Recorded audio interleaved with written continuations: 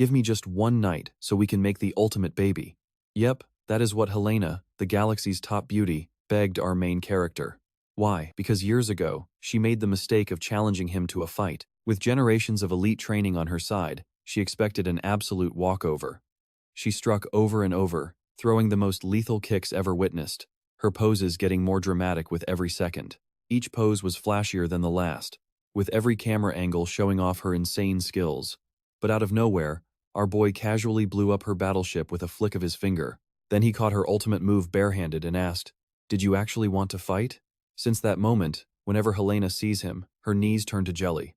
But who on earth is this mysterious guy? He just totally humbled the universe's deadliest warrior. Well, Earth was a toxic wasteland for over 2,000 years, until some bounty hunters picked up a bizarre life signal down there, which was technically completely impossible.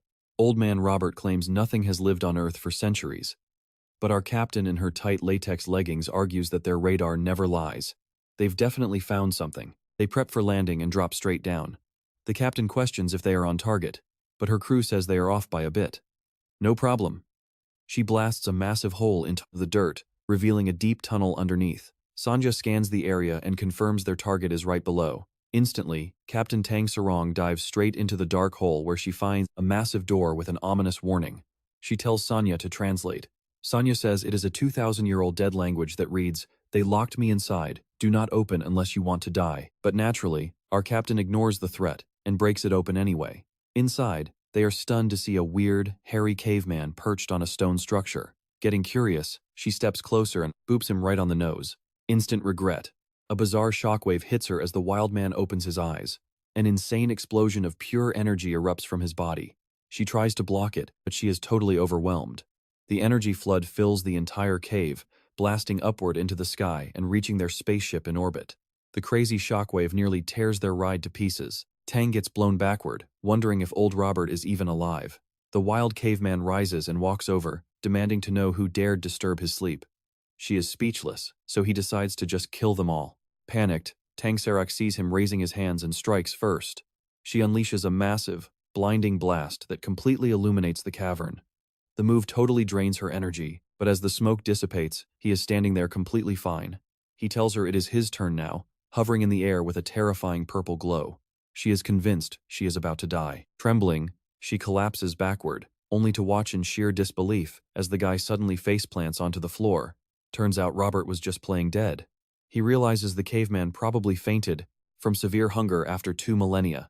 Sanja pings them over the radio to confirm he is still breathing.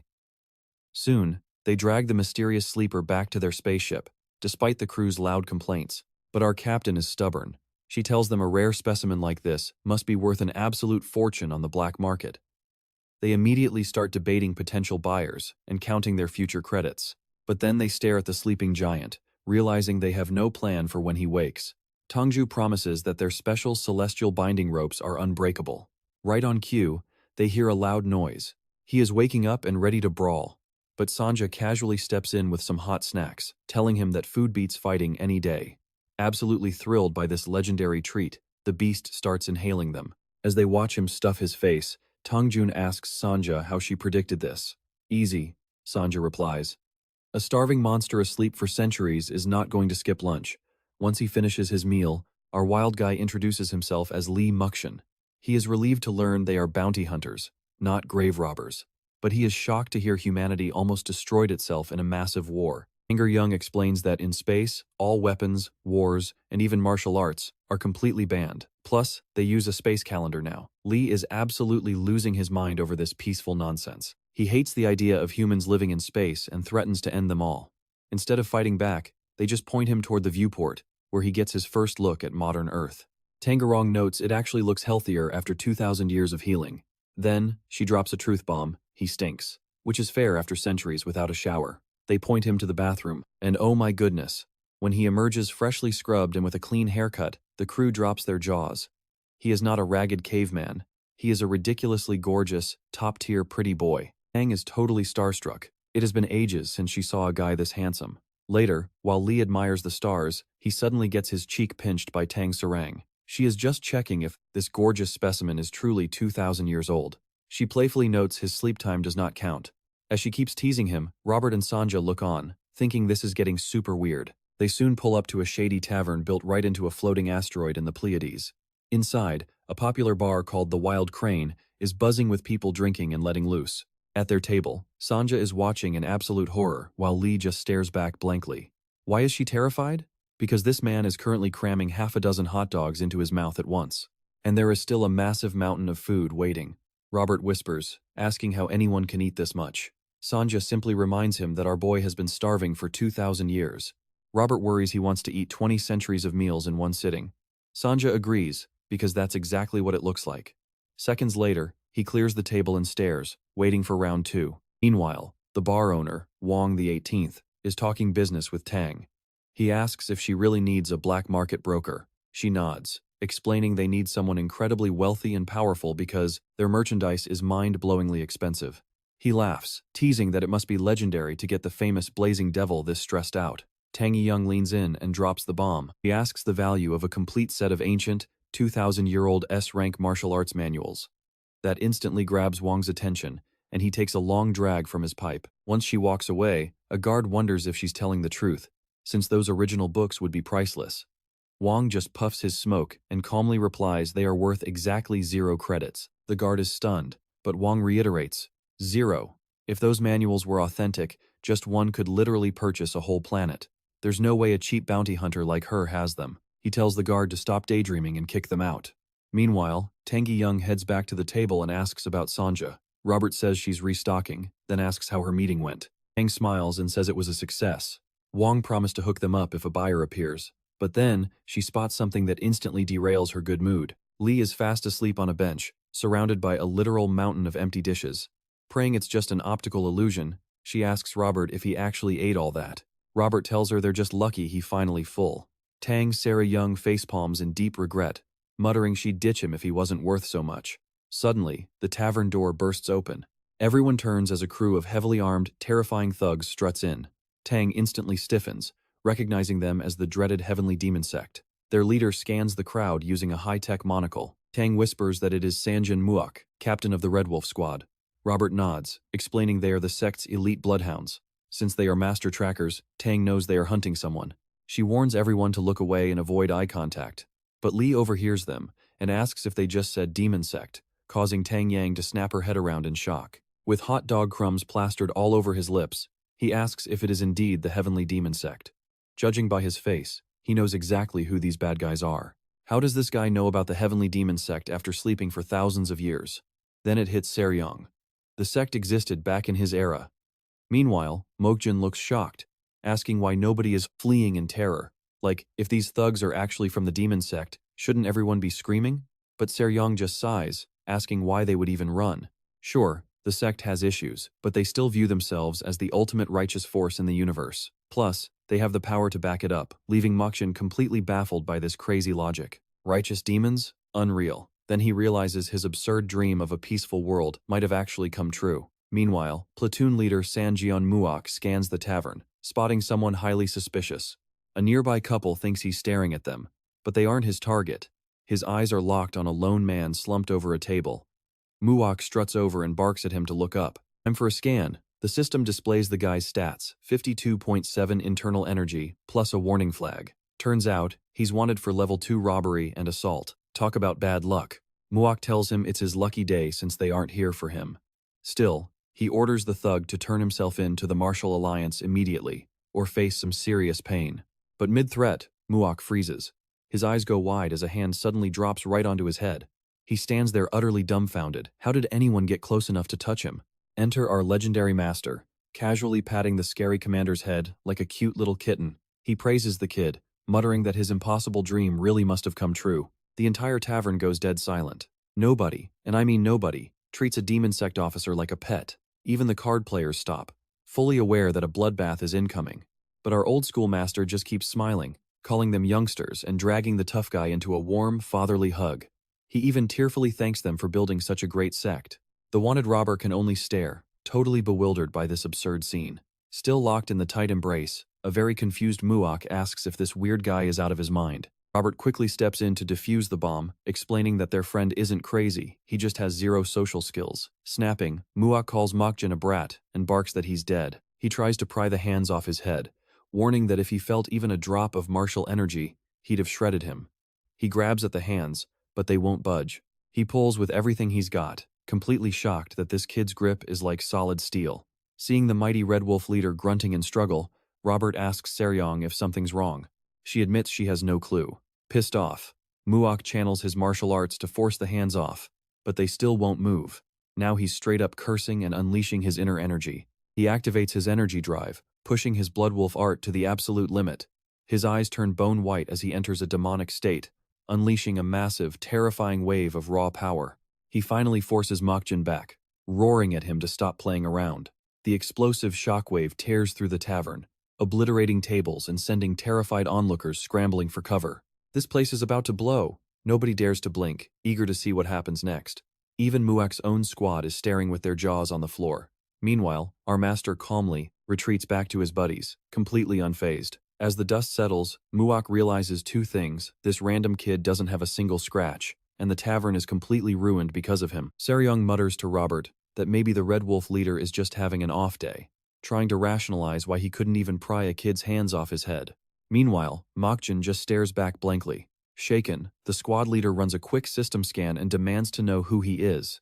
How did anyone survive that blast completely unscathed, especially since that attack was meant to kill? But the scan results only make his jaw drop further: zero internal energy, no martial arts data, and absolutely no database record. How is a normal human with zero energy even breathing right now? Before he can wrap his head around it, Muction speaks up, casually calling his Bloodwolf art a low-tier rookie move. Still, he generously praises them for keeping the ancient style alive.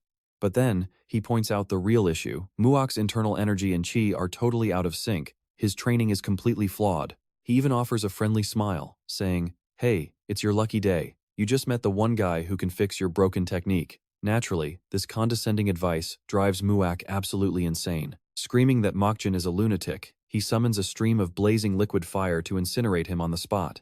He unleashes the first form of the Red Wolf Demon Claw.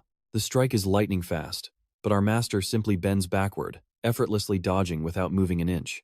The fiery claw tears right past him, blasting the tavern walls and triggering pure panic. Refusing to stop, Muak throws out a Red Wolf explosion, but Muction glides right past it, hands still tucked in his pockets. Seething with rage, the commander goes all out. He chains together his best moves, the Tremor Wave and the Ghost Claw. Yet, the master dodges them like he's going for a stroll. Veins bulging, Muak channels every ounce of his strength. He transforms his hand into a monstrous claw, enveloping himself in a raging storm of demonic fire, absolutely desperate to kill. Through all this madness, Muction just watches, completely calm. He notes that the kid's energy is solid and his form is sharp.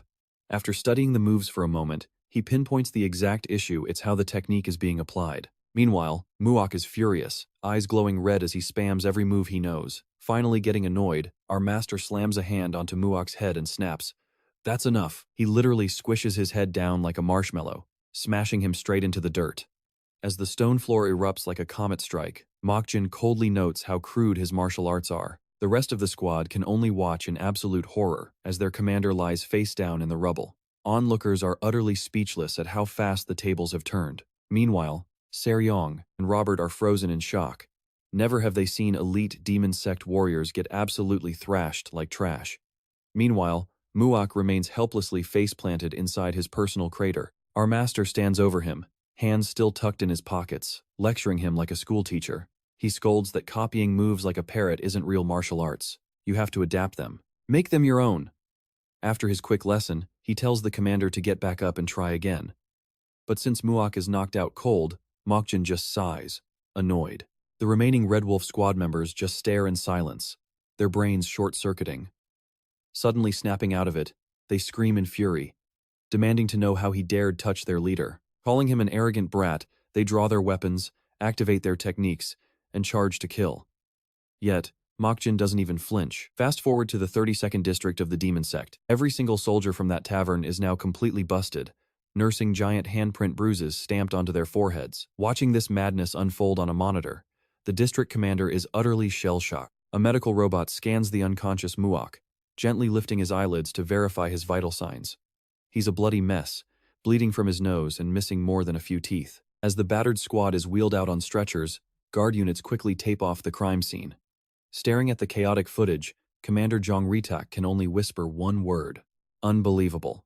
But Elder Joe Chunrock chimed in, pointing out they got incredibly lucky. Despite the brutal beating, it's just heavy bruising. No one is dying. Still, Ritak is completely skeptical. They look like they need major surgery. What bothers him most is that a complete stranger did this. Staring at his harmless photo, they have no idea what's coming. 2,000 years of unmatched power. Jong Ritak demands to know if a single nameless outsider really decimated the elite Red Wolf platoon, and if this guy seriously has no record in the Alliance database. Joe confirms there is absolutely nothing on him, though his crew is another story.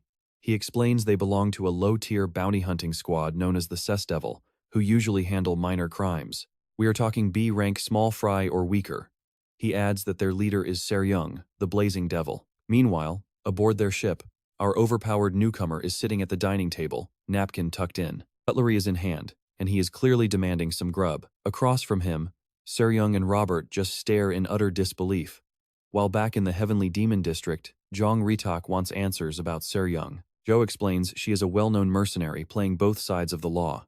They recently left the Wild Crane Inn, but they are still within tracking range. Joe asks if they should send a squad, but Jong Ritak denies the request, stating he will handle this personal matter himself. Joe is completely baffled by this decision, but he simply bows and takes his leave, letting his commander think in peace. Left alone, the commander presses a button to summon an ally, initiating a secure call on the main view screen.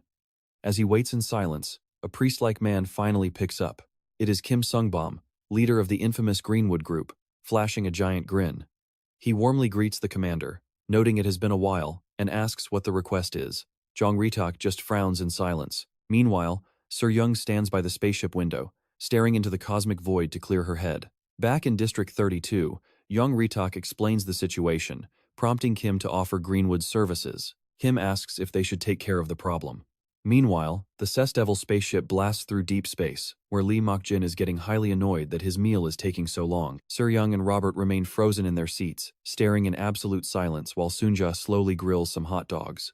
Robert finally leans over to his captain, whispering a very tense question. He asks if she is secretly sweating bullets just like him. Annoyed, Seryung snaps back, but Robert reminds her of the nightmare they just witnessed. The Red Wolf platoon were elite, a rank martial artists, yet Lee literally swatted them down with a single slap. That one strike shattered Sanjin's entire squad, sending teeth flying and bodies launching across the room. Robert still can't shake that image. Seeing them get swatted away like bugs, with one dude slamming straight into a pillar, was wild. Seryung stays quiet before claiming she could have done that too if she actually tried her best. Sure, they were bottom-tier A rankers, but Robert admits he would have barely scratched them even if he risked his own life. Meanwhile, this absolute monster just swatted them aside like annoying houseflies. Done with the whining, Seryung storms over to the overpowered protagonist. She slams both hands on the table, and Lee looks up, completely unbothered, wondering what this lady wants now. She demands a serious talk, but he just stares back blankly. After an incredibly awkward silence, he mutters that they can talk after he eats. Seryung sits down, crosses her arms, and refuses to wait. He demands his name immediately. Robert panics and tells her to show some respect, but she ignores him, asking Lee if he is deaf, before shouting her demand again. Right then, Sunja walks in. A massive plate of freshly grilled hot dogs arrives, instantly capturing our main character's entire soul. Seryung blocks his hand, declaring no food until he talks. He just stares at her, deadpan. Trying to de-escalate, Robert whispers that you shouldn't even disturb a wild dog while it is eating, so maybe they should just feed him first. Seryung isn't buying it, but then Lee finally speaks. He reveals his name is Lee Muction. Seryung immediately grills him on who he is and what his background is, desperate to know how he possesses such godlike strength. But he just stares back. Clutched in his hands are his fork and knife, as they engage in an intense staring contest. Finally, our main character drops the bomb, declaring himself the supreme heavenly demon. Seryung repeats the title in complete disbelief, questioning his sanity. She assumes he is spewing absolute nonsense, and jokes that the hot dogs must have already gone bad to make him say that. Suddenly, blaring red alarms echo through the cabin as warning lights paint the room red. Nearby, a hostile vessel locks onto them, reporting that the target has officially been acquired. Sunja rushes to the controls. She warns everyone that a ship nearby has target lock on them. Seryung leaps up, groaning that the Heavenly Demon sect is already hunting them down for what Lee did to their elite squad. She thinks they are doomed, but Sunja runs a scan and reveals it is not the cult. Instead, a massive battleship boasting a giant skull insignia looms outside. It is the Greenwood Group. Outside, the massive Greenwood fleet closes in, completely surrounding the tiny bounty hunter ship. Inside the command vessel, Kim Sungbom receives confirmation that their target is locked and loaded. Kim, the feared Black Tiger of the Crescent Moon, stares at the screen. His captain asks if they should fire an EMP capture round, but Kim wants to double-check their target's identity first. The captain confirms they are just low-level bounty hunters, operating on the galaxy's edge, led by the Blazing Devil. This immediately raises a red flag for Kim, making him highly suspicious. Why would the mighty Heavenly Demon Sect put a hit on such small fry? He recalls his conversation with Jong Ritak, who offered him this lucrative bounty. Kim had asked what the success criteria were. Jong Ritak's response was chilling. Do not capture them. Erase them entirely. This shocked Kim, who had to clarify if they were seriously ordered to assassinate every last one of them. Back in the present, Kim can't shake the feeling that they are being played. The Heavenly Demon Sect has way better killers than Greenwood, so hiring mercenaries makes absolutely zero sense. There has to be a hidden motive. His captain grows increasingly anxious hearing this, and after a brief pause, Kim warns that a deadly trap might be waiting for them on that vessel. Meanwhile, Seryung watches the fleet close in through the viewport. She tries to brush them off as mere space bandits, but Robert isn't buying it. Nobody deploys an entire war fleet for some petty theft, especially since their squad is completely broke, leaving zero profit margin. Seryung winces at being called poor, but admits he makes a fair point. Still, she proudly labels Greenwood as dirty thieves. She boasts that she will beat them senseless and kick them off her ship.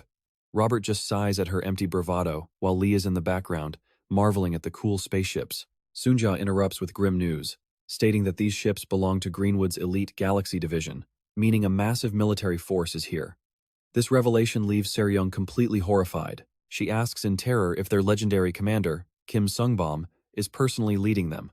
Meanwhile, Lee is still glued to the monitors, admiring the cool radar scans. Seryung knows Kim is an absolute beast. She admits defeating him won't be easy, but Robert brutally corrects her, saying she would literally die in 3 moves flat. Annoyed, she claims she would still stand a chance if she went all out. Robert cuts her off, telling her to stop dreaming. He suggests they surrender immediately to avoid unnecessary bloodshed, leaving Seryung totally deflated after having her pride thoroughly crushed. Swallowing her pride, she quickly pulls herself together and barks out orders. She predicts Greenwood will launch an EMP to disable their systems first, preparing them for an armed boarding party. Once they board, she plans to let them search the ship and take whatever spare supplies they want. Robert raises an eyebrow, asking how that is any different from just giving up. She snaps at him to just follow orders. She then walks over to Lee, who is still mesmerized by the flashing lights, warning him not to freak out when the EMP wave strikes. She explains the EMP won't damage the vessel, smugly adding that strict galactic laws prohibit the use of lethal ship-grade weaponry. She assumes the primitive martial artist has no clue about space regulations. Seryung warns him to keep his hands to himself so the bandits leave peacefully. But you and I both know that with an ancient heavenly demon on board, things are bound to get wildly out of hand. Screams at everyone to get ready for an EMP, but Sunja panics and yells that it is actually a photon cannon. Right on cue, the ship alarms start blaring absolute red alerts. That leaves Tang Yong spinning around in pure panic. Sunja breaks the news that this thing is a ship-killing giant laser. They are not here to arrest them, they want them completely erased. Tang Yong freezes, murmuring that this is totally crazy. Meanwhile, over on the Greenwood cruiser, the captain warns Kim that using this illegal weapon breaks galactic laws. He suggests it would be way smarter to take them alive first, then make them disappear later, completely. But the division leader just ignores him. He has a terrible gut feeling and wants this ship turned to stardust immediately. If anyone asks questions later, they can just blame their client, the Heavenly Demon Sect. Kim gives the order to fire the moment they lock on. Back inside the Devil ship, Tang Yong desperately asks if they can warp out of here, but Sunja crushes his hopes. They are totally surrounded. She then asks about their energy shields, and Sunja admits they are offline because they literally sold the generator parts to buy food. The captain is absolutely speechless with horror. She is completely out of ideas now. Just seconds ago, she had a solid plan. Now they are just sitting ducks. Over at the Greenwood vessel, the crew reports their ultimate weapon is at 100% capacity. Kim commands them to fire. A blinding blast of energy launches right at our unfortunate heroes, leaving them completely helpless as the attack closes in. Tang Yong and Sunja can only watch their impending doom approach. Robert screams like a terrified toddler, while Lee just stares blankly, still not processing the absolute chaos. Then, the massive photon blast collides with the ship in a giant explosion, making it look like game over for our rookie bounty hunters. Kim watches with a smug grin as space itself lights up. The blinding glare of the explosion even washes over his own deck. But then, his jaw drops as he spots something impossible. As the smoke clears, the bounty hunter's ship is still floating there, completely untouched. It actually sails right through the residual flames as if nothing happened. Turns out, a massive circular spaceship suddenly materialized right in front of them, absorbing the entire impact. It warped in at the perfect moment to shield them from the deadly strike. Standing on top of this giant ship is a legendary woman clad in white armor, holding a matching white spear. Tang Yong desperately clings to Sunja, trembling. Meanwhile, Kim completely loses his color as he recognizes that terrifying figure, the legendary 8-foot fighting ghost. Elena stands majestically with her weapon at her back, glaring daggers at the entire Greenwood fleet. Inside the saved ship, Lee peers outside, utterly stunned by this turn of events. Right beside him, Robert and Tang Xiola are pressed flat against the glass, trying to comprehend how they are still alive. Elena keeps her back turned to them, facing down the fleet, prepared to stop any further aggression. It is literally one warrior and a single vessel facing off against an entire armada of battleships. Yet, none of the enemies dare to even twitch. Kim sweats buckets, trying to figure out why this legendary monster is here. She simply stares back, waiting for his next move. The Greenwood crew captain points out that she is projecting a planetary-class defense shield. He mentions they can pierce it if they overload their main laser, asking if they should prep a second shot. Kim immediately shuts him down. Sparking a massive space conflict over some petty target is not worth the risk, especially against a terrifying beast like her. Instead, he tells them to set up a direct hologram projection so he can negotiate. As they link it up, he cannot stop stressing over why this legendary powerhouse suddenly intervened. Meanwhile, Robert explains to the crew that Elena, the famous 8-foot fighting ghost, is a legendary S-rank powerhouse. She is so chaotic that even the ultimate faction masters choose to actively avoid her. He has no clue why she would show up here, and Tang agrees it makes no sense, but points out she obviously just saved their skins. If she had not blocked that giant blast, they would all be space dust by now. Shortly after, Kim teleports straight onto Elena's deck to try and talk. He greets her warmly, calling her sister Elena, and says it has been ages. She just stares at him with a look that says she has absolutely no idea who he is. Kim awkwardly asks if she has forgotten his face, introducing himself as her 55th sworn little brother. He mentions they literally met at their mother's birthday party 2 years ago, but Elena coldly tells him to beat it. That completely bruises his massive ego, but he manages to keep his cool. He clears his throat and reintroduces himself as the official commander of Greenwood's space fleet, hoping some authority will make her take him seriously. He warns her that disrespecting his rank is like insulting the entire Greenwood syndicate, which he cannot overlook. Elena remains dead silent. She simply continues staring while channeling her inner chi, activating her martial stance, totally prepared to brawl. Inside their ship, Robert mutters that things are about to get real messy. Tang notes that Greenwood is in for a nightmare, because Elena is definitely not a target anyone wants to mess with. She adds that fighting Elena solo is a death sentence, but they would be totally doomed if her adoptive mother, the legendary Empress, gets involved as well. Keeping his eyes glued to the window, Robert curiously asks who this fearsome mother figure is.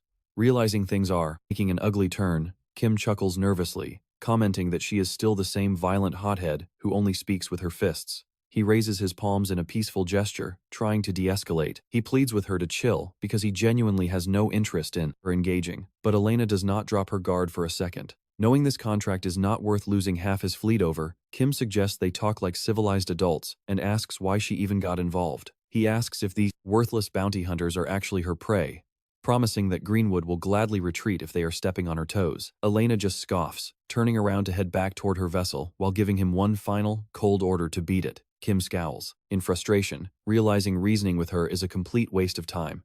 He wonders why on earth a legendary hunter would interfere in such a minor dispute. Meanwhile, our bounty hunters watch the entire dramatic encounter through their viewing glass. Suddenly, Elena contacts their comms channel, delivering a chilling demand to surrender all their valuables or face instant death. Her voice echoes through their speakers, leaving Tang Yong completely bewildered and wondering what is going on. Robert immediately loses his mind, crying about why an S-rank hunter wants to mug them when they do not have a single dime to their name. He frantically shakes the captain, asking if she hid some secret treasure aboard, without informing them, before answering his own ridiculous question in a fit of hysterical tears. He keeps repeating that there is absolutely nothing on this rusty boat worth her attention. But then, Lee's eyes suddenly light up in realization.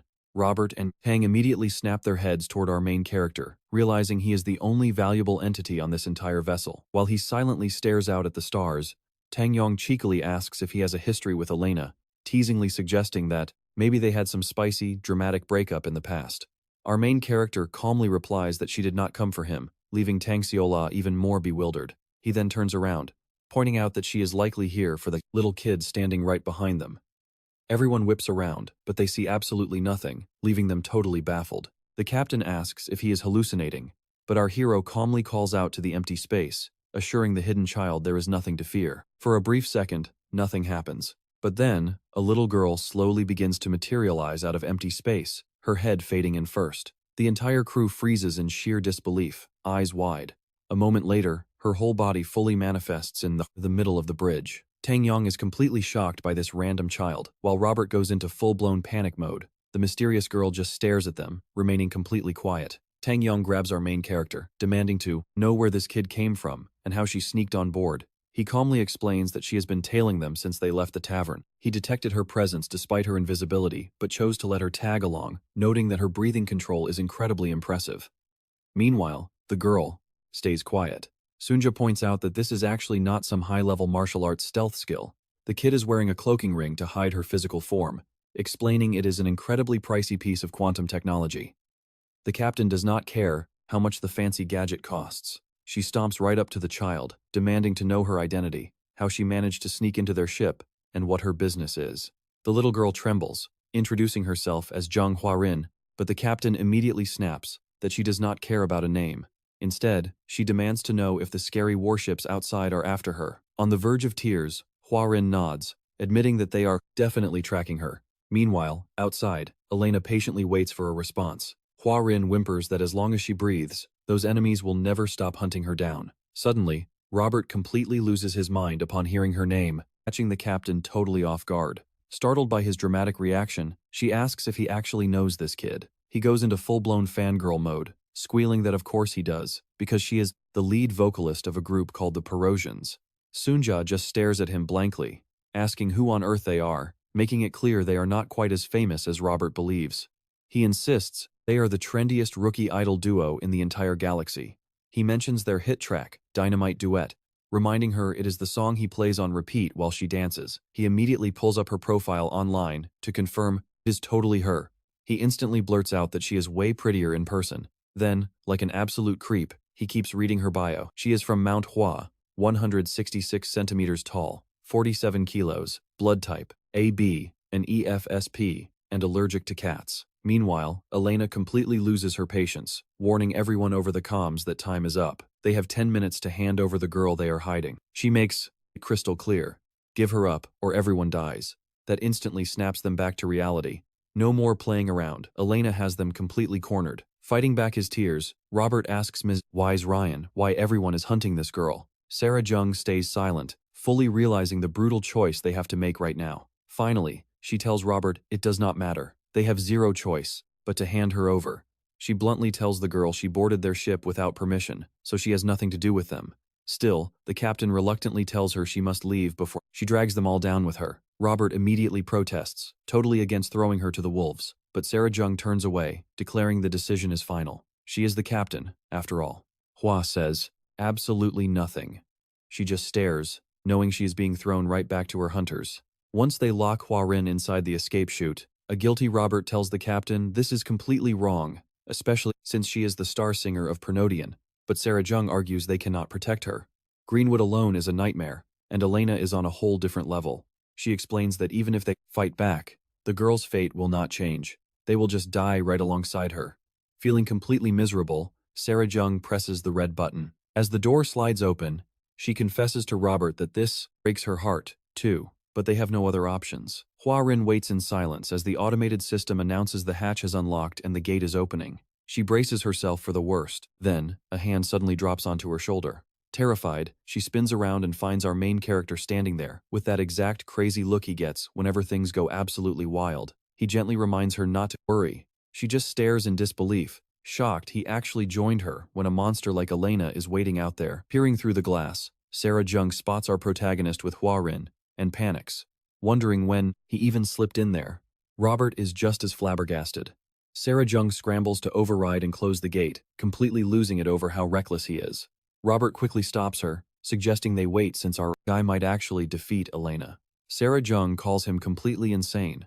They are literally in the vacuum of space without any shields, meaning he cannot breathe. As the gate opens, it looks like space will finish him, before Elena even gets the chance. The captain screams at Sanja to shut the gate immediately. Sanja looks back, stunned, and admits it is already too late. Horrified, Sarah Jung runs to the viewport. There, she sees our guy and Hua Rin already outside, drifting helplessly in the void. Total horror washes over her. She knew he was a daredevil, but she cannot believe he actually stepped out there. Outside, our protagonist and Hua Rin drift toward Elena's massive vessel. The girl holds herself tight, bracing for the absolute worst while he keeps a steady hand on her shoulder. She whispers her thanks, then warns him that the crew on that warship are incredibly powerful martial artists. But when she turns to look at him, she notices his eyes are bloodshot and blank. Our boy literally cannot breathe. He starts choking, desperately fighting for oxygen. His lungs. Terrified, Hua Rin asks what is wrong, suddenly realizing the truth and praying he did not just step into space without a shield. The protagonist starts coughing violently, wildly flailing to swim back to the wine vessel, but physics says no. The girl watches in absolute horror as she realizes her supposed savior is literally about to suffocate. He struggles to move, getting nowhere, while she has zero clue how to help. From her bridge, Elena watches their pathetic struggle in pure silence. Meanwhile, someone screams at him that it is 300 degrees out there and the pressure will rupture his organs. Why did he jump out with zero gear? At this point, it is obvious he knows absolutely nothing about space survival. He keeps coughing and turning purple, waving his arms around like a maniac to get back. His entire body begins to swell, his eyes pop, and he looks moments away from popping like a balloon. Slowly, his eyelids start to drop as he finally blackouts from the lack of oxygen. But then, the person screaming at him grabs his face with both hands. It is Seol Ryong. She actually flew out to rescue this idiot herself. Quickly, slapping a nanoshield over his face, she turns it on so he can breathe. When he remains lifeless, she keeps screaming at him to wake up and start breathing. As he floats there limp, sheer panic sets in, and she begs to know why he is not responding. But then, Lee suddenly snaps his eyes open. Shri Young exhales a massive sigh of relief. Sobbing that she thought he died, she calls him a total bastard, but he just laughs it off, claiming he is the supreme being of heaven and earth. Nothing in this universe can threaten his life. Cedric just stares, completely speechless at that absurd response. The protagonist then glances over at Elena's ship, noticing Hua Rin is already on board. Walking forward, he casually asks Cedric how they get over to that. Back inside, Robert is incredibly relieved that our guy survived, thanking God Cedric reached him in time. However, Sanja bluntly points out she was actually too late. No master should survive a full minute in space, without protection. Yet this monster endured 6 minutes and 13 seconds, and somehow his organs are completely fine. As Seol Ryong pulls him along, Hua Rin is shocked to see him alive. Sunja tells Robert that our guy has transcended normal human limitations. Over on Elena's vessel, she waits quietly for Hua Rin and the others, while Kim stubbornly stays behind her despite being dismissed. The protagonist takes the lead. Hua Rin stands right behind him, while Seol Ryong keeps her distance. Elena remains silent, just staring them down as Seol Ryong watches her every move. Just one glance is enough to tell that Elena's aura is absolutely terrifying. She truly lives up to her reputation as a ruthless battle maniac. Then, she spots Kim standing behind Elena, realizing things just got way worse with Greenwood here. She warns Lee not to start a fight. She steps forward to handle the negotiations herself. Forcing a polite smile, she greets Elena, awkwardly asking how she has been. Pushing through the tension, she mentions hearing great things about them, introducing herself as Seol Ryong, leader of the S-Devils, also known as the Blazing Devils. Elena just stares blankly, clearly having zero clue who she is. Greenwood remains completely silent, too. Meanwhile, Hua Rin desperately grabs our guy's hand out of sheer terror. Feeling her touch, our protagonist glances back over his shoulder. She is trembling so hard she can barely breathe. He tells her there is no need to fear. He is right here. Hua Rin stammers that Elena is not even human, completely terrified by her power. She explains that Elena has roamed the cosmos since childhood, hunting down strong opponents. No, one who crossed her path survived, and she even built a custom spaceship just to search for battles. Our guy actually sounds impressed. He calls Elena an incredible child, a youngster who dedicated her entire life to martial arts, calling her a rare genius. Hua Rin cries that she completely missed the point. She is trying to warn him that Elena is a monster. Meanwhile, Seol Ryong keeps smiling and says that as martial artists, they should settle this peacefully. Elena answers by unleashing a devastating energy wave, declaring she only speaks with her weapon. The blast tears right through where Seol Ryong stood, ripping down the ship, and triggering a massive explosion. It seems Elena swung her spear to vaporize Seol Ryong instantly. Talk about zero patience. Her icy blue eyes glow as she waits for the smoke to clear, expecting to see a dead body. Elena stands perfectly still, staring into the thick smoke. The haze lingers heavily because that strike was no warning. It was a calculated, lethal blow. But then, Seol Ryong drops down from above. She was fast enough to completely dodge the energy wave. She complains that they were just about to negotiate. Why did she have to start swinging instantly? From the back, Kim quietly admits that Seol Ryong is seriously impressive. Even if Elena held back, dodging that strike was an insane feat. Seol Ryong glares, demanding an explanation, but Elena just coldly asks for her name again, saying she would have been better off dying. The 8-foot fighting demon's aura begins to shift as she activates her martial skill. Kim sighs, thinking she should have known better. Elena is a literal mad scorpion, and the more you provoke her, the worse you die. Right then, a loud hiccup echoes from the smoke behind them, throwing everyone off guard. And the hiccups just keep coming. Kim looks over to find the source, and surprise, it is Hua Rin. The smoke has her coughing, so our main character pats her back, telling her not to panic over a little draft while calling the attack a childish trick. Kim is absolutely speechless, trying to wrap his brain around this impossible scene. Meanwhile, our hero keeps patting the female lead's back, joking that the flashy blast was basically just a loud firecracker. He tells her there is no reason to fear empty noise. Kim realizes our main character was standing right in the blast zone, yet he is totally fine. While Elena charges up, he just helps the female lead catch her breath, completely ignoring the battle. Elena glares at them while her internal energy surges. Suddenly, she hits a brand new level, and bright pink lightning starts pouring off her body. He completely ignores her, focusing entirely on curing his girl's hiccups instead. That totally breaks Elena's brain, leaving her staring in silence. Once she calms down, our main character steps forward, treating Elena like a little kid. Seong gets annoyed, reminding him she told him not to interfere. Completely ignoring her, he asks Elena why she is here, saying they should talk directly. Kim tries to scan our main character, but his system gets absolutely nothing. No identity, no data, not even an energy signature. Meanwhile, our hero makes it very clear that the girl is under his protection, meaning anyone who wants her has to go through him. The Black Tiger is stunned by the blank scan. He starts wondering if this guy is just some random nameless wanderer. Our hero goes on to say that if she has no real business here, she should get lost, casually shooing her away. Just as he says that, a brilliant light suddenly explodes right in front of them, shining like a star on the radar. The blinding glow is so intense that Seong, Kim, and Hua Rin all turn around. The light washes over the vessel, summoning a massive bolt of blue lightning right onto the deck. A terrifying display of absolute power. Yet, right in the middle of it, our hero catches Elena's glowing spear with a single hand. He blocks it barehanded, completely unfazed. While she desperately grips the weapon, proving she chose violence instead of leaving. With one hand casually resting in his pocket and the other holding her deadly weapon, he asks if she really wants to fight. Kim is utterly speechless, unable to believe anyone could block Elena's strike with an open palm, especially with zero energy signatures. Our main character calmly inspects her weapon, noting how bizarre it is to use the sacred Cien Diamond Kang radiant sword style with a spear, while boosting it with Shaolin's great Brahma divine art. He then asks how a teenager already has energy beyond 3 whole cycles, wondering about her luck if she found some cheat code. As he talks, Elena pushes her energy drive past 90%, unleashing even more violent lightning. Our hero is actually pretty surprised by this display, since hitting 3 cycles so young is wild enough, but now she is switching to the legendary Wong Red Sun art. He finally takes his hands out of his pockets to watch her push the limit to 95%. Kim can only watch in disbelief, wondering if she was always this ridiculously strong. Our protagonist remains quiet, waiting to see how far she will go, asking if she is actually serious. Slowly, his own martial energy flares up as his hands start glowing with intense heat. Suddenly, the ring on Elena's finger begins to brightly shine and vibrate wildly. She keeps channeling power, ignoring the ring's alarms. But when it lets out a loud warning beep, she freezes in pure terror. We flash back to a memory of her mother speaking to her years ago. Her mother says she won't hold her back from chasing her dreams. Kneeling before her, young Elena is told that while fighting to grow stronger is fine, she must never lose her life. Her mother adds, "Elena, you are already so strong. In this entire world, fewer than 10 grandmasters could ever hope to scratch you, and even they should never be able to push you to the brink of death." Handing her a keepsake, her mother tells her to remember her heritage.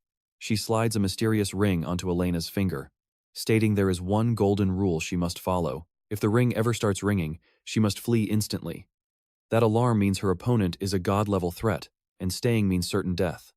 Back in the present, the fierce battle maiden freezes in, absolute shock, as the gravity of the alarm sinks in. She glares at our hero, who looks like a totally harmless high school kid. Yet, her pride won't let her run, and painful memories rush back. She hears the cruel voices of her childhood, bullies mocking her, telling her to run away, learn her place, and hide like a coward if she wants to survive. The trauma takes her back to being surrounded by her mother's other children, all sneering at her. She remembers her mother introducing them as her half-siblings, explaining that while they had different fathers, they shared the same maternal blood. She stood there completely isolated while her mother lectured them to stick together.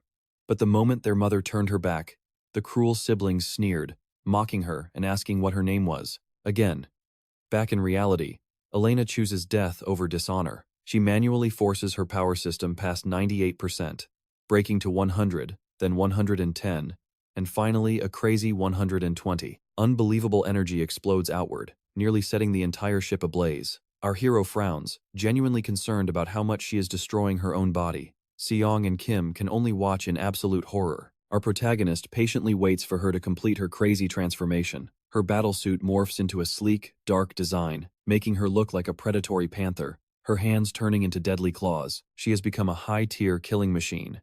He mutters that even he has never seen this kind of direct genetic awakening before, realizing modern martial arts have evolved into something completely wild. While he's lost in thought, Elena lunges directly at him. He thinks these new age techniques are a bit too extra, yet he still stands perfectly still with his hands in his pockets. He easily evades her first strike, casually identifying it as the chaotic storm technique of the AIM sect. She immediately follows up with a blazing spiral attack, but he dodges once more, calling out the classic sun and moon twin wheel style. Furious, Elena jacks her system up to 125%, throwing a barrage of strikes. He evades every single one, casually listing off the Diamond Kang techniques she is using. Desperate, Elena cranks her power to 140%, unleashing a massive fire tornado. He simply leans back and lets it pass. He casually identifies the moves as the legendary Beggar Sex Dog Beating Stick and Drunken 8 Immortals. Crouching low, our main character frowns, deeply impressed. She actually mixed in the esoteric sex 4000 red needles. Without losing momentum, Elena jumps to 170%, charging with razor claws and explosive palm strikes. He keeps retreating, playing defense. Finally, deciding she has had enough playtime, our hero swings his hand. A massive column of flame erupts, colliding directly with her mid-air. The collision triggers a massive explosion that engulfs the entire ship, looking like a total wipeout. As dense smoke blankets the deck, our main character waits to see if she survived. Suddenly, something shifts. He spots movement in the mist. Even Kim is shaken to his core, having never witnessed such a bizarre mutation. Hwa-rin and Se-young stare in absolute shock. Out steps Elena, but now she has 8 fully armed limbs, floating amidst 8 hovering, glowing swords. She literally looks like an ancient god of war. An instant later, she rockets toward him, launching a relentless omnidirectional assault. She hits 190% power. She brings down a massive, blazing overhead strike, but our hero merely watches her. Fully armored now, she looks less and less human. Our protagonist looks up and sighs, wishing she would chill out before hurting herself. Instead, she charges even faster. He admits her genius is unmatched, but she has crossed a dangerous line. This forced evolution is dragging up all her trauma, and she is being consumed by her own power. Watching her approach, he can feel the sheer weight of her inner demons. Power surges in his palm. If she goes further, he must kill her. Behind him, Hwa-rin watches her rush in. A legendary heavenly sword forms in our main character's hand as he vows to protect Hwa. Ren, Suryan, and Kim are completely losing their minds, realizing Lee is holding an actual heart sword, but Elena does not care. She keeps charging like a maniac, totally bent on ending him. Just before she impacts, our main character swings in absolute fury, screaming at her to stop. The resulting power blast is absolutely massive, blinding everyone nearby. Even Robert can barely squint through the flash. From his vantage point, he watches a colossal explosion rip through Elena's ship. That heart sword is no joke. The impact is so insanely destructive, it literally tears the ship into floating pieces. The vessel vaporizes in deep space right before the Greenwood fleet, shining like a brand new star. Inside the main ship, the captain stares in absolute horror at the empty void where his boss just was. That blast was so violent, there is no way Kim survived. But wait, did someone just cough? Yep. Kim teleported back at the very last millisecond before the vessel evaporated. Covered in blood and panicking, Tim cries out Lord Shu's name to prove he is alive. As Shu helps him up, Kim leans against a wall, look at the shattered, floating wreckage. He mutters that if he had been even 0.1 seconds slower, he would have been vaporized. Flames and scrap metal continue to drift aimlessly through the quiet void. Perched on a massive chunk of debris, Sikryong asks Lee if he has completely lost his mind. They almost died. She screams that shipwrecked survivors do not set fire to their own boat just because they are furious, and he seriously needs to chill. Coughing up blood, our main character mutters that holding back was never an option. Spotting the blood, Cedric Rumi panics and rushes over to see if he is okay. Lee just stares toward the stars, admitting Elena was way tougher than he anticipated. Cedric Rung follows his eyes and freezes as he realizes what is floating up there. Elena's body and her shattered weapon are slowly drifting through the cosmic debris. The captain wonders if she is dead, since she is totally motionless. Still keeping his eyes locked on her, our main character warns that she is definitely not finished yet. Suddenly, a mysterious woman appears out of nowhere and grabs Elena's limp body. Our guy realizes his ultimate strike failed to kill the 8-foot ghost because this lady shielded her with some seriously massive energy. This new lady looks down at Elena with sadness and covers her up. She just stares at her in quiet grief.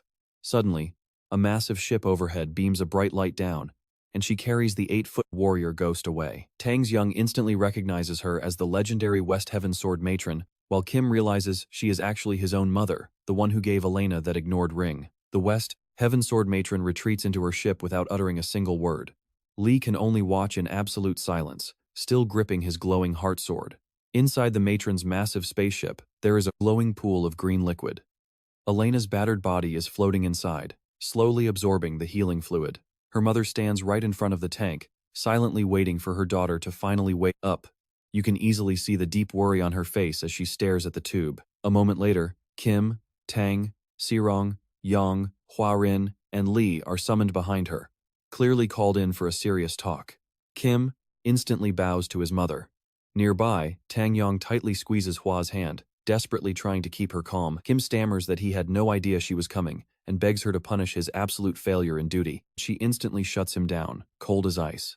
She tells him this is way out of his league, making it crystal clear that kids should stay quiet. She orders him to basically act invisible, and Kim just has to take the humiliation. Then, she walks right up to Lee, gives him a deeply respectful bow, and introduces herself as the West Heaven Sword matron. Kim's jaw completely drops, seeing his mighty mother bow to some random guy, while Tang is equally stunned by her sudden politeness. The matron formally apologizes for ruining their duel, admitting she only interfered because of her motherly instincts. She even offers to slice off her own arm as compensation, but our main character tells her to keep her limbs. He casually asks if Elena is her daughter, pointing toward the glowing healing tube. Tanger Young immediately panics, whispering that he is talking to a legendary power and needs to show some basic manners. The matron simply nods, confirming the girl is her child.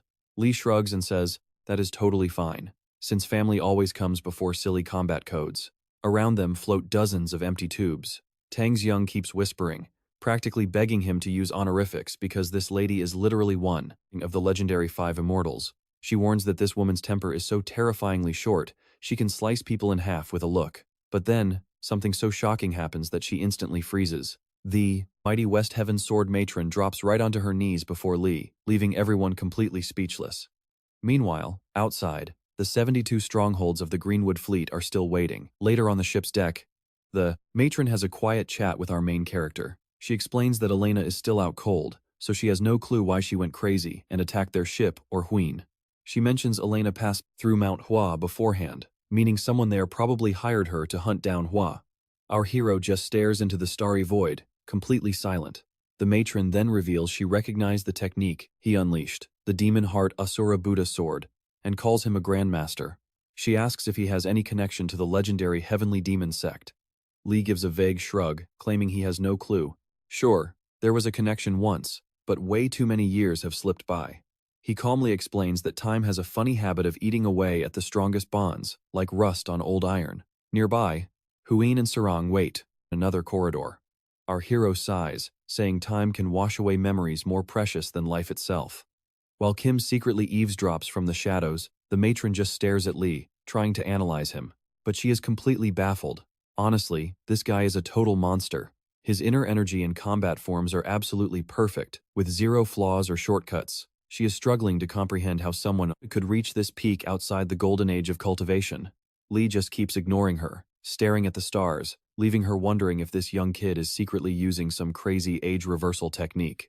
Breaking the silence, she politely asks if she can make one small request. Our main character reads her like an open book and asks if she wants a real fight. She freezes, stunned that he saw right through her mask. He chuckles, pointing out that while she is playing nice, her words drip with absolute bloodlust. The matron is highly impressed, praising his sharp senses for catching her hidden edge. He responds that he never runs from a challenge, but warns that if they clash, one of them is going to die, and the survivor will be permanently crippled. Things that are too rigid always snap. Hearing this, the matron starts flaring her overwhelming aura, fully prepared to pay the price just for a shot at a legendary duel. Spotting this massive energy surge, Sahui starts sweating, fearing that a massive battle is about to kick off. But before she charges, Lee casually asks if they actually have a reason to fight. That simple question completely throws the legendary matron off guard. The hero finally looks her in the eyes, suggesting they postpone the match until there is a real purpose. For now, he just wants to explore the universe. Intrigued, she slowly powers down her energy. Ultimately, she completely dispels her battle aura and agrees to his terms. Shortly after, her massive flagship and the scattered wreckage of the Greenwood fleet drift quietly through space. After their conversation, the main group departs, signaling the tense meeting has concluded. Sometime later, Kim has a private chat with his mother, explaining the hit was ordered by the Heavenly Demon sect to bury a massive secret. On his knees, Kim insists that the sect is definitely behind the plot. She mutters that she cannot fathom why the cult wants everyone on that ship dead, or what secret could possibly be that critical. She notes that since Lee is clearly using the sect's most sacred techniques, wanting him dead is totally illogical. Plus, outsourcing the job to the Greenwood fleet is super suspicious. Kim chimed in, saying, "There are fresh rumors that the Heavenly Demon's elite Red Wolf squad got completely annihilated by a mysterious force, and these guys might be behind it." His mother tells him to stop overthinking it. No amount of speculation will solve this mystery. Realizing this, Kim is speechless. Instead, she commands him to simply keep a close eye on their movements and report back. Kim proudly accepts the mission. Greenwood is unmatched at tracking, reminding her he is part of Greenwood's command. His mother just stares, while Kim waits on his knees for her final decision. Finally, she trusts him with the tracking, warning him not to interfere. Showing sudden motherly love, she warns against her child getting hurt, leaving Black Tiger totally shocked. He quietly mutters, "Mother, honestly, her family tree is basically a forest because she has so many kids." Before leaving, she has one last question, and he turns, eager, but she only asks for his name, leaving him frozen in shock. Back on the ship, Puya hides behind Lee while Sahui screams, demanding to know what trouble she caused. Sahui is absolutely furious. How did Hua get mixed up with Greenwood, giant warrior Elena, and the legendary Heaven Sword matron? Did she literally flip the entire universe upside down? Outside, things are quiet. No enemy fleets, no martial artists trying to butcher each other. Hua looks down, offering a genuinely sincere apology for bringing all this chaotic trouble. She admits she has no idea why everyone is hunting her. She went back to Mount Hua after her tour, and everything had changed. As they sit to chat, Sanja piles hot dogs on Lee's plate. Hua explains that her own neighbors tried to assassinate her, forcing her to flee. Meanwhile, our hero is busy stuffing 7 hot dogs down and grabbing 4 more, completely ignoring the conversation. Hua admits none of this makes sense and begs Sanja for help. Sanja looks equally clueless, admitting she has no idea. Hua falls silent, unable to explain. Meanwhile, our guy is eating so wildly that food is flying everywhere. Then, a random piece of flying meat accidentally lands right in Hua's mouth. As she tries to spit, Robert slams the table. Did she just say Mount Hua? He shoves Sahui away, demanding to know if she means his home planet. Hua accidentally swallows it and starts choking, but Lee is too busy eating to care. Robert desperately demands answers about Mount Hua, while she continues to cough uncontrollably. Frowning at this circus, Sanja mutters that humans are seriously broken. Elsewhere, a massive chamber on the West Heaven sword ship shatters, and Elena tumbles out on the floor, coughing before her mother. The matron watches with rare concern, letting her recover for a second, before immediately asking what happened on the planet Mount Hua. But Elena is coughing too hard to answer, struggling to draw breath. She finally composes herself and looks up. And now, the story returns to the Wild Crane Inn, where Lee first met the Red Wolves. Inside, the innkeeper, Wang the 18th, is watching footage of our protagonist clashing with Elena, studying every single move they make. Elena attacks aggressively, but our main character easily dodges everything before unleashing his heart sword. That massive space-tearing blast leaves Wong watching in pure, hyped excitement. His guards are completely dumbfounded behind him.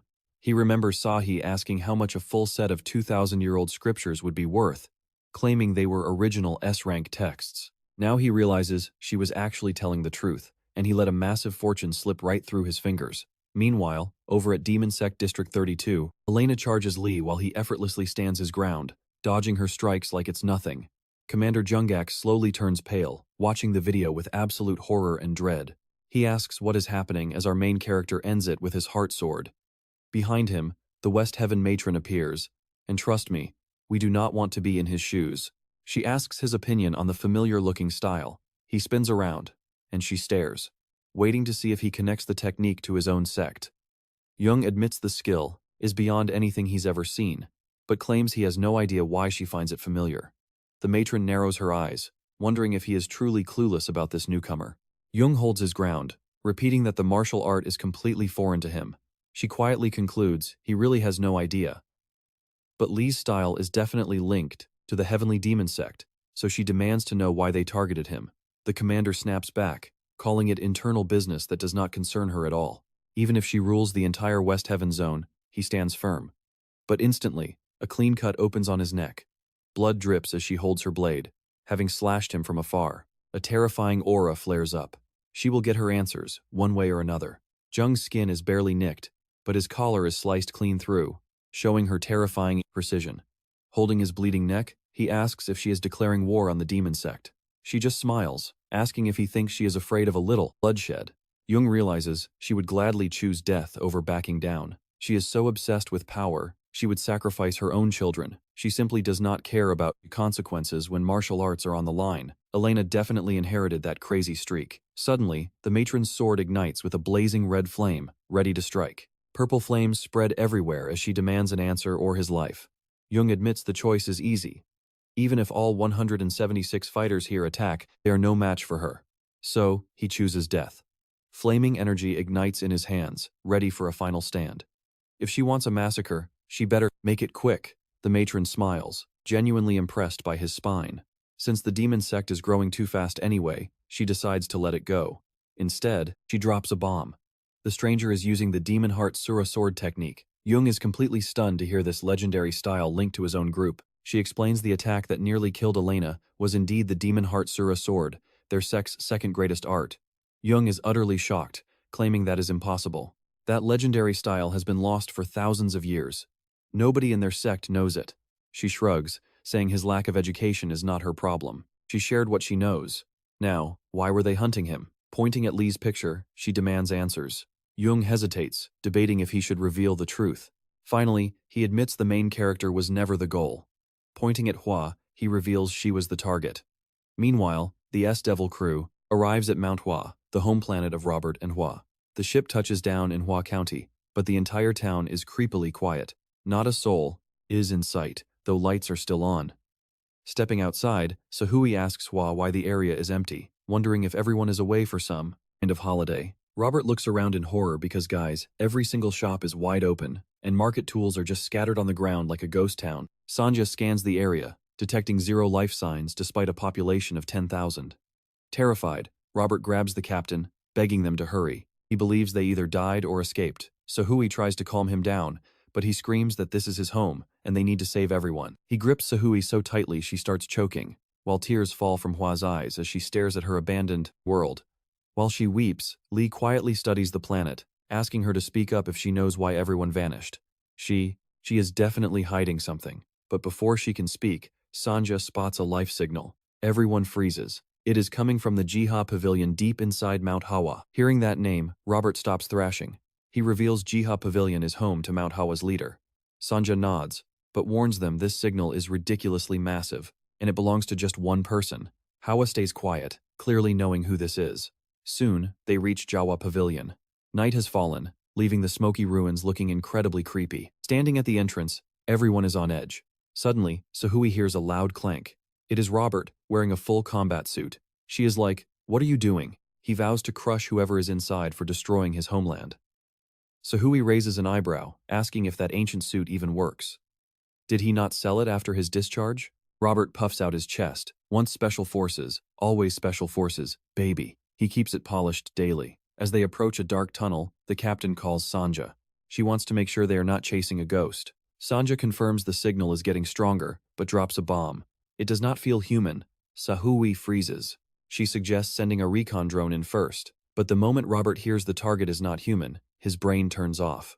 Before anyone can stop him, he charges. He runs into the dark, screaming he is going to slaughter the monster. Sui and Lee just stare in utter disbelief. Sui sighs, noting his hometown is making him crazy. Well, since he already screamed their presence to the heavens, she cancels the drone. Stay sharp, team. But the moment they step in, a massive wave of fire erupts. The inferno surges right at them. Sahui freezes, completely paralyzed by the blinding light. The heat is insane, turning the tunnel into a furnace.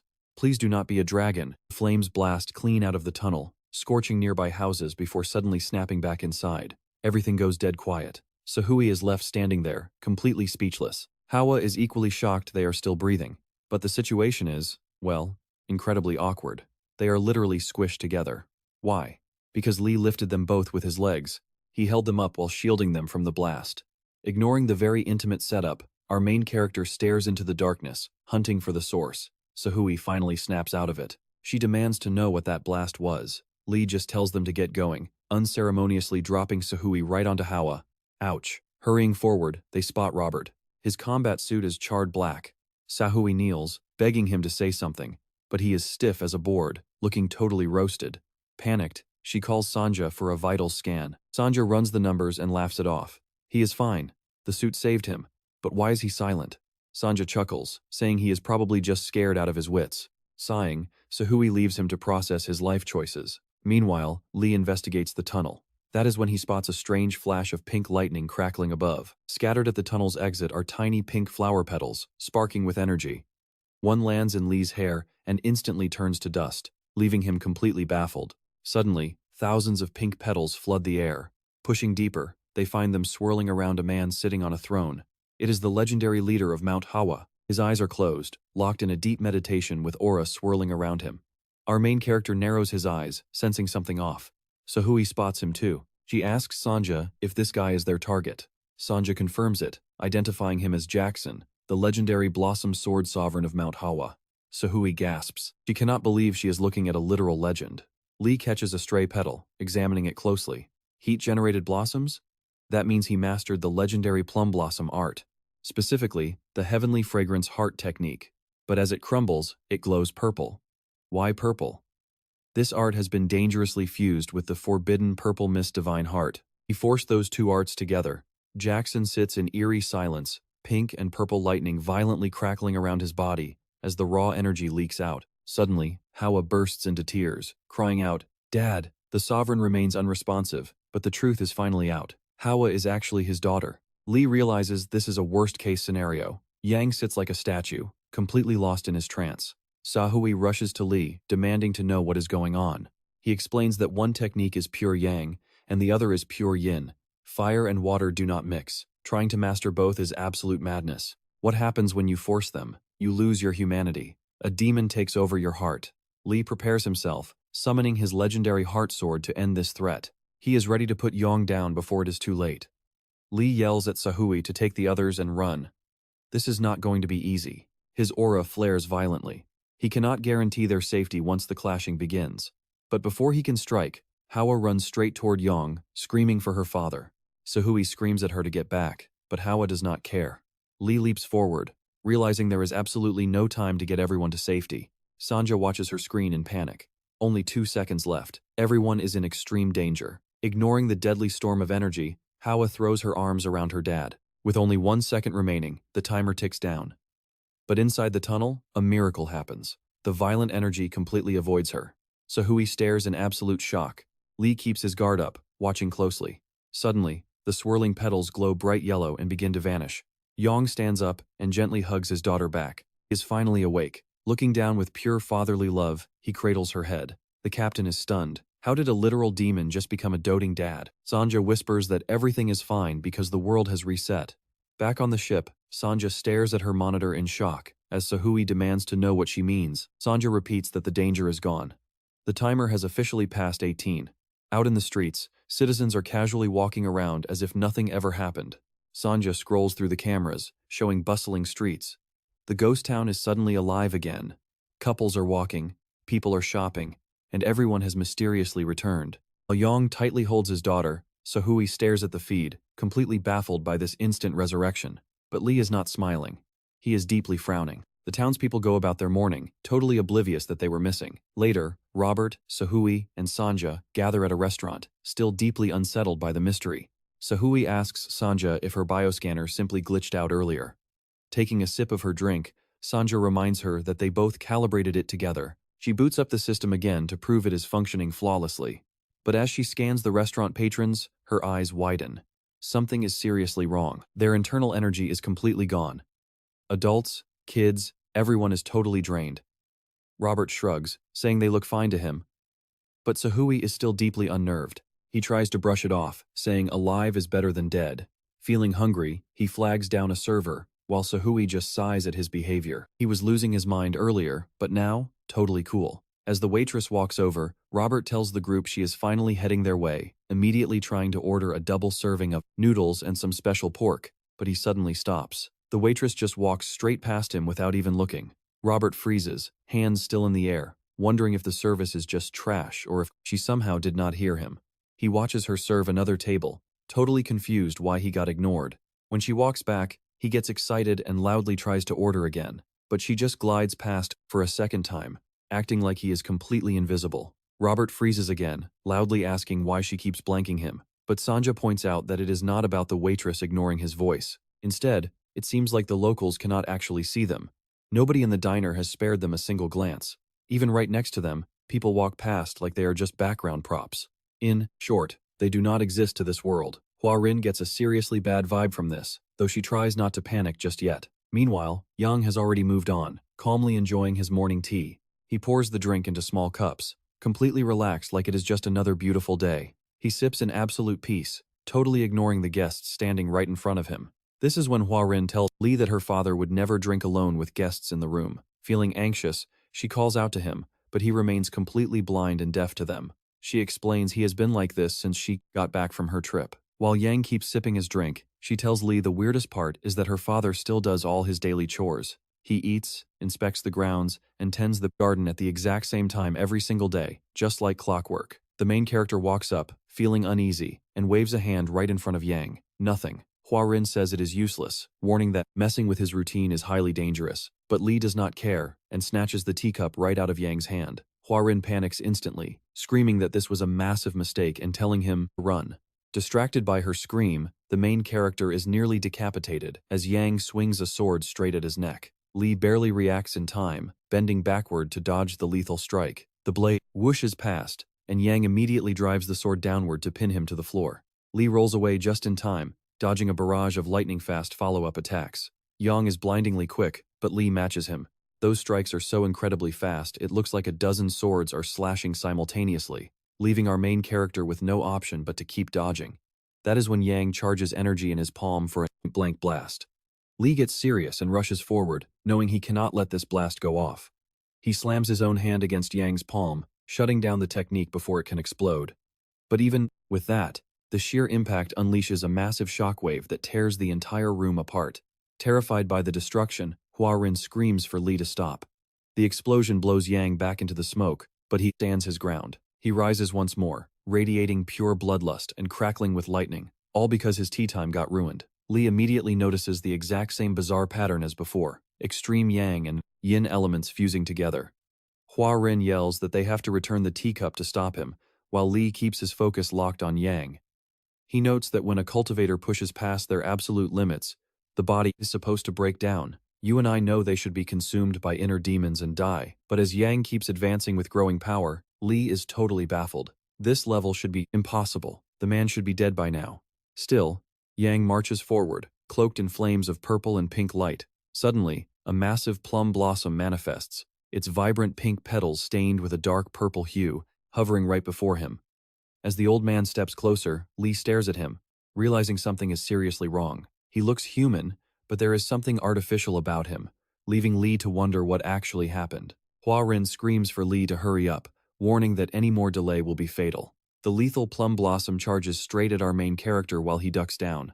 Terrified, she can only pray he throw the teacup in time. Lee pulls out the cup, winding up his arm to launch it with maximum force. With a sudden burst of speed, he hurls the cup directly back at Yang. The teacup rockets directly toward the massive plum blossom, blocking its path. It flies straight for the center, and though the flower tries to stop it, the cup pierces right through the middle and keeps going. The second it breaks through, the blossom explodes into a cloud of dark purple gas. Hua Rin watches with bated breath, praying her father catches the cup and ends this madness. Sure enough, Yang snatches it right out of the air, proving this was his goal the whole time. The moment the cup touches his hand, the pink flames and crackling lightning fade away. All that chaotic energy vanishes, and the area finally returns to a peaceful silence. Yang calms down and sits right back down to enjoy his tea like nothing ever happened. He quietly pours another cup, completely ignoring Lee and Hua Rin. Lee can only sigh, realizing they almost got killed over a single teacup. Hua Rin finally breathes a sigh of relief now that the danger has passed. Later, night falls and wraps the town in darkness. Hua Rin explains to Lee that she only returned home 2 weeks ago after her interstellar tour. Meanwhile, Sanja and Robert are moving through the local crowd. Now, you and I can see that the moment she got back, everything had changed. The trio keeps walking, wondering if anyone can actually perceive them. She explains that the townspeople behave like mindless wind-up dolls, looping the exact same phrases and actions on repeat. Robert decides to test this, reaching out to stop a man walking down the street. Hua Rin warns that things get incredibly bizarre when you try to disrupt them. True enough, the guy Robert grabs instantly freezes in place without even turning around. Robert tries to ask him what is going on with this planet, but the guy just stares blankly at his phone. Robert stops mid-sentence, realizing the man is not just ignoring him, he is completely frozen. Hua Rin explains that any interference breaks their loop. Robert waves his hand in front of the guy, but gets absolutely no reaction. Suddenly, he looks around and notices the entire crowd has stopped moving. Hua Rin warns that this is when the really creepy stuff begins. Every single person starts to fade away. The man Robert grabbed literally vanishes into thin air right before his eyes. Stunned, he turns to Sanja and asks what just happened, and if they all just teleported away. Sanja watches them dissolve, admitting she has no idea. Serial looks at her, shocked that even she cannot explain it. The android notes that while it does look like teleportation based on the energy patterns, the scale is simply impossible. Robert asks what she means by that, only to realize he had not noticed the entire street was cleared out. As they look around, they realize they are completely alone in the silent city. She asks Sanja where everyone went, but after scanning the area, Sanja delivers the chilling news. Every single life sign on this planet is gone. The captain is speechless and asks her to repeat that. Back with Lee, Hua Rin warns that once the people vanish, something much worse takes their place. She points outside, explaining that terrifying monsters appear in the empty streets. And right on cue, Robert and Sanja notice something bizarre moving through the fog. A massive army of robots is marching straight toward them in perfect, eerie formation as mist rolls across the ground. They stare in absolute horror, Robert frantically asking what those things are. Every single robot is armed with a sword, marching closer with mechanical precision. The fog thickens as hundreds of machines surround them. The captain admits she has no clue what they are, but one thing is obvious. They are in massive trouble. She stands frozen, watching the robotic army close the gap with absolutely no way to escape.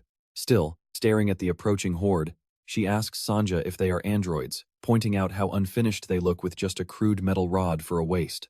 Sanja quickly runs a scan and replies that they are not androids at all, but basic construction droids. She explains these are old labor models designed for simple terraforming tasks, equipped with weak processors and very basic artificial intelligence. The captain lets out a sigh of relief, laughing that she panicked over nothing. She reminds the crew that under the 3 laws of robotics, these droids physically cannot harm humans. But Robert is not buying it for a second. They are holding literal swords, and he wants to know why simple work droids would ever need blades. Sanja guesses they might just be using them as makeshift tools. She steps forward, ordering the machines to halt. Instead of finding a detour, Seong gets charged by a rogue droid aiming right for her face. Before she can even blink, it swings again to slice her in half. But she fires a desperate energy blast to counter. The recoil pushes her back just enough to dodge. Furious, she glares at the machine, demanding to know what it is doing, wondering if it is broken. Well, her answer comes fast. Several more ninja droids leap out with swords drawn, swarming to slice her to pieces. To stop them, Seong unleashes a massive, martial arts-fueled energy blast. From the Jawa Pavilion, Hua Rin and Lee watch the massive explosion rip through the city. She warns our main character that those are the exact things she meant, always appearing after the people vanish. Back in town, Seong keeps blasting those mechanical menaces. Sonya clings to her waist while Robert runs for his life. Seong explains that these things attack any living creature. Meanwhile, the trio leaps onto a roof, but the robots keep chasing them. The machines swarm the streets and rooftops below, leaving them totally trapped. Hua Rin admits this exact thing happened to her when she returned from her journey. Looking at the empty spot where her father usually drinks tea, she realizes he is gone, telling Lee she would have died if her dad hadn't stepped in. Yang returns to his seat to resume meditating. Strangely, the robots never go near her father. Yang settles back onto his throne, resting his arm like a boss. Then, mysterious pink fire rises around the pavilion again, just like when they first arrived. He closes his eyes as pink flames surround him. As his meditation deepens, a brilliant light flares, and plum blossoms drift through the air. Hua Rin adds that when everyone else vanished, only her father remained. But looking at Yang's unreachable state, Lee points out he is barely holding on. She turns to him, asking what that means. Our hero explains that Yang is burning his own soul and internal energy, risking literal inner demons just to survive. That is likely the only reason he's not been destroyed yet. He gently pats her head, saying the old man is clearly protecting one thing at all costs her. She stares at her father with deep pity, feeling his silent suffering. Lee admits the Sword Sovereign's resolve is honestly legendary. Then, he suddenly heads out and tells her to follow. He is going to end this mess. Shocked, she asks where they are going. And, without even looking back, our protagonist coolly says he wants to see the trash behind this whole disaster. Meanwhile, Seong, Sonya, and Robert hit a dead end, leaving them trapped with those robots. Surrounded on all sides, they desperately look for an escape. Those droids glare with glowing red eyes, and trust me, they did not come here to make friends. Seong starts stammering, asking why they are attacking humans. She turns to Sonya, who is hiding behind her, asking if this is even possible. Sonya replies that it absolutely should not be. Androids are coded never to break the 3 laws of robotics. Attacking humans is not even an available option in their systems, yet here they are. Seong asks why they are acting like this, wondering if they are just blind to humans. But drawing on his special forces background, Robert realizes these are not normal androids. If machines cannot harm people, then they must be the military combat models he once heard rumors about. Suddenly, the robots charge from every angle, aiming to skewer them. As the group braces, Seong draws her sword, telling Sonya to stay low and dodge the blades. Right then, a barrage of laser beams blasts the charging robots out of the air, ripping them apart and scattering their weapons. A massive explosion rocks the sky as the remaining droids blow up. Seong and Sonya freeze in shock, wondering who saved them. Surprise! It is Robert, locked and loaded in his high-tech combat suit. He opens fire, shouting that these are not droids. They are called Iron Jiangshi, basically reanimated mechanical corpses. But even after being exposed, the metal monsters quickly regroup and prepare to strike again. Far away, Count Rachel Archimon watches the entire battle on a screen. Let's see who he identifies on his hit list: the Blazing Devil, Seong, and Sonya. His assistant notes that the third target is Robert, a former elite sergeant from the Northern Galaxy Special Tactical Division. Oh, and the subordinate giving this report? Also an Iron Jiangshi. She explains that these bounty hunters operate on the cold edge of the galaxy, calling them minor pests who could be wiped out in 10 seconds. But Rachel stops on one specific detail. Did she just say the Northern Galaxy? Watching Robert rip through his mechanical army on the screen, he asks if this soldier was truly part of that legendary elite tactical division. His mechanical subordinate asks if they should execute the order to kill them. Rachel, sporting a sleek half-metal face, silently thinks it over. Back on the streets, Lee finally arrives. Looking at the shattered robot parts covering the street, he asks what happened. Since the battle is already over, our hero wonders how they finished so quickly when they were just fighting. Robert immediately boasts, bragging that he went all out this time. He claims he has been waiting for a day like this, which is exactly why he kept his high-tech suit. To prove it, he proudly shows off his gear, thrilled that it still works flawlessly. He boasts about his strict maintenance routine, while Lee just stares at him with a deadpan look. Lee sarcastically asks what he would have done if he had sold it. Robert scoffs, saying they would be dead if he had listened to them and sold his gear secondhand. Seong just folds her arms, completely done with his big ego. She sighs that they only wanted to sell it because they were starving. While Robert keeps bragging, Lee inspects a severed hand. Sonya cuts in, telling Robert to calm his ego down. They did not actually win, the Jiangxi withdrew on their own. If those monsters had kept pressing, the group would have been wiped out. Examining the severed metal hand, Lee wonders what it is, guessing it is part of some weird armor. Seong clarifies that it is a droid, or to put it simply, a robot. Our hero mispronounces it as Drew and demands she speak in words he can actually understand. In his world, robots are not a thing. Too exhausted to explain sci-fi, Seong sighs deeply. Knowing he won't get it, she asks Sonya to keep it simple. Sonya explains that a robot is a machine that thinks and acts like a human. Our main character is totally stunned. He scoffs, saying the world may be different, but there is no way a piece of metal can act human. And then, Sonya decides to prove her point by casually popping her head off. He completely loses his mind. Screaming, he jumps behind Hua Rin, nearly knocking her over, while demanding to know what monster Sonya is. Seong asks Sonya why she never mentioned being a robot. Sonya casually replies that they have been way too busy. Meanwhile, one of the ruined Jiangxi still has an active camera unit. Its eyes glow, recording Lee cowardice while nobody is looking. Transmits the footage of Lee hiding behind Hua Rin directly to Rachel. The subordinate reports that our main character does not exist in any database. He is a total ghost. Reviewing the clip, she notes he has 0 cybernetic implants, meaning he is a pure natural human.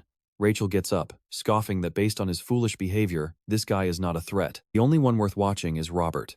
If he is from the Special Tactical Division, he is an elite soldier. Rachel adds that surviving that division means he is a top-class threat. An elite soldier like that does not end up here by accident. He orders his troops to stay alert and investigate him fully. Meanwhile, a brilliant light flashes in the deep void of space. It is not a star, but a massive transport ship cruising through the cosmos. Its destination? The 32nd district of the Heavenly Demon Sect, where the local commander and elder await a guest. The transport lands and the doors hiss open. Out steps their VIP wearing flip-flops, looking incredibly relaxed. He casually strolls up to the trembling leaders like he is on a beach vacation. Commander Yang welcomes this new guy with deep bows, calling him officer. But the dude just yawns, complaining about his exhausting journey. Honestly, this officer looks like a totally bossy, pint-sized kid. He warns them they better not have wasted his time. This is Joe Dan, first-class officer of the Heavenly Demon Sect's Disaster Safety Headquarters, and he is ready to get right to business. Joe immediately inspects the massive, throbbing red slap mark on Zhangyi's head left by Lee. Meanwhile, poor Zhangyi is still stuck in a wheelchair, completely broken both physically and mentally. Commander Yang looks on, sweating. Yang asks Joe if he sees anything weird. Joe gasps, leaning in close to analyze the bizarre handprint. But because he is basically a toddler, he has to climb a stool to keep staring. Finally, Zor touches the mark, asking Sang if it hurts. Sang mutters that the sharp pain is gone, but his head is still burning hot. Zor blinks, completely baffled by this weird sensation. How can there be heat without pain? Shaken, Sang nods, confirming that is exactly what is happening. But then, Sang screams in agony. Why? Because Zor just pressed down on the exact spot again. He copies the move Lee used, making Sang screech so loud the sound bounces off the walls.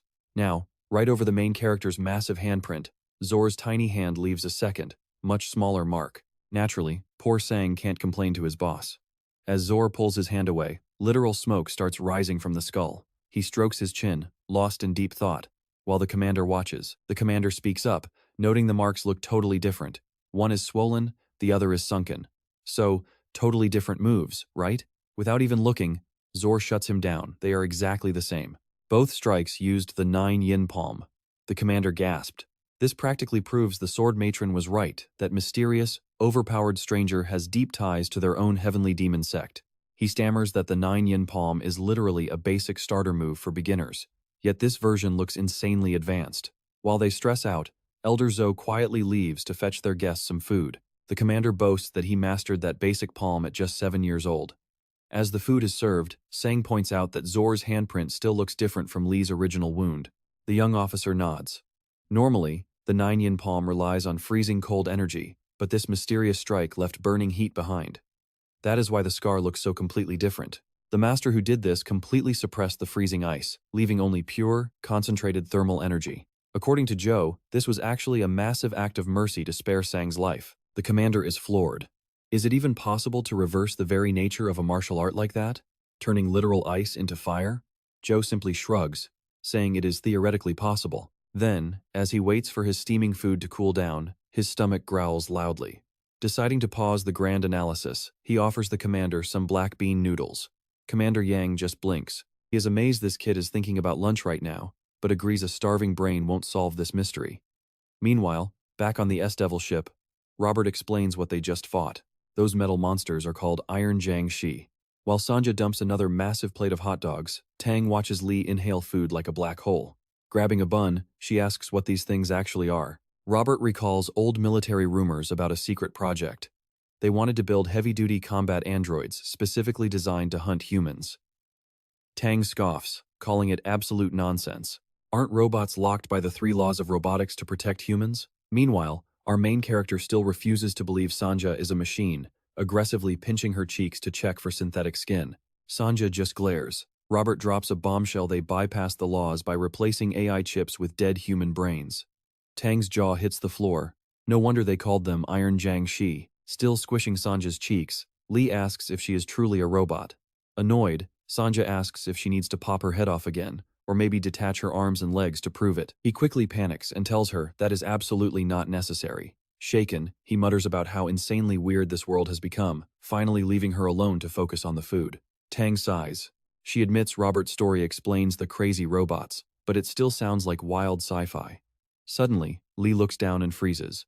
While he was harassing Sanja, they ate every single hot dog. Tang notices his gaze, casually commenting on how twisted it is to use dead brains. Our main character just stares at her with cold, unmitigated horror. There is not a single crumb left. Confused, Tang asks why he is giving her that terrifying death glare. Then she spots the empty tray, and the realization hits her. To avoid a disaster, she frantically orders Sanja to cook more. Sanja blankly announces they are completely out of ingredients. Tang shrugs it off, saying there is nothing they can do.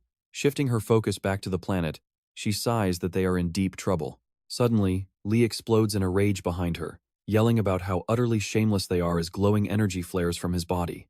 Tang whips around. Furious, he mutters about lost martial world manners. How dare she steal food from a god?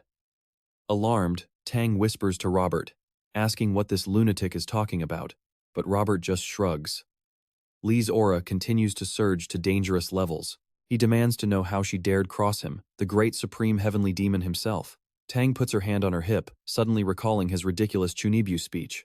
Yeah, Robert remembers it too. Still, Tang has absolutely no idea what a heavenly demon is supposed to be. She waves it off, telling him they have much bigger space problems to deal with. But Lee is still fuming. Feeling the terrifying tension, Robert decides it is time to leave the table, making a quick exit. Sanja follows him out, having zero desire to deal with an angry, starving demigod. Left completely alone, Lee's fiery rage slowly dies down and his power fades away. He looks back at the empty tray, spotting some grease and a few tiny, sad crumbs of hot dog. Staring at the scraps, a brilliant idea strikes him. He reaches down. Desperate times call for desperate measures, and even the supreme heavenly demon needs lunch. Frowning, he eats the leftovers. This is just his sad reality living among these lowly space mortals. Meanwhile, outside, the shattered ruins of the Iron Jang Shi lie scattered. Sanja picks up a metal skull to investigate. Tang stares at the pile of junk, having no clue where to start, while their ship hovers safely above. Sifting through the metallic debris, Robert picks up a severed robot arm. He frowns, noticing the joints are incredibly flimsy, and the alloy is incredibly weak. Sanja looks at the head, explaining that these are actually unfinished prototypes, not final combat units. He activates her eye sensors, scanning the skull thoroughly. Suddenly, Sanja goes completely silent, freezing in place. Tang notices her reaction and asks if she discovered something inside. Sanja nods, noting its neural network is shockingly basic. She pries open the skull's compartment, popping out a tiny computer chip. She immediately identifies it as a primitive M27 chip. She scoffs that it is too cheap to even be called AI. The M27 is designed only to receive basic commands, meaning these robots possess absolutely zero independent thought. Tang quickly puts the pieces together, asking if they were remotely controlled. Sanja confirms it.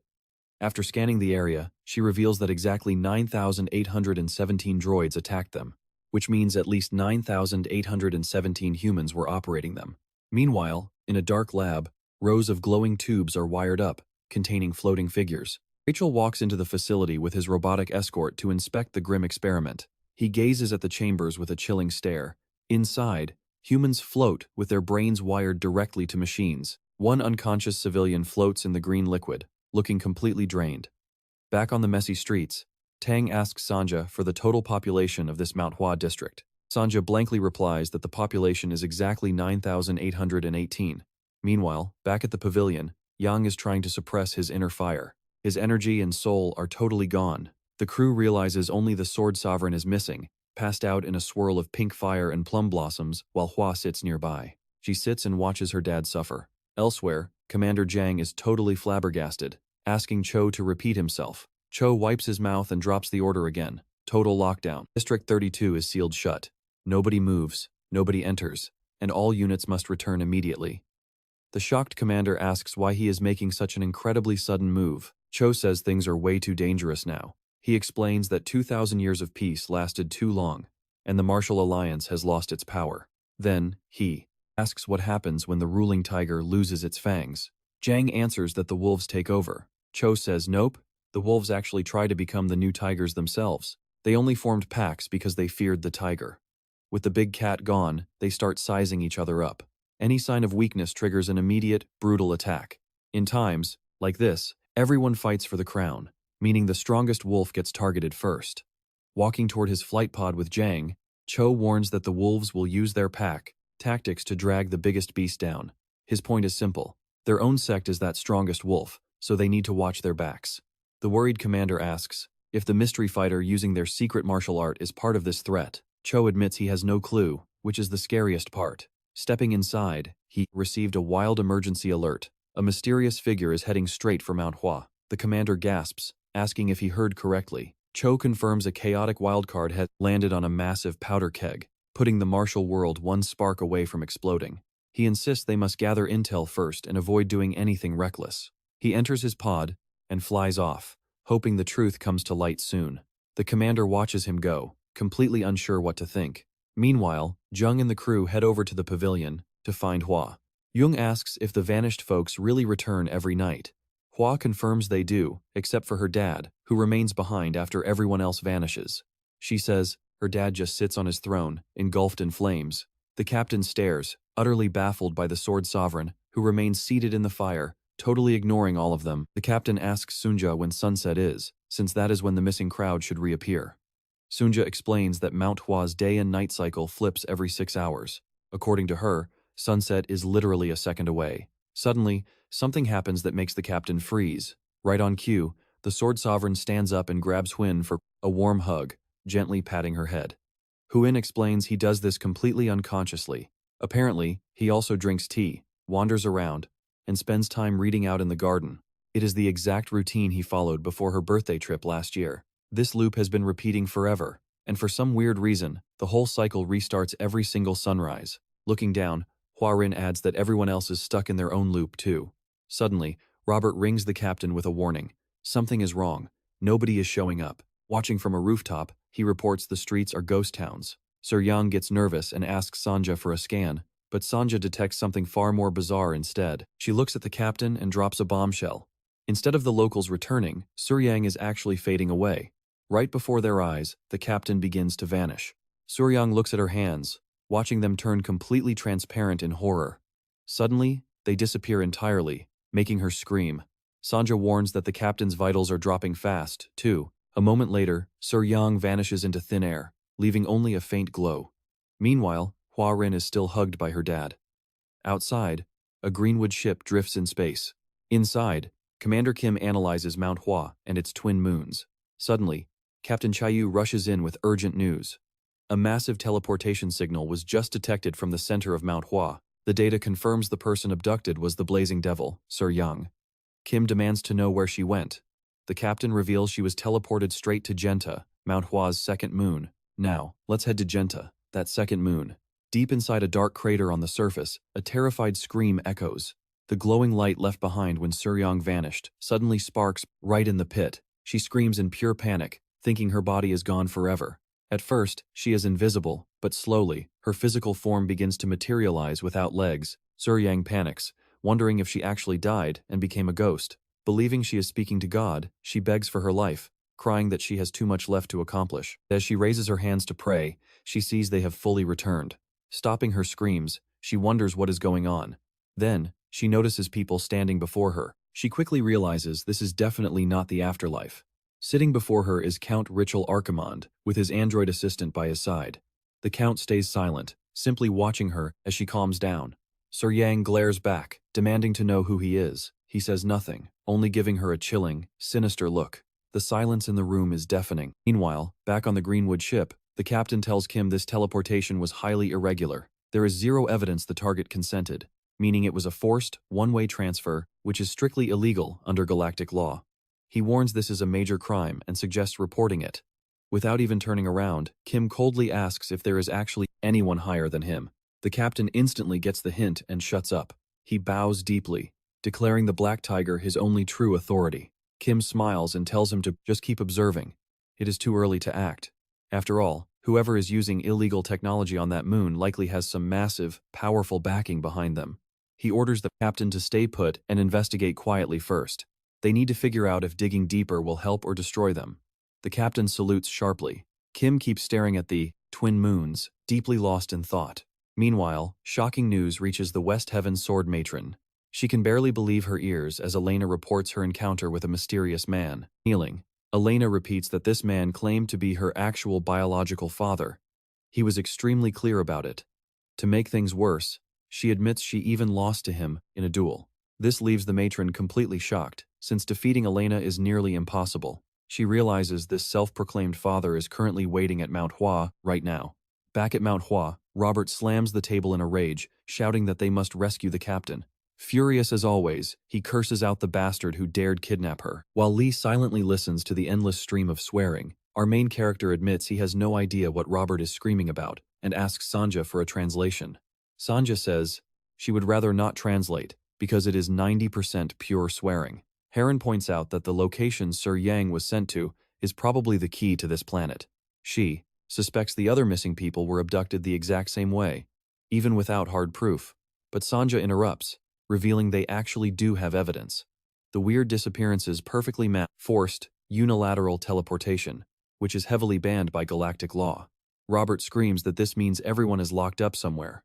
He refuses to just stand around doing nothing, and grabs Lee by the collar in his panic. Our hero turns to Sunja, asking what Robert's deal is, but she completely ignores him and walks away, addressing the protagonist instead. Turns out Robert has some serious military trauma, so stress makes him lose all control. Right now, he is screaming curses straight into our main character's face, gripping his collar tight. Lee just looks at him and tells him to back off. Sunja warns that it is totally useless. Once Robert snaps, he listens to absolutely nobody. But then Lee uses his terrifying martial voice, and Sunja realizes this might actually do the trick. Robert instantly snaps out of it, apologizes, and releases our main character.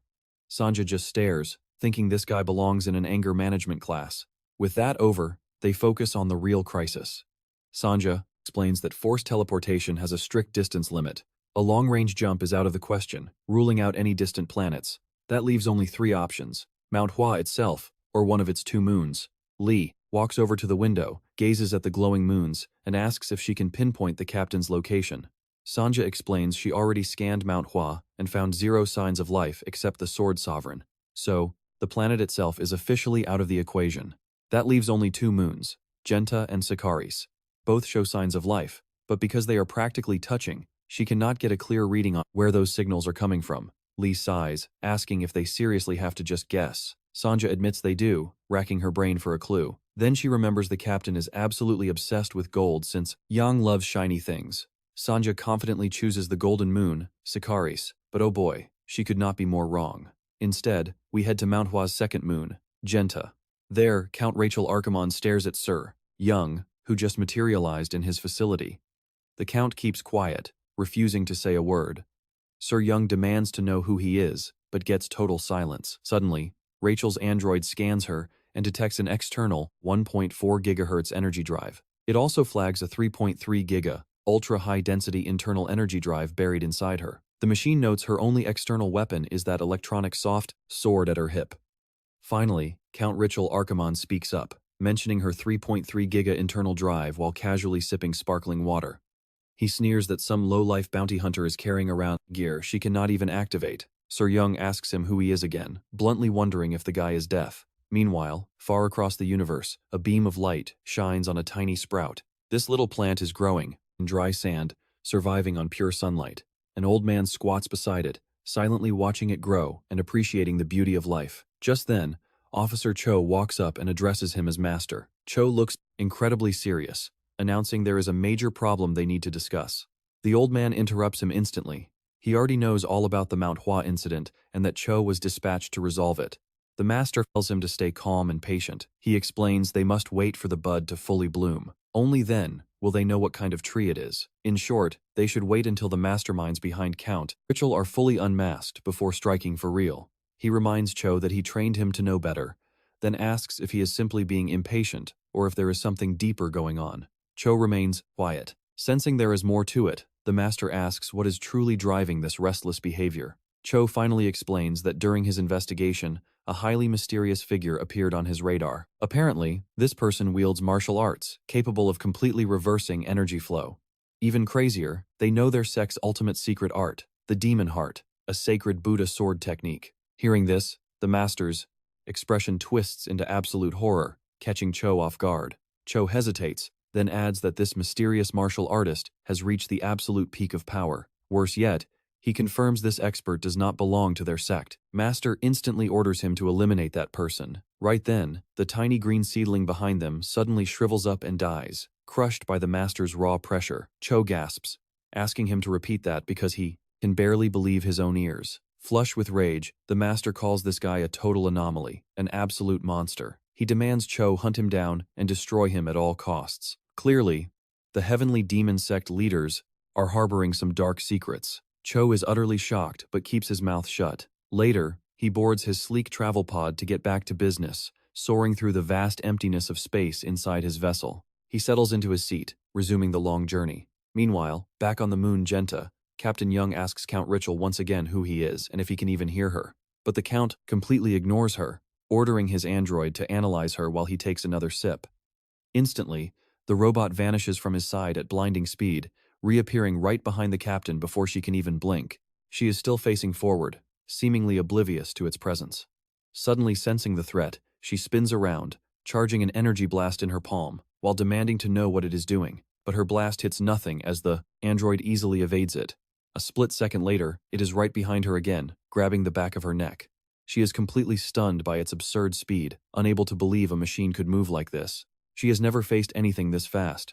Count Ritual calmly advises her to surrender, claiming resistance is entirely pointless. He promises that if she answers his questions honestly, he will spare her from a world of pain. Completely fed up, she tells him to cram it and violently shoves the robot away. This catches the Count's attention, making him wonder if she is using some kind of adaptive martial arts. She reaches for the soft sword at her hip and swings to slice the machine in half.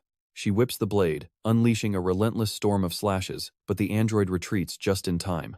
Utilizing its advanced tracking systems, it easily evades every single blow. Spotting a perfect opening, the machine lunges forward to capture the captain. It closes the distance, nearly grabbing her, but she reacts quickly, pointing her deadly blade right at its face. The robot ducks under her swings and tries to lock her arm. Count Ritual mocks her efforts, stating this is futile since his android contains data on every single martial art in existence. She keeps pressing the attack, but the machine counters every move. A cold realization sets in. She knows he might be right as it reads her techniques effortlessly. Still, she refuses to back down, telling the Count not to make her laugh. She charges straight ahead, but the android easily sidesteps her blade. Seizing another gap in her defense, the machine delivers a brutal blow to her back, sending her flying clean across the chamber. She crashes hard, unable to break her fall after that sudden impact. The robot remains poised, waiting for her next move. Refusing to stay down, she springs back up and raises her weapon once more. Dropping into a solid combat stance, she shows she is far from finished. The Count continues drinking, though he is silently impressed by her resilience. Meanwhile, the android locks eyes with her, preparing to strike again. She holds her ground, waiting for its next move. Sweat beads on her forehead as she realizes her standard martial arts are not going to cut it here. She needs a new plan. Just as she is brainstorming, the robot vanishes in a flash, instantly sliding behind her. But this time, she is ready. As the cold metal hands reach out to seize her from behind, she stands completely still, pretending to be oblivious. The absolute second it commits to the grab, she vanishes, pulling a reverse card on the machine. She leaps high out of its field of vision, leaving the robot scanning the empty air in confusion. Spinning mid-flight, she lines up her blade, aiming to strike on her descent. The android spots her and leaps to intercept. She activates a special move called Bullet, driving her sword straight down like a projectile to pin the machine. The flexible blade goes rigid, diving with immense power. It flies directly at the robot's face, and for a split second, victory seems within reach. But the robot casually blocks with its hands, swatting the blade aside. In the blink of an eye, the android continues its upward momentum, determined to grab her midair. It closes the distance, almost snatching her as she falls. But wait, since her blade is highly adaptive, it wraps tightly around the robot's arm, revealing this was her real plan all along. The machine instantly heats up its limb, aiming to incinerate her stomach while she hangs weaponless in midair. But then, the wrapped blade coils further and snaps upward. The flexible blade shoots straight into the robot. A moment later, it pierces the machine's head, obliterating it before it can process what happened. The glowing optical sensor goes completely dark. Its CPU is freed. Of this unfolds in midair. As both of them crash to the floor, the Count, furious over his ruined masterpiece, shatters his glass in rage. He stares in utter disbelief, recognizing her technique as the legendary Dark Heaven Blood Dragon dagger of the Sichuan Tang clan does its job. The android shuts down for good, leaving Count Archimon speechless, while Tang Yong crashes hard right next to it, scrambling back up. She clutches her burning stomach from the impact, nursing some serious robot-inflicted heartburn. The Count demands to know who she is, but Sir Young just gives him the silent treatment while coughing up blood. The shook Count blabbers that her clan was wiped out 10 years ago. He demands to know how she learned their secret arts, but our girl continues ignoring him. Talk about a cold shoulder. He decides it is time to bring out the big guns. She boots up the 3.3 giga energy drive in her body, the exact power-up the villain thought she could never activate. Desperate times call for extreme upgrades. This is the legendary Shanggu Divine Art Drive, running on her internal Qi operating system. She cranks it to maximum, leaving the Count utterly dumbfounded. Why is he so shocked? Because that technique is strictly reserved for the clan leader. But with her second drive roaring, Sir Jung rockets into the air with explosive power. She tells him to put a sock in it as she flies. The Count watches her go, realizing she is setting up a massive aerial attack. Surrounded by glowing green energy, she prepares to launch. She blasts off, triggering an explosion that rains down thousands of glowing arrows like a chaotic fireworks show. The Count stares in absolute horror as he recognizes this legendary technique, the infinite rain blossom. A barrage of deadly light zeroes in on him, yet he stands frozen. The ultimate impact triggers a massive explosion that completely rocks the facility. Meanwhile, back on the ship of the West Heaven Sword Matron, Elena recalls how weirdly she met that creepy Count. She went to the mountains to collect a bounty, but the moment she arrived, she randomly blacked out. Next thing she knew, she was standing right before him. In the memory, Count Archimon lounges on a couch, staring at her with icy eyes. Honestly, she still has no idea why it went down like that. They just stared at each other in awkward silence. Hearing this, the wise sword matron instantly puts the pieces together. Elena was a victim of one-way teleportation. In the flashback, the Count tells a bewildered Elena to keep her cool, claiming he teleported her to grant her deepest wish. Elena just looks at him like he lost his mind. He plays her like a fiddle, asking if she wants to rule the world. He knows that exact dream is why she became the 8-foot fighting ghost, turning her ship into a battle arena. He mocks her struggles, pointing out how she cried in despair after failing to get stronger. Then, like a classic shady villain, he offers her ultimate power to dominate everyone. Elena admits, the creepy guy knew way too much. Flashback, Elena barks at him to drop the act, though his words hit dangerously close to home. The Count stands up, completely unfazed. He tells her a quick beating will clear things up. Back in the present, Elena notes they clashed, but it went horribly. Speak of the devil. The Count has already crushed Tang Yong. He holds her by the neck. Elena explains that none of her attacks could even scratch him. Now, we see her green flames have charred off most of the Count's clothes. Surprise. His body is purely metallic, looking exactly like his android pets. As Tang Yong chokes and bleeds, it mirrors the exact moment the Count crushed Elena years ago. Back then, he promised to make Elena strong like him, pulling the classic, I am your father card. Spoiler alert, she was definitely not buying this weird family reunion. Now, he demands answers from Tang Yong. He promises to upgrade her frail body if she cooperates, with the tiny catch of having her mind completely wiped out. Hard pass, honestly. The sword matron is horrified. Elena explains the villain gave her a little parting gift, and her body suddenly glows with a bright blue light, leaving her mother speechless. Yes, this power is a direct gift. The sword matron recognizes it immediately as steel fortification. Meanwhile, Sanja scans for their captured captain as their ship prepares to take off. Robert is losing his mind, yelling at Sanja to finally hit the gas. But as she checks the radar, a mysterious new signal suddenly pops up right on top of them. A red dot is heading straight for their position, forcing Sanja to halt their getaway. Right on cue, a tiny pod belonging to the Heavenly Demon sect pulls up. Both ships hover in a tense standoff, waiting to see who blinks first. Over on their vessel, Robert is already complaining, wanting to smash whatever is blocking their path. Sanja tells him to pipe down, explaining that despite its tiny size, that thing is a Celestial-class battleship. It would absolutely wipe the floor with their ship. To make matters worse, it belongs to the dreaded Heavenly Demon sect. Robert is stunned, but before he can process this, Officer Cho casually teleports right onto their bridge. He scares the living daylights out of Robert and Sanja. Cho ignores them, focusing entirely on our main character, who is currently ignoring the entire universe to cut a hot dog. Yes, he is using a knife and fork for a hot dog. Cho stares, recognizing him from the database. Robert nervously steps up, trying to play nice with their uninvited guest. Cho completely ignores him and sits next to Lee, introducing himself as a first-class officer of the Heavenly Demon Disaster Safety Headquarters. He tells our hero to speak freely, but Lee just keeps munching in absolute silence. Robert is internally screaming, baffled that a literal child holds such a ridiculously high rank.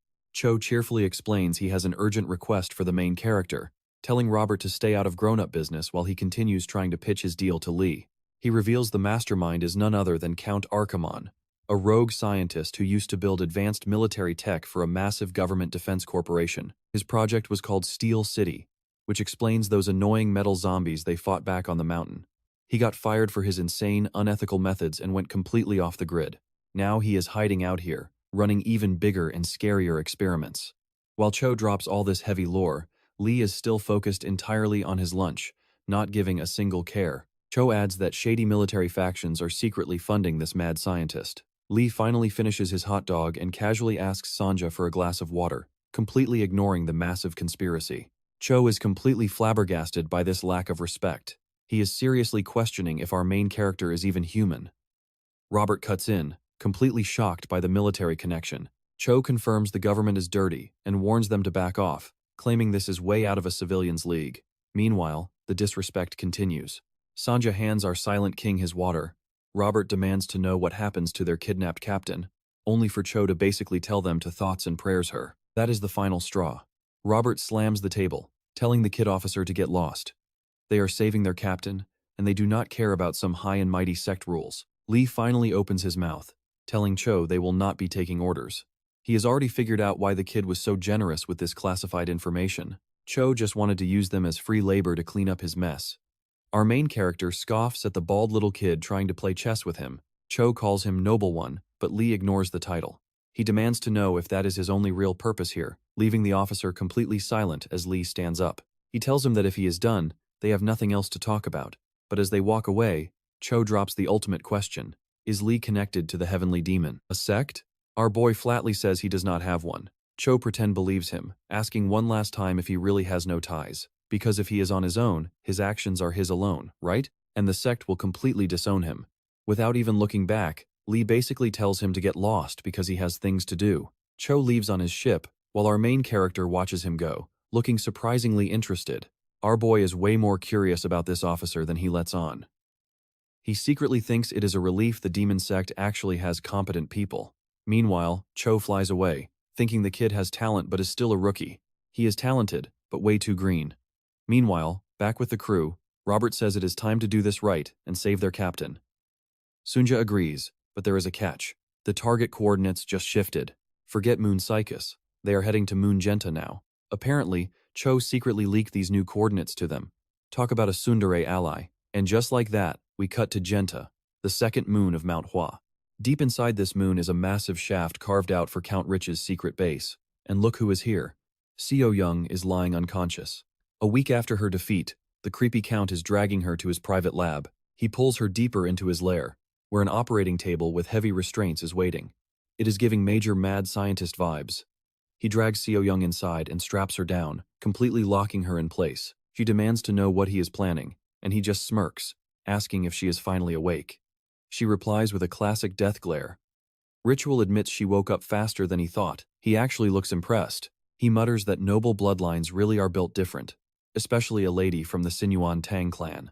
Seo Young ignores his weird compliments, demanding to know where they are and what he wants with her. Ritual tells her not to worry. He claims he is going to free her from pain by erasing her memories, even her worst nightmares. But his real plan is way creepier. He wants to put her in a tube. He wants to transform her into a mindless iron Jiangshi servant who only obeys orders. Creepy. Hearing this, Seo Young tries to gather her energy to fight back, but absolutely nothing happens. Ritual mockingly tells her it is totally useless.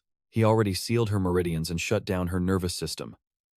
Opening the straps, he explains her body will not listen to her anymore because he completely paralyzed her brain and spine. Talk about a terrible villain monologue. Seo-young desperately tries to move, but her body refuses to cooperate. He coldly tells her to stop wasting her breath. But then the impossible happens. She actually starts to sit up anyway. Min over matter, baby. Even with a paralyzed nervous system, she tells him not to underestimate her. The Sinuan Tang clan can be killed, but they will never be controlled. Suddenly, she activates a forbidden technique, and her eyes turn deep red. Blood begins to pour from her eyes and mouth. Before Ritual can even react, she slams both hands onto his chest. He immediately smells something highly toxic, as a glowing yellow liquid erupts directly from her palms. The liquid melts straight through his steel body, eating its way inside. Ritual realizes too late that this is deadly poison as her hands sink deep into his chest. She whispers that this is the pigeon blood poison. Every child of the Tang clan is born with a pocket of lethal poison in their heart. It is a final gift meant for the day they die. As she speaks, more blood drips down her face. The poison melts Ritual's insides, making him desperately grab her arm to tear it away. Seo Young just laughs it off. The more her heart burns, the stronger the poison gets, easily melting through his cybernetic metal body. The massive hole in his chest keeps expanding. Calling him a disgusting freak, she tells him she has one final message. He stares in absolute terror, while she just smiles through a face covered in blood. She asks him to die with her. But right then, a sharp blade flashes and cuts her hand clean off. It is Ritual's guard android. It survived. Ritual quickly grabs her severed arm and tries to tear it away. Clinging to life, Seo Young looks down at the machine, realizing it completely ruined her final chance at revenge. Blood sprays everywhere from her severed arm, but suddenly, a loud warning siren begins to blare through the base. Annoyed, Ritual looks up, wondering who is ruining his villain moment. The automated system keeps warning that intruders have been detected. Outside, our main man Lee puts on a space shield, looking incredibly annoyed. He is in a terrible mood today. Robert gears up and stands behind him, while Lee just keeps his hands casually in his pockets. Suddenly, a massive wave of iron giant soldiers bursts from the hole. They line up, ready to shred the intruders. Thousands of robots charge with swords, and more keep pouring out. Robert preps his heavy weapons and tells our main character he will take care of these metallic pests. He tells him to go rescue the captain. Lee does not need to be told twice. He launches himself forward, leaving Robert behind. He flies right over the army and dives straight into the dark abyss. Robert is left eating dust, stunned by his insane speed. Lee plunges into the shaft, instantly meeting a wall of backup robots coming up. So, he decides to release his power, and a blinding light erupts. The massive explosion tears through the shaft, vaporizing every robot and completely shattering the tunnel itself. Talk about an over-the-top entrance. Robert is left staring in absolute disbelief. Debris from the blast starts raining down. Rocks crush a few robots, but there are still plenty of them left to fight. Robert grumbles that Lee could have helped a little first instead of taking the handle it yourself comment so literally. Now he is in trouble. The Iron Army rushes him with swords raised. Realizing he is completely on his own, Robert starts swearing and opens fire with everything in his arsenal. Meanwhile, inside, a heavily injured Ritual watches the chaos on his screen. He is still conscious, watching Robert go absolutely ham on his iron soldiers. Robert fights like a madman, firing relentlessly. Ritual's android scans his gear, identifying his primary weapon as an MZCT-106 recoilless laser. It also flags his TTR-8 automatic laser multi-missile system. Robert unleashes a barrage, blowing the robots to pieces. When a few get too close, he casually lifts off the ground using his thrusters. The android identifies them as anti-gravity rockets, noting his gear belongs to special forces. However, it is outdated and no longer used in active combat. Ritual scoffs, figuring Robert is just some retired old soldier. He realizes he worried over nothing. He orders his android to eliminate Robert and the others immediately. But right then, another alarm blares, caught off guard by a completely new threat. What now? He looks around, totally confused by this second alarm. The android reports that an intruder has breached District 8. But literally seconds later, it announces the intruder has already bypassed it. He is already in District 7. Ritual panics. How is anyone bypassing his high-tech security this fast? A second later, the android reports the intruder is still moving, rushing forward like an absolute speed demon. From District 6 to 5, then 4, 3, 2. Suddenly, the signal vanishes. They cannot track him anymore. Ritual is dumbfounded, screaming that nobody should be able to break through their defense lines this fast. The android hurriedly rescans the data to locate the intruder. But suddenly, a blinding hot light shines right behind it. The android tries to report the intruder's current coordinates, but it completely freezes. Boom! It instantly explodes into a million pieces. Metal fragments shower the entire room as a terrified Ritual looks around, trying to spot where that ridiculous attack even came from. Meanwhile, the main alarm triggers a defense protocol. In the holding room, the giant tubes begin filling up with dangerous gas. The gas rises rapidly as part of the emergency system, but then, the sirens suddenly cut off, and the tubes return to normal. Thick smoke from the explosion fills the air. Ritual stands there coughing, trying to spot the intruder. That is when he notices a massive, glowing hole blasted right through his reinforced wall, and stepping through it is our legendary protagonist, Lee, walking in with his hands still casually tucked in his pockets. Boss entry. Ritual realizes this is the monster who bypassed all his security, and he can only stare in absolute awe. He looks almost harmless. He quietly walks deeper into the room towards Ritual, not saying a single word. Ritual is shaking, trying to understand who this guy is, and how he destroyed his entire army. Before Ritual can blink, Lee teleports right past him, appearing directly behind him. He casually walks over to Seo Young, who is still strapped to the table, while a panicked Ritual quickly spins around to face him. She is covered in blood, bound to the table, and her other hand has been severed. Ritual finally demands to know who this crazy intruder is, but Lee just completely ignores him, staring at her injuries. Looking at her blood-covered body, our hero quietly speaks up. He says Ritual ruined a young girl who just entered her youth. He adds that this monster does not even treat humans like people. Trapped in those tubes, our main character looks him dead in the eye and calls him a straight-up monster. Ritual just freezes, completely shook by Lee's glare, before rudely demanding who he is and what he wants. Naturally, our boy answers by raising a hand and flexing some high-grade martial arts. Suddenly, a sword on the floor scrapes the ground and starts twitching. It floats up and glides forward like magic. Lee drops the coldest line ever, saying he does not talk to non-humans. Then, the blade leaps up and flies right between Ritual and our main character. Instead of skewering his brain, it grazes his ear, a savage warning. The sword flies back. Lee catches it like a boss, and Ritual is completely stunned. He instantly recognizes this crazy trick as void manipulation. Ritual scans our guy and totally freezes. Lee has zero internal drive, yet he is casually pulling off a transcendent tier skill. He double-checks with his built-in eye scanner, wondering if this main character is using ancient martial arts. Ritual tries to act tough, but deep down, he knows he is in massive trouble. Talk about terrible timing. He looks at his beat-up body, still crying from Sarah's previous beating, and deeply regrets getting hurt by her. Lee steps closer, keeping the pressure on. He points the blade right at Ritual's neck, making him flinch. Lee tells him he is not just a monster, he is a lousy martial artist, too. He asks how Ritual can even distract himself with pointless thoughts mid-fight. That finally triggers Ritual. He screams at him to shut up, charging with a deadly attack. But a second later, blood starts gushing from his own hand. Lee already teleported past him and clean-cut his left arm off. Ritual turns to see his arm chilling on the floor.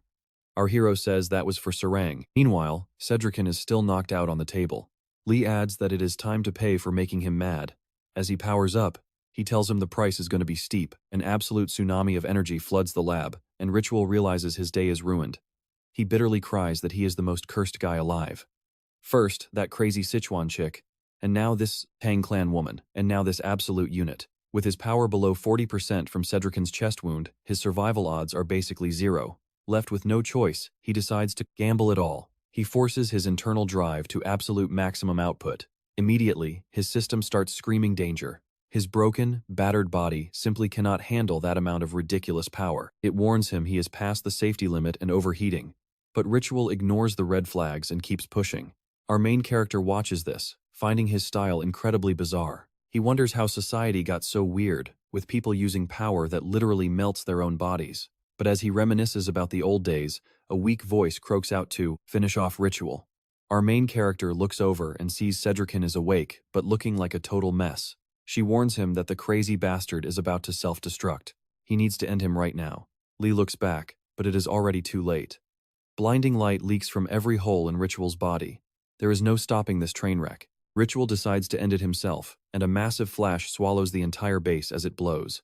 Meanwhile, elsewhere on the battlefield, Robert's weapons are completely giving up on him. His missiles are empty, his photon cannon is bone dry, and both need a reload. Even his trusty laser claymore starts glitching out, with the system demanding immediate repairs. To make matters worse, his suit is falling apart. And oh yeah, there are still hundreds of angry killer robots surrounding him. Robert complains that he totally warned our hero about this. If our main character had just stayed to help, they could have swept this up in seconds. But the bots do not care about excuses. Seeing him stop shooting, they creep in. Robert yells for a timeout, calling them cheap pieces of scrap metal. He asks if they even know who they are messing with. Before dramatically stripping off his broken armor, he discards the heavy gear like a true badass. Standing tall, he proudly announces himself as Robert Carryle, the Sergeant Major of the legendary Northern Galaxy Combat Forces. Whipping out 2 combat daggers, he warns the bots not to cry. He leaps straight into the swarm, screaming for them to bring it on. The machines actually pause in confusion. They gear up to fight him, but suddenly, an absolutely massive explosion erupts right in front of him. Robert freezes. The shockwave is tearing out from the underground facility. The blast rapidly engulfs a huge chunk of the moon's surface. The flash is so intensely bright that it completely whites out the screen. Robert can only stare in absolute bewilderment. He looks around with his mouth wide open, still holding his daggers. Our poor guy is completely flabbergasted by this sudden plot twist. A colossal mushroom cloud rises into the sky. It looks like a nuclear strike, hurling massive debris straight into orbit. Even the Greenwood ship picks up the blast. Kim, who was secretly spying on the bounty hunters, gasps. Captain Shu reports detecting a gigaton-scale electromagnetic blast right from Mount Hwa's moon. Kim mutters that this whole situation is getting way more complicated than they bargained for. A military-grade explosion of this scale means the human government is likely pulling the strings. Realizing they are in deep, he immediately orders the captain to delete all footage of this. Officially, they saw absolutely nothing. The captain is completely blindsided by this order, especially since Kim initially wanted to report everything to the higher-ups. Talk about a total flip. Elsewhere, Officer Cho's celestial battleship also registers the wild event. From his high-tech console, he monitors the massive detonation shaking Mount Hwa's moon, utterly fascinated. Staring at his screen, he wonders what went down. Back on the ground, Robert is still standing there looking incredibly dumbfounded. The blast apparently fried all the local robot commands. Since the base blew up, the machines are all bricked. Then it hits him, they came here to rescue the captain. Since she was inside, he panics that she might be toasted. He runs toward the burning ruins, desperately praying she is okay. Suddenly, another blinding light flashes in the sky, stopping him cold. He prays the base is not having a sequel explosion. He peers at the sky, trying to identify this new flying object. It gets brighter and descends. Out of the light steps Lee, riding an operating table like a surfboard, cradling Captain Tang Sarang in his arms. Talk about a dramatic exit. Robert gasps, realizing she is severely injured and missing an arm. Lee looks down at her with pure heartbreak. Robert can only watch in stunned silence, praying she makes it. Later, Officer Cho returns to his master, reporting that everything on Mount Hwa is back to normal. The master is just calmly watering his garden. Cho adds that the test subjects return to their everyday lives with zero memories of the incident. It is like a complete collective amnesia. The master muses that it sounds like a spooky ghost story, wondering how on earth Rachel pulled this off. Cho reveals the terrifying truth they successfully commercialized entropy inversion technology. The master is like, "Speak English, buddy. Explain it simply because not everyone has a big brain." Cho explains that entropy inversion is basically a cheat code to reset time. It resets time and creates alternate realities, which is exactly why it was completely banned. But Rachel did not just build it. He tested it on everyone at the same time. He even threw in some forbidden one-way teleportation just for fun. Cho admits Rachel is a bigger genius than him. The master notes the military would definitely drool over this tech. He calls them greedy fools, warning that playing with fire will burn the whole universe. Finally, he asks if Ritual is dead. Cho shrugs, saying he is not entirely sure. Alright, so the big boss figures out that Rachel is somehow still breathing. Cho nods along and gets a direct order. End her, once and for all. Oh, and he also has to eliminate the user of their unique sex martial arts. Lee Cho doesn't argue, simply keeping his compliance brief. Though this shady order clearly rubs him the wrong way, he keeps his mouth shut. Back on his ship, He just sits there, completely lost in his own head. Cho is having a mini existential crisis. Things back on Mount Hua are surprisingly peaceful. Sovereign Yang serves our main man Li some tea, admitting his daughter spilled the beans about everything that went down. He's endlessly grateful to Li for saving his kid and clearing those framed rebels. But Li is quick to point out the truth. Those guys weren't real rebels. They were just being puppeted by someone else. In fact, a little kid let slip that there are much bigger fish pulling the strings. Yang agrees. Even with their sect currently weakened, it's pretty obvious someone powerful is backing this cosmic conspiracy. After all, you don't just break planetary laws without major high-tier connections. Li calmly sips his tea, calling out the Sovereign for clearly wanting to sweep this whole mess under the rug. That absolutely blindsides Sovereign Yang. He's completely shocked this young man saw right through his plan. Meanwhile, Li doesn't even look up, casually sipping his drink like they're discussing the weather. Seeing someone so young act this incredibly chill about a deadly serious situation has Yang seriously questioning Li's true identity. Finally, the Sovereign admits his priority is protecting his 10,000 members, even if it means losing face. Retaliating now would only get his people killed. But then, Yang notices something else. Li isn't even slightly intimidated by him. Normally, people treat the big boss with absolute, trembling respect. But with Li, this guy's casual, almost rude attitude somehow feels completely natural, which is highly confusing. Li just shrugs it off, telling him not to overthink it. He simply lives his life looking down on everyone. Talk about peak main character energy. That savage answer leaves Yang wondering if Li genuinely views himself as some kind of supreme deity. I mean, the guy literally just admitted he looks down on the entire universe. Naturally, the Sword Sovereign has to ask who he actually is, but Li just drops a mysterious warning. It's better not to know. If Yang wants to turn a blind eye, he should keep them closed, because opening those eyes will only invite major trouble. Yang can only stare in disbelief, realizing Li is easily the most bizarre person he's ever encountered. With that, our mysterious protagonist gets up to leave. But before stepping out, Li has one quick question about this futuristic era. He casually asks if there's any crazy tech capable of growing back a severed arm. Yang is left completely speechless. It's a wild question, but honestly, nothing makes sense anymore. Meanwhile, the Sev Devil ship has blasted off back into deep space. Inside, the lovely Captain Sang is totally unconscious, locked inside a life support pod. She is barely clinging to life. Sunja stands watch, monitoring her vitals, but the screens look absolutely terrible. Realizing things are looking grim, Sunja quietly steps out, where Robert is waiting. He immediately corners her, frantic to know how the captain is doing. Sunja doesn't sugarcoat it. Sang is in deep trouble. Robert is baffled, arguing she only lost an arm, and tech should easily fix that. But Sunja explains the tragic catch. Captain Tangyong's blood is pumping with a lethal, self-generating poison, and there's absolutely no antidote. She's done everything to buy time, but it's slowly eating away at her organs. Panicking, Robert grabs her, screaming that they need to fly to a real hospital right now. He demands to know why they're just sitting there, but Sunja can only sigh and repeat, there is no cure. The nearest advanced medical bays are light years away in Kina or Nebula, and Sang likely won't survive the hyperjump. Defeated, Robert lets go, asking what options they even have left. Sunja has no good news. She tells him to prepare for the worst. Sunja even brings up the captain's old joke, how she wanted them to strap a shield to her corpse and launch her into the great unknown to explore forever. Sunja even promises to save up for some premium armor for her final voyage. Robert is completely shattered by this realization. As a heavy silence fills the ship, Sunja heads off to grab a drink. She stares at her glass, then suddenly dumps the water right over her own head. Letting it mask her tears, she tries to hold it together. But then, she spots something highly alarming outside. A massive, threatening vessel is closing in, and it belongs to none other than the West Heaven Sword Matron. Sunja panics. Why on earth is this powerful boss coming after their beat-up ship again? She looks incredibly stressed, almost like she already knows the bad news, and desperately wants to talk with the bounty hunters. Back on Mount Hua, Sovereign Yang spots something weird in the sky. The West Heaven Sword Matron's ship has entered the planet's airspace, and nobody has any clue why. The Sword Sovereign is clearly unhappy about this sudden visit. A security enforcer named Sanju, Muak, comes to report that the ship belongs to the West Heaven Sword Matron. The Sovereign instantly knows her as Kim Yanhua. Muak mentions they tried calling her repeatedly, but the ship never replied. Yang says she clearly didn't come to see him, so he tells him to leave her alone. This completely frustrates Muak, who argues that this is Mount Hua territory, and being the West Heaven Sword Matron doesn't give her the right to disrespect their sect. Yang only smiles and tells him to calm down. Mount Hua is rebuilding, making this the worst time to start trouble with another sect.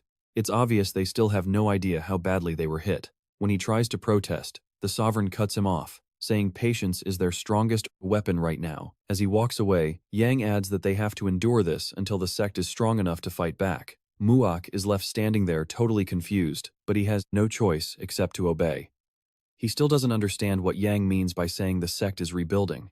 Meanwhile, the matron's ship stays in orbit, completely ignoring the planetary security calls. Inside, the sword matron tells Lee she came to meet him about an important matter, calling him her revered master. She says she might offer unexpected help. It turns out she already took Sarang's unconscious body from the enemy ship. She tells Lee she can heal the girl who came with him, Tang Sarang. Lee asks if that means she can reattach the severed arm, wondering about their advanced technology. The matron says restoring the arm is easy, just basic medicine. The hard part is removing the blood poison in her heart that has already spread through her body. They had no idea about that poison before. Hearing this, he says she must be from the Sichuan Tang clan. No wonder she's so reckless. The matron praises his sharp insight, noting that the blood poison in her heart is a secret art of the Sichuan Tang clan, reserved only for royals. Lee asks how she knows this, but in the end, he accepts the offer. He asks her to save Tang Sarang. She doesn't answer right away, waiting for him to respond to her earlier hint. Then Lee says since she's helping, she can name her price, asking directly what she wants. The matron says there is someone she needs to meet, and he can open the way. Lee notes that her voice is dripping with absolute rage. She is completely furious. He says it sounds like she means someone he's met before. Not long ago, he met a man who made him want to beat him to death, too. But Lee adds she's too late because that guy already died. The sword matron solemnly reveals that Rachel is still alive. The real problem is that he is hiding deep inside a place called the Galactic Nebula in the Vista Union system. On Moon 108R4H, that's exactly why she needs Lee's help. Meanwhile, on that exact moon, there's a military scrapyard owned by the Southern Galactic Corporation. A mysterious woman walks up to a pod standing in the middle of the site.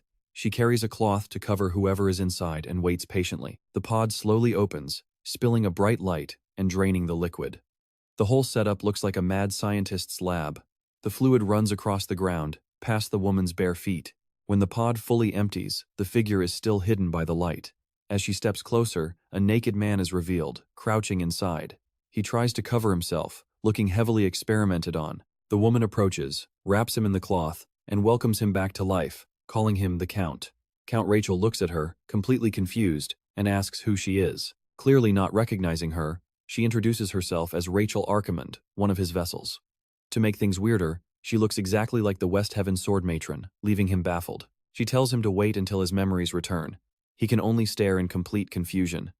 In her heart, she truly believes he will love her again once he remembers. Elsewhere, the sword matron shows Lee the moon where Ritual is hiding. She explains that it is a military scrapyard, and she's positive that is where he is staying. The problem is the place belongs to the human government, so the planetary defense forces guard it. He asks if this human government is actually a legitimate, official authority. He adds that a child once told him something similar. The sword matron giggles, teasing that nobody has used the term official body in thousands of years, saying he's highly mysterious. She confirms the human government is an official power, and their relationship with the martial world is distant but not hostile. Lee notes that they keep some space but never fully separate. To him, this proves the ruling class still protects its power the exact same way. She glances at him, wondering why he talks like an ancient, immortal soul. Our protagonist tells her to stop beating around the bush and just say what she wants. Meanwhile, Major Bernardo, commander of the Planetary Defense Forces, looks out from his office window. The sword matron says she wants Lee to distract the Planetary Defense Forces so she can reach Ritual.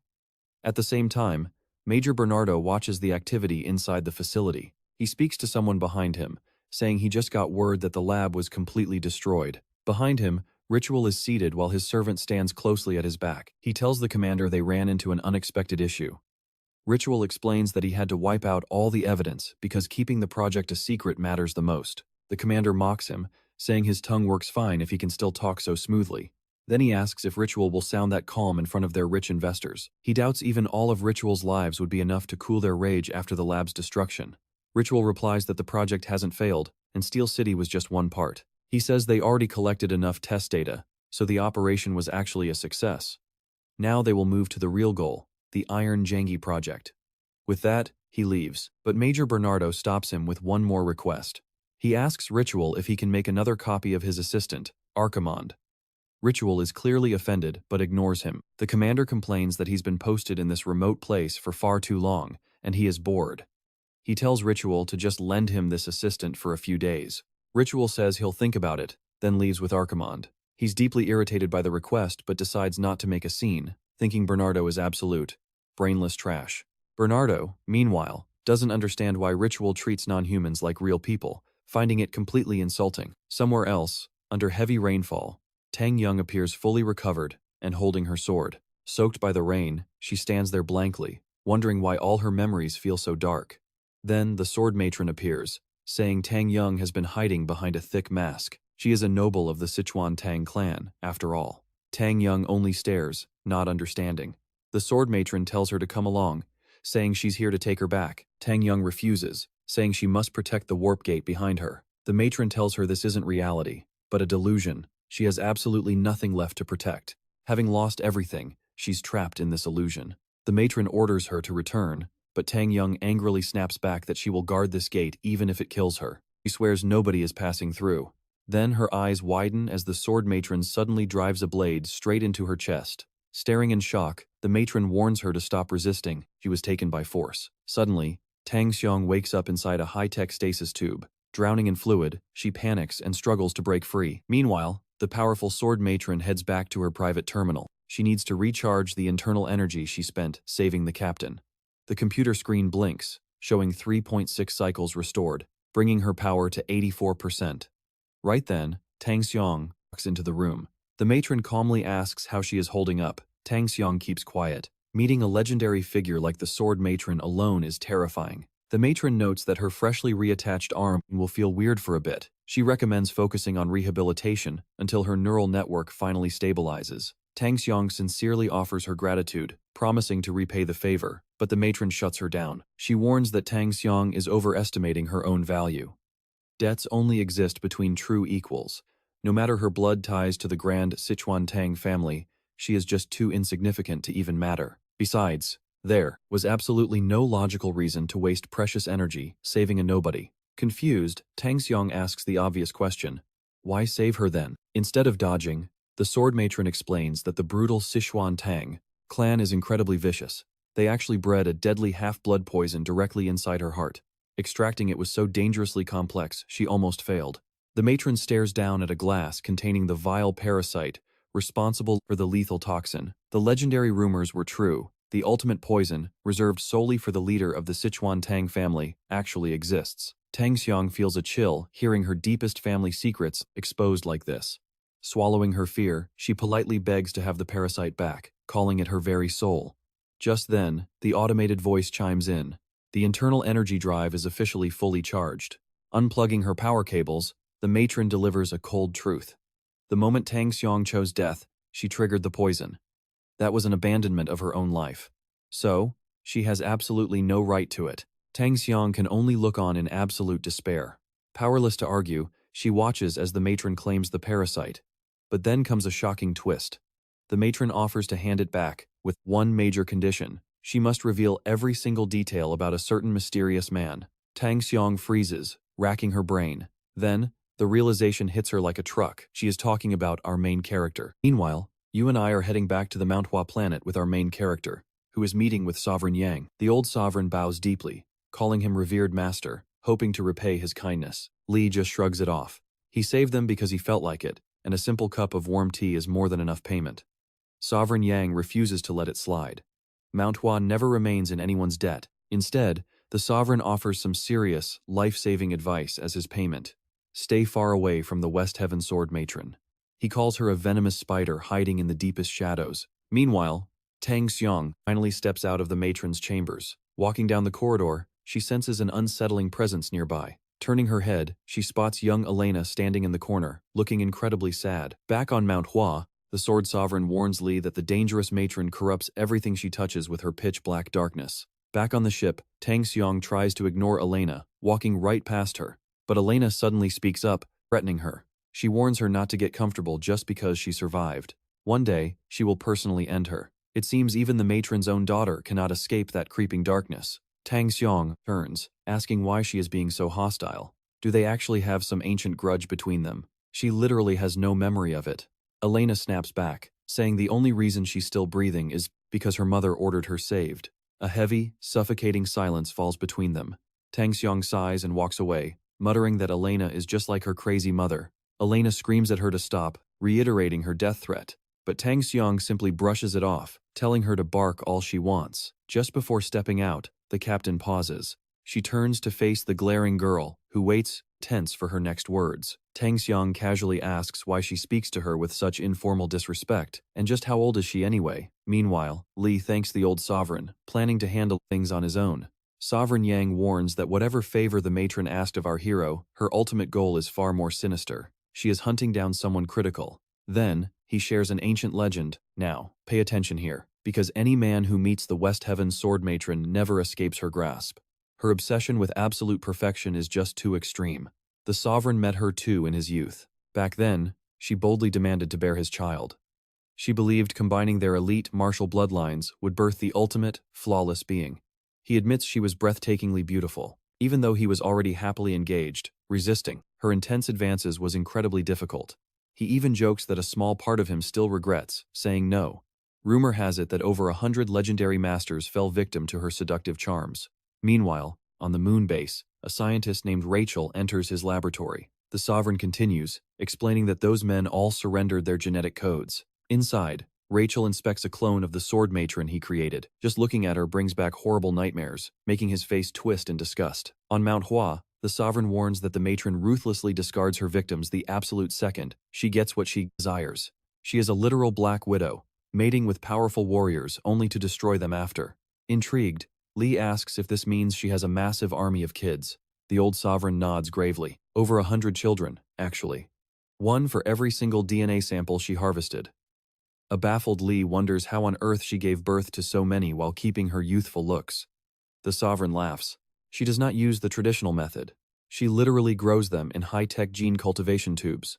With that sci-fi tech, creating 100 babies simultaneously is easy. Our main character finds it bizarre, remarking how much the world has changed. He asks why she would want so many kids when raising just one is a massive headache. The sovereign explains she is chasing the ultimate goal, a genetically perfect life form. It is her twisted way of achieving a level of godhood she could never reach herself. But so far, none of her creations have satisfied her insane standards. The sovereign warns him one final time. Li sighs, calling it a real shame as he finishes his tea and stands up. Confused, the sovereign asks what could possibly be shameful about that. Our protagonist walks away, joking she should have been his type, since he occasionally wishes he had a kid of his own. The stunned old man can only watch in silence. Later, Captain Tang Xiang finally returns to her ship, only to get mobbed. Robert dramatically throws his arms around her neck, while Sunja clings tightly to her leg. Both are crying tears of joy, yelling they knew she would survive. Annoyed, the captain tries to peel Robert off, pleading for some personal space, but he refuses, dramatically claiming they missed her too much. Nearby, Li is completely ignoring the chaos, happily chewing on a hot dog. Once she finally frees herself, she approaches him. Awkwardly, she admits she heard he was the one who saved her life. That is her version of a thank you. But she has a question. She pauses, asking if he is older. Li just looks puzzled. Taking his silence as a yes, she assumes he must be ancient, like uncle status, or maybe even grandfather old. Suddenly, she snatches the plate of hot dogs right out of his hands, ordering Sunja to bring him healthy food instead. She lectures that seniors should not be eating junk. When our hero tries to eat the very last bite on his fork, she commands him to put it down, ruining his peaceful mood. A terrifying, murderous aura explodes as he enters his true martial form. He warns her to step back if she values her life. The crew can only watch in horror as their captain and ancient guest clash with a weird mix of care and violence. Meanwhile, far away in the 32nd district of the Heavenly Demon Sect, Jang Tak is trembling from shocking news. Stuttering, he asks the matron to repeat herself. With absolute calmness, she confirms the unbelievable intel on the man named Li. 2,000 years ago, a powerful master willingly sealed himself inside a stone chamber deep beneath Mount Tai on Earth. His name was Lai Mok-ji, and he possessed direct ties to their sacred Heavenly Demon Sect. Jang Tak impatiently waves his hand, dismissing that history lesson. He already knows that part and demands the next revelation. Looking him dead in the eyes, she drops the ultimate bombshell. Li Mok-ji was once known as the Heavenly Demon Supreme, leaving Jang completely pale with shock. Meanwhile, in his secret lab, the Duke is uploading data from a high-tech chip. His assistant confirms everything is green, so the Duke tells the chip to head back to its owner, and boom! The chip flies right into his hand. He takes this prized tech to Bernardo, who is completely speechless. See, the iron-sinking Jangi project was meant to turn living human bodies into supreme battle droids. And get this, they were supposed to use high-level martial arts. But looking at this ugly thing, it barely looks human. The Duke just smiles and says, "Give it time." Right on cue, the parasite jumps straight onto a soldier's face, crawling right up his nose. Cue the body horror. Veins pop everywhere as the Duke explains this freak enters a human host, shutting down their brain to hijack the nervous system. Boom, instant living puppet. Even worse, it is loaded with database files on the world's deadliest martial arts. Basically, a perfect organic killing machine. So why does it look so gross? Well, genetic mismatch with the test subjects turned it into a deformed mess. The chip pops back out, the poor guy collapses, and the Duke calmly orders them to prep for tomorrow's big show. The prototype is ready to silence those whining investors. But Bernardo is furious. They waited 10 years for this, so how is he supposed to accept that his $500 million investment is just some ugly monster? The Duke tells him to chill. Once this baby finds its true host, it will run perfectly. And then he suggests Bernardo himself should be that host. Talk about a bad deal. Meanwhile, on Lee's ship, Sunya warns they have hit the limit. Going any further means crossing the high-security border. Sir Yang hesitates while Robert drops some cold hard truth. If they screw this up, they will be wanted fugitives forever. Then, checking their scanners for the matriarch's ship, they spot it keeping the exact same distance on the other side. Sir Yang commands them to prep the landing pod. If everything blows up, they will just pretend they do not know each other. She tells Lee this is his stop. She plans on going with him, but our main character rejects the offer. He is going solo, addressing her companion as Mr. He. But Sir Yang argues she has to pilot the pod. Robert instantly calls her out, asking why she cannot just use autopilot, especially since her flying skills are completely trash anyway. Sir Yang finally confesses she has some unfinished score to settle with that guy. But Lee tells her to sit tight. He has a massive debt of his own to repay, suggesting she should let her past grudges go. If she keeps holding on to old regrets, she will never move forward. The longer you dwell on yesterday, the more you miss today. Deep stuff. Right on cue, Bernardo's alarms start blaring. Someone has crossed the red line. Yes, folks. The heavenly demon has entered the chat. Elsewhere, Warren spots our guy, totally mistaking him for some random hobo, and demands to know what pest crawled out of the trash. Meanwhile, the Duke nearly wets himself. Is he seeing ghosts? Because the legend himself is standing right there, and Bernardo notices him too, just a regular human without cybernetic implants or laser weapons. Yet, Bernardo gets major creepy vibes, like a literal demon is taking a stroll. Thinking he is just bad luck, Bernardo orders his execution. Instantly, a sandroid bursts out to attack, but the Duke completely loses his mind, screaming that they are dealing with a monster. He triggers the maximum emergency state, ordering every single defensive weapon online. Bernardo thinks the scientist is just overreacting to some ordinary organic guy. But check this out, the droid literally crumbles to dust just from our main character walking past it. Realizing their barrier is taking hits, the Duke demands a full analysis of that martial art, even telling them to hack the government's central database to trace it. Bernardo snaps, asking who the hell the Duke thinks he is to take charge. The Duke snaps right back if the project fails because of Bernardo's ego, they are both dead meat. If they want to live, they must throw absolutely everything they have at Lee. As our hero walks closer, more defense barriers flare up. The Duke makes a desperate call, screaming to bring the weapon immediately, because they have to rush the project. And the guinea pig he wants is Warren. Ritual Archiman confirms she is on scene to deliver him.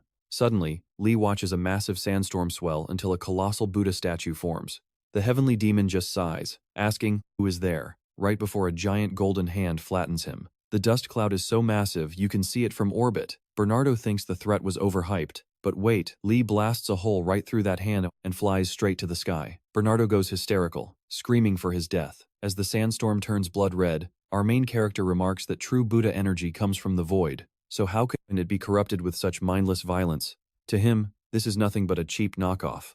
Our hero draws his blade, slicing a clean path through the giant palm as he charges straight forward. The instant he pierces the statue's head, Bernardo feels cold, primal fear.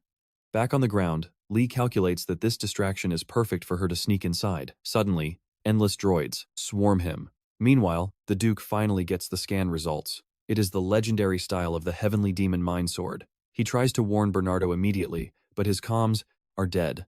A voice tells him not to bother, because Signal Jammer is active. The Duke immediately recognizes the speaker. It is the matriarch. He calls her Yong Hua, but she coldly replies that using her name so casually means they must have some history. Shaken, he asks if she truly has no memory of him. Her blank stare says it all. He sighs, realizing she probably forgot because of his face, since a failed experiment ruined half of it. He brings up a memory from 25 years ago, when she visited his lab in the Galactic Citadel. He remembers it like it was yesterday, the first time he saw someone so stunning. Back then, the matriarch called him incredibly handsome, praising the world's greatest scientist for his looks. She even said, "Looks like I hit the jackpot today." Holding his face, she suggested they make a baby together, believing their combined genes would create the ultimate, most flawless being in the universe. So why was she looking at him like he was garbage now? The Duke screams, begging to know if she really forgot him. Her reply is brutally simple. She does not remember failures. Ouch. Then she draws her sword, annoyed that she even had to waste brain cells thinking about him. Meanwhile, Bernardo is losing his mind. Having lost 73% of his security force, he desperately calls for backup. Too late, buddy. Lee has already walked right past him. Bernardo screams, demanding to know his identity. Our hero simply replies that his name is already written on Bernardo's tombstone, before asking where the cyborg freak is. Meanwhile, the Duke refuses to be labeled a failure.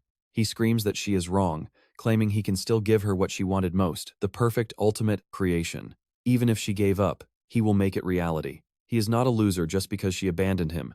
He shrieks that he poured his entire life, heart, and soul to finish this masterpiece. The matriarch's reply? A clean sword right through his chest. Turns out she actually did remember him, and that just made her angry because he talked way too much. By the time Lee gets there, he only finds the scientist's lifeless body. The slash was incredibly precise. She took his heart without hesitation. No mercy, no nostalgia, just cold execution. But then, the dead Duke's cybernetic voice starts playing, claiming she does not appreciate his genius yet, but she will soon see his true value. Lee tells the recording to drop it. The man is dead, and oblivion is death's best gift, so he should just pass on quietly. But the Duke's system refuses, declaring he will live forever through his creation.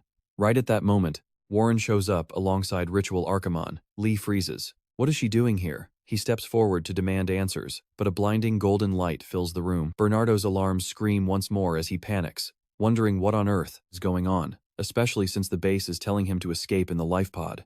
He never ordered that evacuation. Suddenly, a girl's voice chimes in, admitting she did it as a little favor. If he wants a warrior's, honestly, staying behind suited him just fine. But then, a colossal starship warped in, leaving Tang Sarian and the crew completely speechless. They had never seen anything this massive before, and Sanja noted it literally appeared out of thin air seconds ago. Robert pointed out the absolute worst part. That emblem on the hull meant it belonged to the human government. Meanwhile, Lee backed away, quietly, watching Warren unleash a ridiculous amount of energy. The Duke cackled, bragging about being right. She was his other half, his true legacy, and this insane power was only the beginning of it. An empty vessel capable of absorbing everything to reach godhood. Rachel Archimon snapped, telling him to shut his mouth. The girl needed medical help immediately, but the Duke casually claimed his job was done.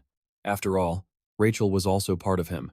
So, he granted her free will, telling her to live however she pleased. Then, he literally ripped open his chest, pulling out a glowing blue heart to save the girl.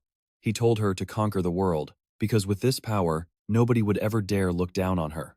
Rachel stared in disbelief, but the moment she reached for it, Lee ordered her to stop. One psychopath was more than enough. No matter what his tragic backstory was, she had to ignore him and fix the girl. He warned her this was his final warning. Rachel scoffed, saying it was not madness but a fierce, desperate life. Besides, Lee had no right to worry because his journey ended here. Finally, she was going to live exactly how she wanted. Walking over to Warren, she embraced her, offering her freedom as well. In return, she made a single request. If they ever met again in another life, Warren had to give her a warm hug. As she spoke, Rachel's body shattered into pieces, and Warren collapsed to the floor, back to normal. But wait, things got worse. They detected a Leviathan-class fighter hovering near the atmosphere's edge, a heavy military ship from the human government's inspection office. Bringing a beast like that could only mean one terrifying thing. An orbital bombardment was coming, and Robert screamed that they were all dead. Tangong wondered why the giant ship was just sitting there. Did they miss them? Sanja highly doubted it. They were definitely targets. Suddenly, the mysterious girl from earlier materialized right behind them, scaring the absolute daylights out of everyone. Smiling, she instantly recognized Tang Sarian, calling her the final descendant of the legendary Tang family. Tangong was left completely frozen in shock, but the redhead told her to relax and pretend they never met. She had already wiped the report she received. As a lazy bureaucrat, she had zero interest in doing extra work and would leave this disaster for someone else to clean up. So, she officially activated Plan 6. RT Tangong frantically asked Sanja what was happening on the surface. Sanja replied that every single droid had been deactivated. They were preparing the orbital bombardment, which turned Robert into a sweating mess. Meanwhile, the redhead smirked, ordering her ship to fire. A small drill plummeted into the desert, spinning rapidly. The girl joked that lazy workers like her absolutely despise writing long reports, then told them to get moving. They had exactly 5 minutes to get half a light year away if they wanted to survive. Disappearing, she warned them never to cross her path again. Tangier Young was still completely clueless about what orbital bombardment actually meant, but Robert, a military veteran, knew she was a maniac. He had heard legends of a weapon that could erase entire moons, and only the government held that kind of power. Sanja confirmed the worst. Something was literally drilling into the moon's core. If it exploded, the entire moon would vanish. They had 3 minutes, yet Tangi Young just stood there, staring blankly at the moon. Back on her flagship, the redhead was absolutely loving the drama. The ground began to buckle, with only 2 minutes left. Her ship could easily take the impact at full shields, but she lowered them to 80% just to feel the thrill. She even noticed Bernardo fleeing in an escape pod. No surprise there, but she was genuinely confused by the others. Why were they still lingering after her warning? Suddenly, Lee's ship moved, but it was flying directly toward the moon. Robert started losing his mind, screaming that they were completely doomed. But Tang's Young calmly replied that she was not dying today. Her palm line said she would live to 80. Sanya, who had 0 palm lines, bragged that her lifespan was 5,000 years, even though she knew Tang Yang was behaving like a absolute lunatic. As they approached, the heat hit 300 degrees. Robert whined about being baked alive. Sanja detected a faint life signal ahead, but the surrounding heat was already 700 degrees. Through the flames, they saw Lee carrying Warren. The blazing heat scorched his skin, and he muttered how ridiculous this whole situation was. It was absolute hell. Suddenly, he saw an enormous, terrifying demon staring back. Was this the end? The heavenly demon chuckled. If this was yesterday, he would have happily let the monster swallow him whole. But not today. He had a promise to keep. A promise to protect this girl. So, he warned the demon to back off, promising to settle their score later. Of course, only Lee could see this vision. Tengu screamed at him to stop hallucinating and get inside. On the redhead's ship, sensors showed the temperature reaching 1500 degrees. The big blast was 10 seconds away. Amazingly, a life signal remained. She realized her warning when ignored. Once the core detonated, temperatures would skyrocket to 6,000 degrees. Not even a deity survives that. She smirked, realizing she would not have to write a report. Meanwhile, Lee and Warren were still stuck outside the blast doors. Opening them meant letting in extreme heat that would incinerate everyone. But Tangs decided they were dead anyway, so they might as well go out together. Following the massive blast, the burning stopped, replaced by a mysterious monk standing before our main character. Lee muttered he never expected to see him again, but the monk smiled. Their fateful meeting was bound to happen, even after 2,000 years. The scene flashes back to a damp, dark cave. The monk urged our main character to ask his question without hesitation. After all, he had traveled to the very edge of the living world. The heavenly demon sat by his sword, completely exhausted, having stepped over a mountain of corpses, yet still feeling cold. The heavenly demon asked if the monk recognized him. The monk shook his head but replied that some truths require no introduction. Even before Lee could walk, he was branded a monster. People stole his freedom to choose his own path. Instead of real food, he fed on slaughter. Yet, no amount of bloodshed could ever satisfy that deep hunger. Lee knew the truth. He had lost his purpose for existing. He claimed his strength was all that mattered, and the monk agreed. In terms of sheer power, he had already reached the absolute peak. He could easily slaughter thousands without blinking, but the monk pointed out that blood would never satisfy him. Finally, the monk prepared to answer the question he had been carrying. If Lee wanted to end his meaningless existence, nobody in this era was strong enough to do it. Only his own choice could grant him peace. But ending his own life was impossible. Because his life belonged solely to him, Lee asked, "If my life is not truly mine, how can my death be mine either?" The monk remained silent, unable to answer. Frustrated, our main character prepared to leave. But the monk offered a third option. Since he could choose neither life nor death, he would send him to a place between both. A dream world he might never wake from, but if he did, a new path would unfold. Now, back to the present. The monk notes that Lee looks completely different from 2,000 years ago. The dark shadow clinging to him was gone, replaced by a spark of life. He asked if our main character found his purpose. Lee shook his head. If anything, that path had vanished entirely. His heavenly demon sect was finally free from the shadows, stepping into the light. With his grand purpose completed, his existence felt completely empty once more. So, why was he still living? Talk about a terrible time to take a sunbath. If Lee let this insane heat take over, he would be nothing but extra crispy space dust. Why keep fighting so hard? Well, because of a promise. He promised to protect that girl. The monk basically told him he was wasting his time since death deletes everything, including pinky swears. In the grand cosmic scheme, our main character was less than dust. So, what does a promise from a speck of dust even matter? Plus, he barely even knew the girl's name. It was a losing battle, and protecting her was impossible. But our main character just didn't care. Sure, they might both end up dead. But shouldn't he at least go down swinging? Even if he completely vaporizes into thin air, giving up is just not his style. Besides, does death really matter that much? If dying completely erases your entire existence, then you probably lived it wrong anyway. He finally realized that death can't truly erase you, not when you leave behind something meaningful. Those memories survive, even if you are smaller than a speck of dirt, because true life outlasts death.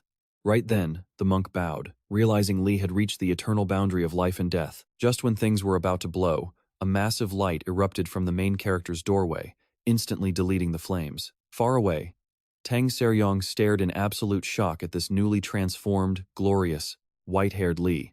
Sadly, their ship was completely wrecked and stuck in place. Sanja warned Tang Seryong that repairs would cost a fortune, and they were flat broke. Yet, they couldn't look away. He was just too cool.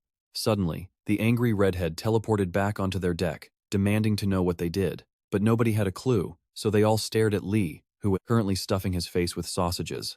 Extremely epic. The redhead was baffled, finding absolutely zero records of this guy in her database. Naturally, she decided to scream at him to find out who he actually was. But then, she completely froze. Lee locked eyes with her, prompting her to panic and introduce herself as Athena's son, a 24-year-old administrative officer from the government's inspection office. Then, without meaning to, she blurted out she was single, had dated 4 guys, dumped 3, got dumped by 1, never even kissed anyone, and acts totally cold about physical touch, even though she secretly loves it. She had absolutely no idea why she was oversharing. Lee ignored the trauma and asked if she caused the explosion. Athena admitted she was only carrying out orders to cover up the secret Ironjang Wishi project at all costs. Apparently, a massive civil war was brewing, but our main character did not care. Thanks to her little bomb, his friends were hurt, explosion, so she needed to put everything back to normal. Athena confidently agreed, and right on cue, a swarm of little bug robots immediately started patching up their heavily damaged ship. Meanwhile, Sanja checked on Warren and found no brain damage or injuries at all. She had just fainted and would wake up soon, much to our main character's relief. Taking advantage of the break, Athena asked Tang Seryong who Lee actually was. Tang told her to ask him herself, then immediately brought up the incredibly embarrassing things Athena did late at night. Athena completely lost it, screaming at her to shut up and keep those dirty secrets quiet. Tang Seryong just laughed and teased her, but Athena froze in absolute terror when she noticed Lee staring at her with those dark eyes. Next thing she knew, she was back on her own ship, shaking and wondering what kind of monster he was. Back on deck, everything was working. Well, almost everything. Tang Seryong looked at Lee's new white hair and asked if he actually liked it. When he asked for her opinion, she brutally told him it looked terrible on him, trying way too hard to look edgy. Lee agreed, so they cut it back to normal and dyed it black. Meanwhile, back at the Heavenly Demon Sect, Jong Reedit was left heavily shaken after chatting with the matriarch. He requested system access to check an ancient rumor, wanting to know if anyone had willingly sealed themselves inside stone 2,000 years ago. The database was Li Mian, though the age was restricted. But the moment he tried to dig deeper, the entire database went into red alert. Elsewhere, Warren's father was drowning in shame for failing his own daughter. Lee asked if she was okay, and thankfully, a full checkup showed 0 issues. The best part? She had absolutely no memory of the terrifying event. Right then, she was happily brewing her signature plum blossom tea in the kitchen, a treat reserved only for those she highly respected. But Warren quickly noticed something bizarre. The petals were floating in circles around her. Her father ignored it, quietly choosing to treasure her pure feelings in his heart alongside his shame. Lee gently reminded him that there is absolutely nothing shameful about bowing your head to protect your child. It is simply a father's duty, And for a parent with almost 1,000 children, shame becomes a luxury. Warren's father stared at him, realizing Lee felt completely different now. The heavy pressure around him before was already terrifying, but this was a whole new level. Lee said goodbye and scheduled his departure for dawn, telling them to forget about each other. As he walked away, Warren's father bowed his head in deep respect. Later that night, Tang Seryong stood in front of her mirror, staring at the freshly restored mark on her arm. Just then, Lee popped in, asking if he could enter. Tang Seryong sighed, pointing out he should have asked before opening the door. Later, they sat together on the ship's roof, chatting. She asked why he visited her room, but Lee deflected, asking about the legendary Tang clan of Sichuan. Caught completely off guard, she quietly explained that they were totally ruined, and everyone had died, except for her. Since it still hurt, she tried to change the subject, but Lee asked if she wanted revenge. He called it a useless path, but promised to help if she wanted. Tang Seryong asked why he was contradicting himself by helping with something so useless. Lee simply replied that her life mattered, and to start fresh, she needed to finish her bloody quest. She couldn't believe his words. Sure, he was insanely strong, but they barely knew each other. Her revenge was her own burden to carry, but our main character wasn't about to back down. He argued that, to him, they were plenty close. In this strange new era, she was one of the few people he actually knew. If that still fell short, he would gladly repay his old debts to the Tang family. 2,000 years ago, the only man Lee chose to remember was Tang Cheng-woo, who stubbornly insisted they were friends. As the young master, he left Lee with a massive debt. Tang Seryong argued that a 2,000-year-old debt was ancient history, and she should let it go. But Lee explained that revenge does not care what sword it wields. It will use anything, even its own heart. If he could not stop her from being reckless, he would gladly become that sword. He stood up, telling her to think, but she stopped him with one final request. She looked at him and said, "Help me make money." Soon, she dragged our main character straight to the sketchy scoundrels market on a shady planet called Tartaruga. It was a wild place packed with illegal martial arts and bizarre items. Lee asked why the streets were so deserted, and she explained that bad guys avoid showing their faces during the day. A single glance here could spark a massive street brawl, and showing weakness meant instant death. They prefer operating under the cover of night so they can easily pretend they don't know each other. So why visit now? Well, Tang Seryong wanted someone brave enough to operate in broad daylight.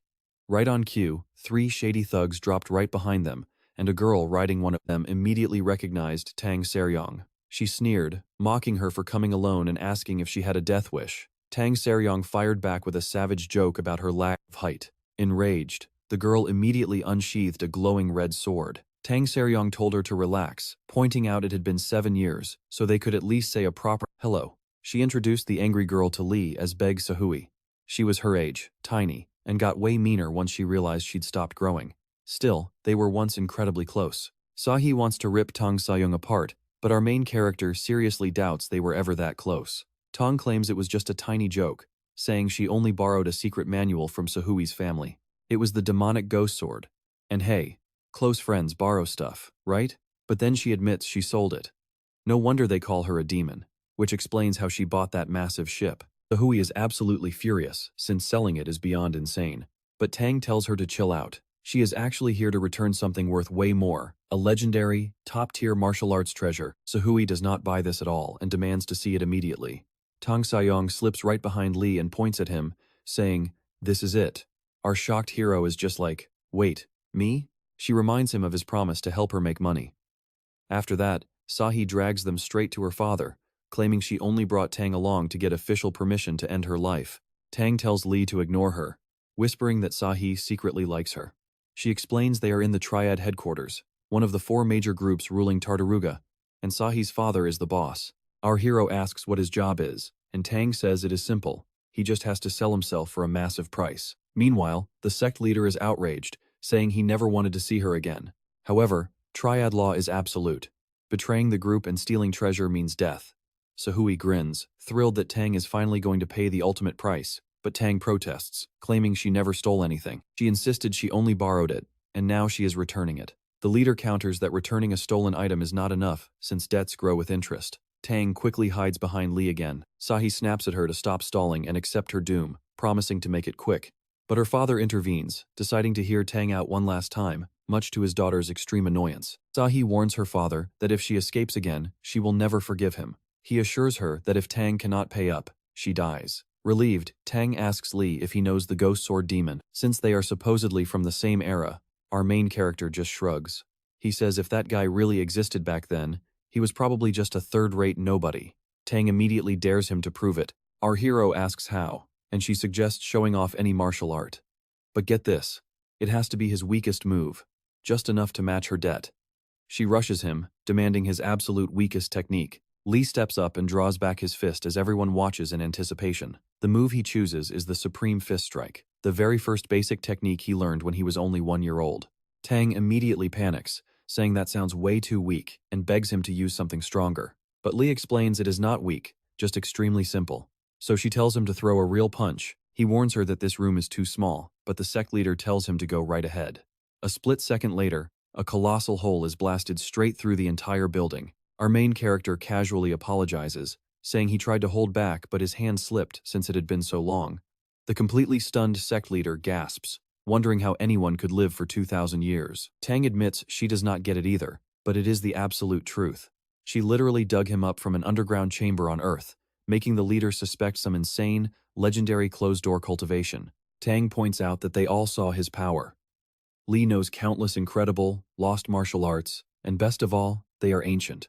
Our protagonist is literally a walking, breathing martial arts library. Since she is close to him, she can have him write down ancient techniques to sell for a fortune. That night, a bunch of local thugs gather around the massive hole he blasted, totally baffled. They cannot figure out how this destruction happened. Nearby, a guy wearing a green hood gets interrupted when Lee casually approaches him and asks what time the local shop opens up. The guy is completely confused. He barks, "Are you talking to me?" Our hero calmly replies, "Yes, since there is nobody else here." The hooded thug takes this as a direct challenge, asking if the kid wants to fight. He tells Lee there is no need to be scared. Feeling insulted, the thug unleashes a massive sword slash, but in the blink of an eye, his weapon vanishes. Lee tells him he will get it back later. He just wanted to know the shop's opening hours. Furious, the thug screams and charges with a powerful palm strike, only to hit Lee's barrier, which instantly shatters the attacker's arm to pieces. Baek Sahui happens to walk by and is left speechless. Cut to later, and that very same thug is respectfully serving our main character some food, nervously admitting it is his first time cooking. Our hero appreciates the effort and decides to heal him, even opening up his blocked meridian points. This completely blows the thug's mind. Just then, Sahui approaches, but suddenly gets hit with flying noodles. Turns out, the food tasted so terrible that our hero spat it out. He apologizes and asks why she is here. She explains her father sent her to bring him back to their headquarters. Lee calls it incredibly rude to summon a supreme master so casually. Sahi quickly panics and apologizes, correcting herself by saying her father actually meant to formally invite and escort him if he agreed. Hearing this, he agrees to go. On their way, Baek Sahui asks if he really knows every single ancient martial art. Lee casually replies that if a technique does not exist, he just invents it. She thinks that is absolutely wild. Feeling a bit shy, she asks if there is a technique to reopen growth plates. Our protagonist bluntly tells her that no such martial art exists. As they walk, she asks if he can just invent one for her. Lee declines, explaining that the body carries its own natural legacy, and martial arts are meant to train that destiny, not fight it. He takes his wise words to heart, but then, our main character mentions there is a special transformation technique that alters physical appearance, along with another method called bone restructuring, which only changes the skeleton. Hearing this, she excitedly blocks his path, claiming that bone restructuring would be absolutely perfect. She eagerly begs him to teach her this ancient secret right then and there. Lee just looks at her and asks, "Why should I?" Sahui has no comeback to that. Dejected, she lowers her head, but then Lee randomly asks if she knows a food with curved meat on both ends. She ponders for a moment before guessing, "A hot dog?" When he nods, he asks if she can make one, and she instantly screams, "Of course!" Later, her father and Tang Sayong watch them closely. Our protagonist peacefully munches on delicious skewers, while Sahui happily gives him a shoulder massage. She even proudly tells her father to greet her master. But Lee immediately corrects her, saying he is not her master. He is simply teaching her a minor technique. As everyone gathers around the table, Sahi's father still struggles to comprehend how someone survived 2,000 years of closed-door cultivation, but he cannot deny the evidence. He openly admits that Lee's minor technique is vastly superior to their legendary ghost sword style. Plus, according to Tang, our main character is fully willing to pass this incredible martial art down to them. Lee just shrugs it off and tells Baek Sahui she can stop massaging him, but she beams and insists on continuing. Her father then offers a deal. If Lee writes down a complete manual, he will forgive Tang's crimes. He promises to completely overlook Tang stealing and selling their sacred manual. But Tang immediately cuts in, arguing that this arrangement is totally unfair, claiming they would be taking a massive loss even with interest. She demands a much better trade. When Lee asks what she has in mind, Tang requests a high-quality internal energy unit. Used is fine, but since they deal in military gear, she wants a core-level device. Sahee's father slams the table, thinking she has completely lost her mind. The sect master explodes in anger, shouting that a heart-level core is absolutely priceless, and no ancient martial art can match its value. Seeing his anger, Tang calmly raises her hand and proposes 5 ancient techniques instead of just 1. She turns to Lee, asking if he can deliver 5 skills on the exact same level as before. Our overpowered hero says that is a breeze for him. Yet, her father still stubbornly refuses the deal. Not backing down, Tang raises her offer to a whopping 10 ancient techniques. This finally seals the deal, but only if the instructions, forms, and motions are perfectly detailed and easy for anyone to learn. Lee calmly replies that such a task is child's play for him. Our main character simply asked for paper and a brush. In the end, Siri and the sect leader could only stare at his drawing. You and I would probably laugh, because the instructions were just too simple. He literally had to ask what he was looking at. Sarion could not bring herself to answer, because to her, it looked like a total mess. Still, the sect leader called in an expert to check the techniques. While Baek Sahui worked as Lee's personal cook, Siri sat there irritated, grumbling that this did not even pay for the paper. Meanwhile, the experts dismissed the drawings as basic exercises, not real martial arts. They demanded advanced, secret-level techniques instead. But he explained that at the absolute peak, all martial arts become one. His techniques were simple to learn, but still reached that same ultimate level. Siri got his point, but argued they needed something way more impressive. Lee flatly refused. He explained that passing on techniques already owned by others violated the sacred laws of the martial world. It broke the rules of the martial world. He told her to stop pushing and promised to teach the girl the inverse body transformation technique instead. With that, our main character took Baek Sahui away. Siri felt everything was ruined. She went with the sect leader to try and persuade him one last time, but when she saw his completely cold silence, her last bit of hope started to fade away. Then, the sect leader finally spoke, calling it a martial art never seen before, a legendary power most people would never witness in their lifetimes. He asked if she could actually convince Lee to help them. She confidently agreed, saying they needed each other and that without her, our main character barely even ate. She also brought up the heart-level core, and the sect leader agreed to show her. He asked how she knew about the heart-level core. Siri was actually surprised herself, admitting she only suspected its existence and never imagined it was real. He explained it was a legendary treasure. It was one of the martial world's 3 ultimate treasures. Despite all the rumors, nobody had seen its true form because creating one required direct approval from the Central Alliance. Think of it like nuclear weapons from the past, a power so devastating that building it in secret would make you everyone's enemy. When Siri asked how they built it, he said they didn't. It had simply crashed right through the room, leaving a massive hole. He pointed down, telling her what she wanted was at the bottom. And down there stood a mechanical knight holding a giant sword. An escape pod crash-landed on Tartaruga a year ago, and that terrifying creature emerged. Everyone who met it that day died. After hundreds of deaths, they realized it was a supreme master. All that devastating power came from its heart-level core. Siri wondered why such a beast was just standing there quietly. The leader admitted he had no clue. It just arrived and claimed this spot. Honestly, this mechanical beast was a ticking time bomb. With rumors of the heart-level core spreading fast, you and I know every major force is about to clash, and the signs are already showing. He told her if she wanted the core that badly, she should take it, and use that chance to persuade Lee. Leaving the area, Siri brushed past an incredibly tall girl, then stopped. She paused, realizing the giant was actually Baek Sahui. The girl was shocked she had been recognized, but the reason was obvious. The training Lee gave her worked way better than expected. She explained that if her growth plates had remained open, this tall form was her true genetic potential. Siri nodded as the girl shrank back down, still a beginner but holding immense power. Once she mastered the technique, she could maintain that tall form for an entire week.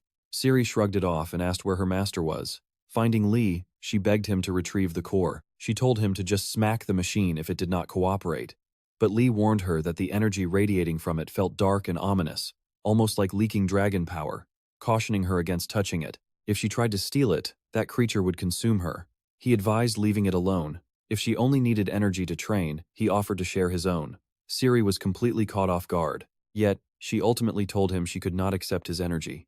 Lee asked why, since the end result was identical. Annoyed, she snapped back that she wanted revenge using her own strength. Sonia stepped in, telling him not to bother questioning her logic. That was just Siri being Siri. Her backwards thinking was enough to make even Sonia's super genius brain completely short-circuit. As she threw a massive tantrum, Lee decided to drop the subject. Meanwhile, a man in glasses informed Baek Sahui's father that the deadly Elena had just entered the city. Every faction was pulling strings to bring their heaviest hitters here.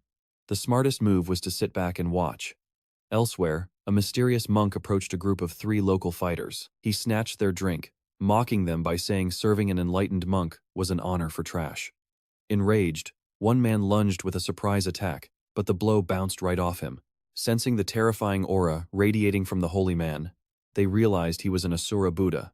In an instant, the monk turned the attacker to dust, coldly whispering that he had been warned. The remaining thugs instantly bowed, showing proper respect to a living god. Pressing his palms together, the monk politely asked these kind souls to guide him to the Blackwaters faction. When silence met his request, his polite smile vanished as he called them useless trash and asked if they wanted to die. Terrified, they raised their hands and agreed to lead. At that moment, another challenger reached the massive crater and saw the mechanical knight glowing with raw power. Creeping closer, he felt the beast's overwhelming internal energy and prepared to strike. With a lightning-fast thrust, he plunged his sword into the knight, demanding the core. Meanwhile, our main character was casually eating street food, completely ignoring the massive pillar of light shooting up.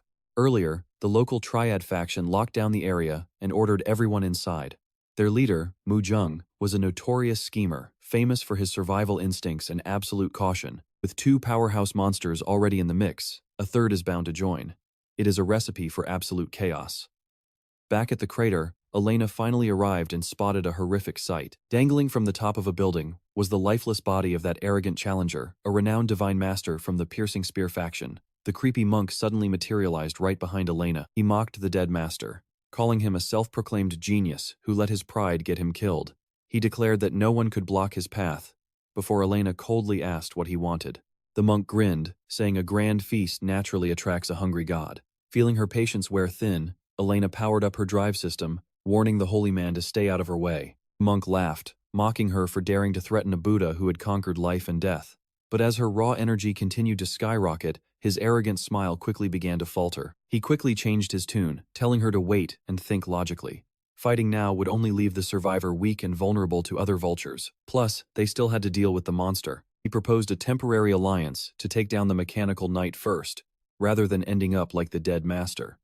But Elena was not interested in partnering with a treacherous snake like him. She warned him that if he crossed her path, she would end him. With that, Elena dove headfirst into the crater. The monk merely sneered, amused by her reckless leap towards certain death. But when Elena hit the bottom, she froze in absolute disbelief. It was not because of the mechanical knight, someone else was already standing there. It was Lee, casually waiting in the dark. Her mind raced as she recalled the matriarch's terrifying warning. She had been strictly ordered never to look Lee in the eye if they met again, or their entire bloodline would be severed. It was all she could think about. The matriarch had strictly warned Elena to make sure she remembered this rule. If she ever met Lee again, she should not even look up. If she did, their blood ties would be completely severed.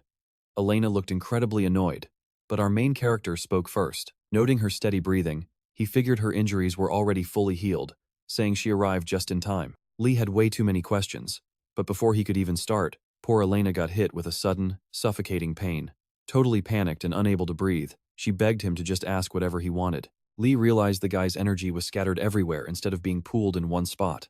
Elena quickly analyzed him and explained that his inner container simply melted from holding too much power. She called this mess internal demon possession, but Lee wasn't buying it. If he was possessed, shouldn't he be acting super evil and twisted? Instead, the dude was just an empty shell. Elena warned our main character to back off. But did he listen? Nope. Suddenly, a massive wave of energy exploded. While Elena shielded her eyes, Lee just strolled right through it like a boss. This power was basically a walking nuclear bomb, yet Lee was suppressing it with his bare hands. He casually popped off the guy's helmet to see who was under there, expecting some legendary warrior. But nope, just an ordinary-looking guy with glasses. Lee asked him who he was. Suddenly, we cut to Sahui checking herself out in the mirror, using that special technique Lee taught her. Let's just say she filled out in all the right places. She whispered, "Do you like how I look now?" But she was actually talking to a photo of her, And that glasses-wearing kid, she wondered where he had disappeared to all these years.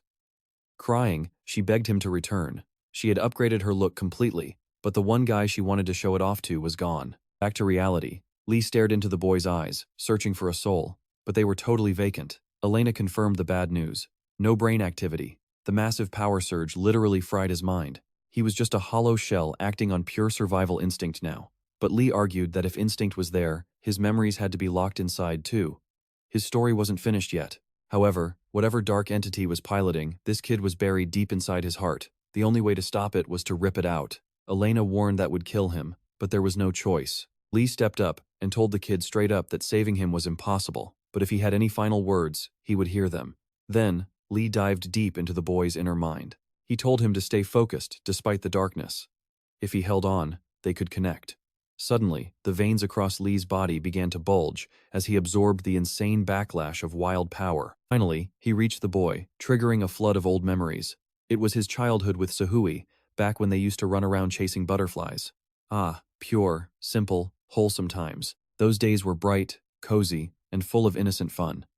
Even right before they separated, they were still chasing butterflies. He proudly showed her one he caught, but Sahui was not having it. She coldly told him to throw it away. The poor kid was totally confused. She snapped, saying she never asked for his help and could do it herself. He had no clue why she was so angry. He promised to fix whatever he did wrong, but she just ignored him. He gently asked if her feet hurt and offered a piggyback ride.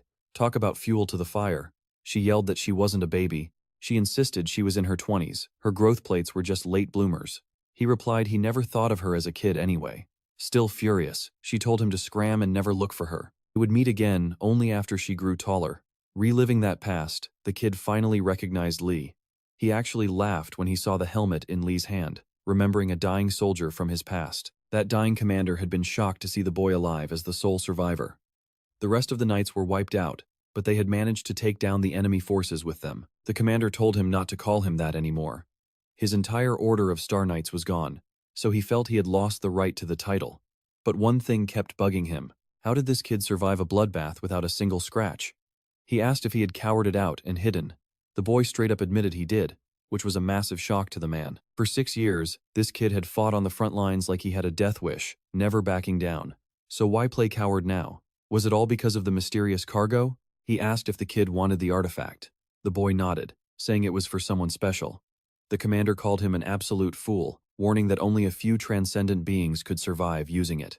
The boy replied that since the commander couldn't use it anyway, he should just hand it over. Annoyed, the commander asked what he was plotting. The boy revealed the device could rebuild human genes. It could completely reconstruct a nervous system. Hearing this, the commander stood up, declaring his duty as the 126th successor, Sir Andre Skold, to guard the object and eliminate all thieves. He drew his sword and struck.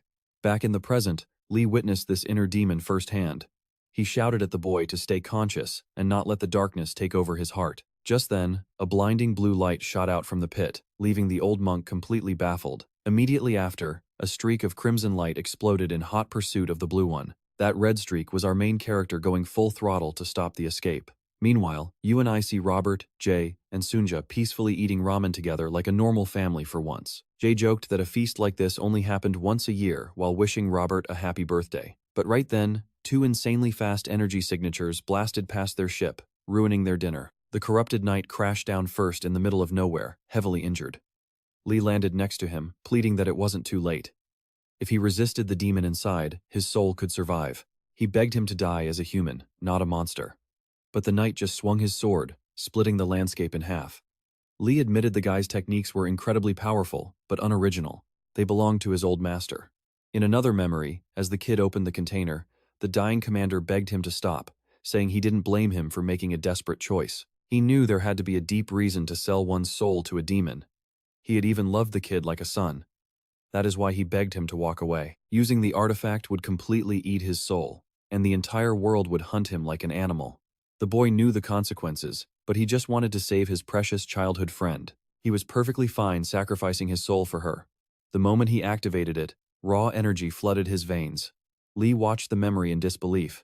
Since that was his choice, Lee had to stop him. Sahui noticed the disturbance and looked out her window just in time to see a massive explosion rock the horizon. Once the dust settled, Elena finally caught up to the battlefield. The boy was making brainless, guttural sounds, completely gone. Lee asked Elena if she was sure the core was lodged in his heart, meaning the only way to retrieve it was to rip it out. She confirmed it and even offered to do the dirty work herself using a special extraction tool. But Lee refused, saying taking a life wasn't something you just outsourced to someone else. What is carved into a heart must be handled with your own hands. That's karma. He told the boy to rest, promising to shoulder all his heavy burdens and carry them straight to hell. Suddenly, a voice screamed for him to stop. Jay entered the scene, calling the boy Garan. Lee asked if he knew him, but Jay replied that someone else knew him infinitely better. Sahui walked up and froze, seeing Lee's hand literally inside Garan's chest. Having already peeked at their childhood memories, Lee slowly backed away. Jay explained that Garan was her childhood best friend. They were so inseparable it actually made Jay jealous back then. But after Garan vanished, Sahui changed completely.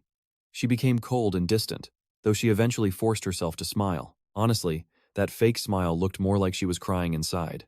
Trembling, Sahui asked what Guran had done to himself and why he wouldn't look at her. Had he forgotten her face? The only sounds Guran could make were empty baby noises. Elena sighed, telling her it was pointless because his brain had melted. But you and I are about to see a miracle. He reached out for Sahui, making her think he actually remembered her. But right before they could touch, Jendai crashed the party. Lee warned him that the guy was highly radioactive. Toxic energy was literally leaking from Guran, and touching him meant instant death. But Sukui did not care, claiming he was still her guy. So, Jendai just gave up and let her go. He told her to do whatever, but not to complain later. Elena wanted to stop them, but our main character got all philosophical, saying some bonds are everything. Then, Guran did something unexpected. He clenched his fist and told her to back off. Suddenly, giant banners dropped out of nowhere, followed by an absolute unit of a flower wrapping around both of them like a cozy cocoon. It was a barrier. Lee sliced it open instantly, but they had already vanished. Only a glowing seal remained, which he recognized as a legendary Shaolin formation used only by those in Nirvana. Lee asked if anyone knew a Shaolin master this overpowered. Elena remembered a name, the Ashura Buddha. Speak of the devil, because over at the Blackwater's headquarters, the monk had just arrived. He brought Guran and Bake Sahui along, calling himself Amitabha, the monk who literally walked through hell. He asked why they could not wait a bit longer, because now he wanted his cash. A guy in fancy white clothes stood up. The monk immediately asked if this was the debtor, guessing his deep pockets held the money. This man was the emperor of the Eastern Skyfist. The Buddha gave a polite greeting, but the emperor asked if they even knew each other. The monk casually called them old acquaintances, which only made the emperor tell him to talk normally. With a finger snap, the emperor blasted the monk, but a high-level master survives that easily. Realizing his Shaolin background, the emperor admitted he was quite impressive for a 30-year-old. Knowing an elite technique at 30 is rare. The emperor remembered a kid serving beside the great elder Muction 20 years ago. Turns out, this greedy monk was that exact same boy. The emperor smiled, offering to spare him out of respect for Muction.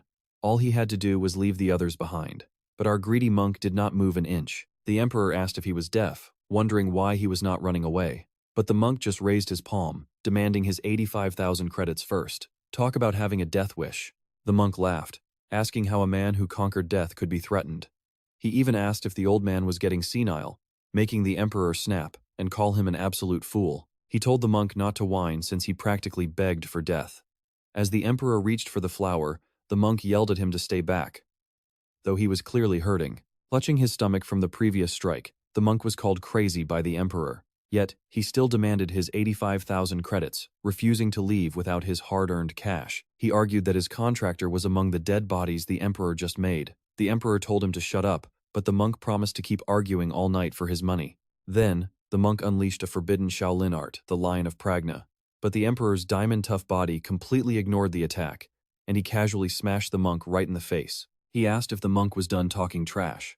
Since the poor guy could not speak, he just raised his hand, prompting the emperor to deliver a brutal beatdown to his face. Meanwhile, the cocoon holding Guran and Bikui finally opened. After crushing the monk's head, the emperor mocked him, saying monks always wanted nirvana. But then, he noticed something very weird. Inside the flower, there was only a Shaolin seal. The monk had actually teleported the couple somewhere else. Furious, the emperor smashed the seal and immediately went chasing after them. When the group arrived, the monk seemed completely dead. But defeating an Ashura Buddha is no joke. Elena realized only the emperor of the Eastern Skyfist could pull this off.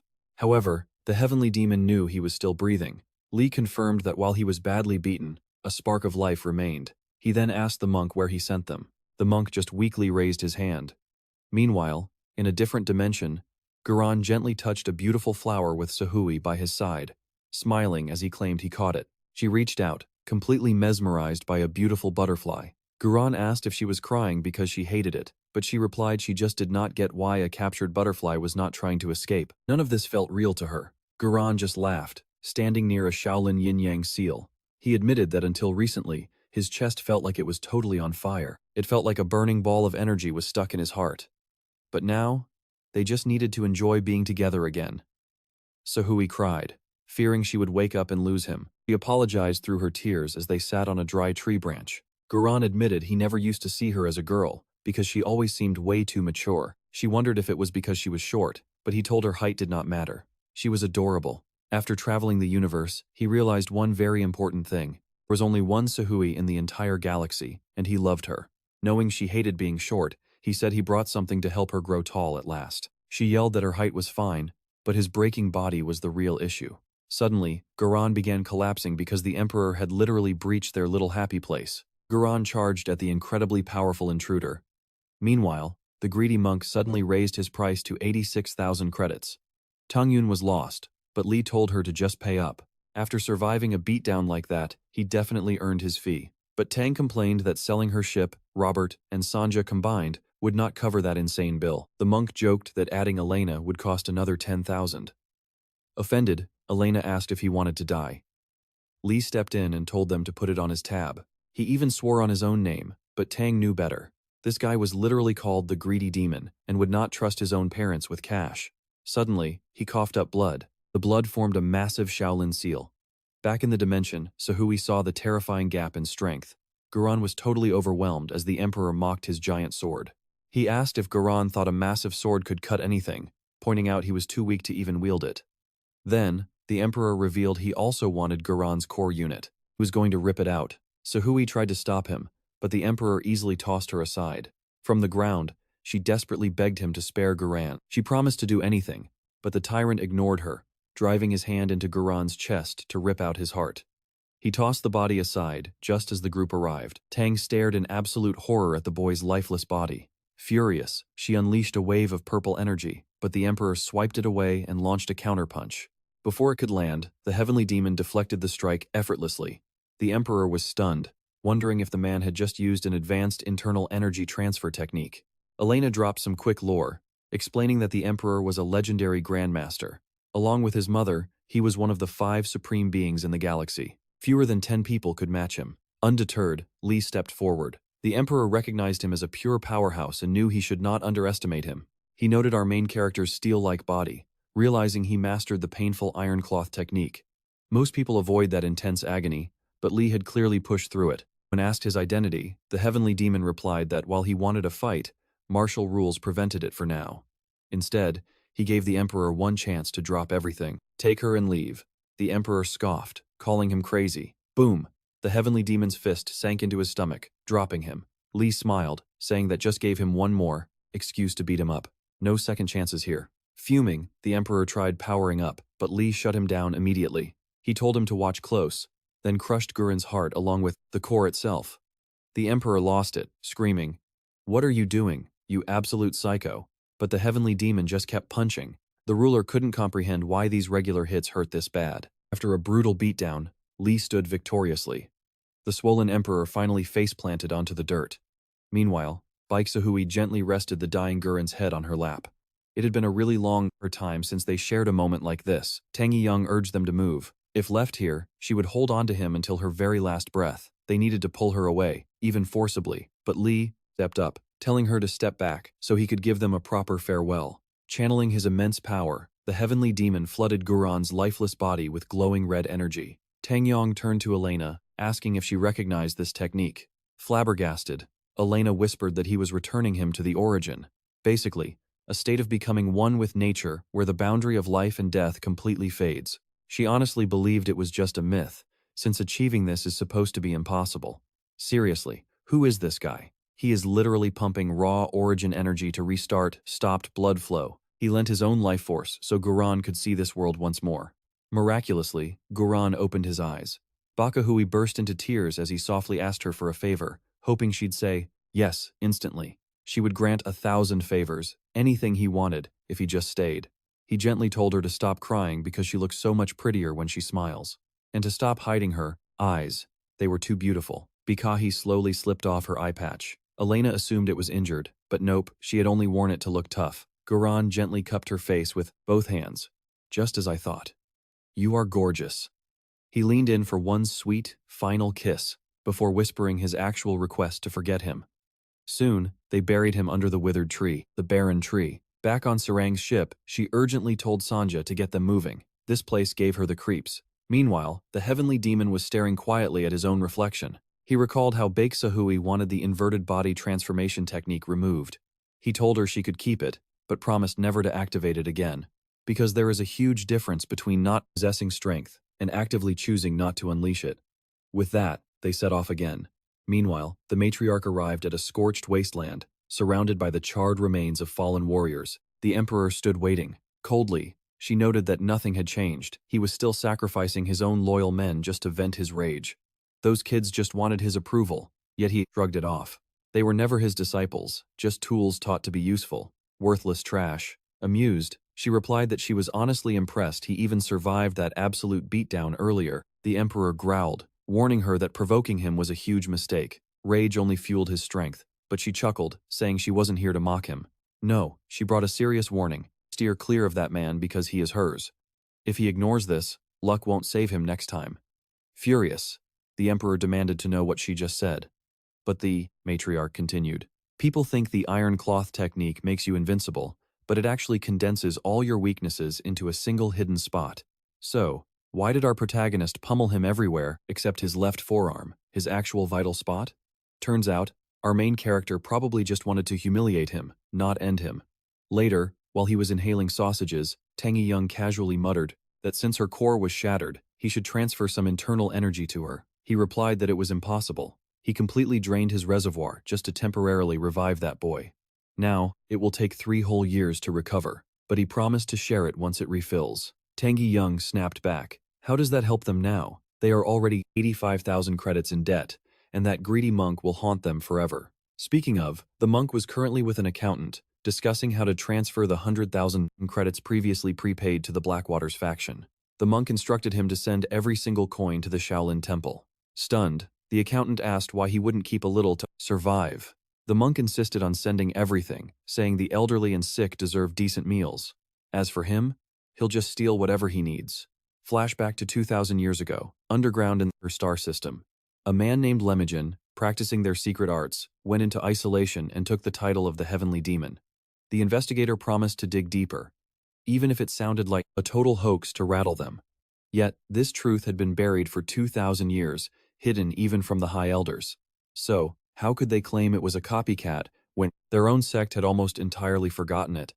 If he truly has resurrected, if he is indeed the 6th heavenly demon, Lemmigen, that means 3 heavenly demons now exist in the cosmos for the very first time, right? The 94th demon, Hui Shuchuan, warned that ignoring this would spark massive trouble. Meanwhile, back on our main character's ship, Tang Yong looked totally baffled, as Sunja broke the news that they were completely broke, scant fuel, and only 4 days of rations if they limited themselves to 1 meal daily.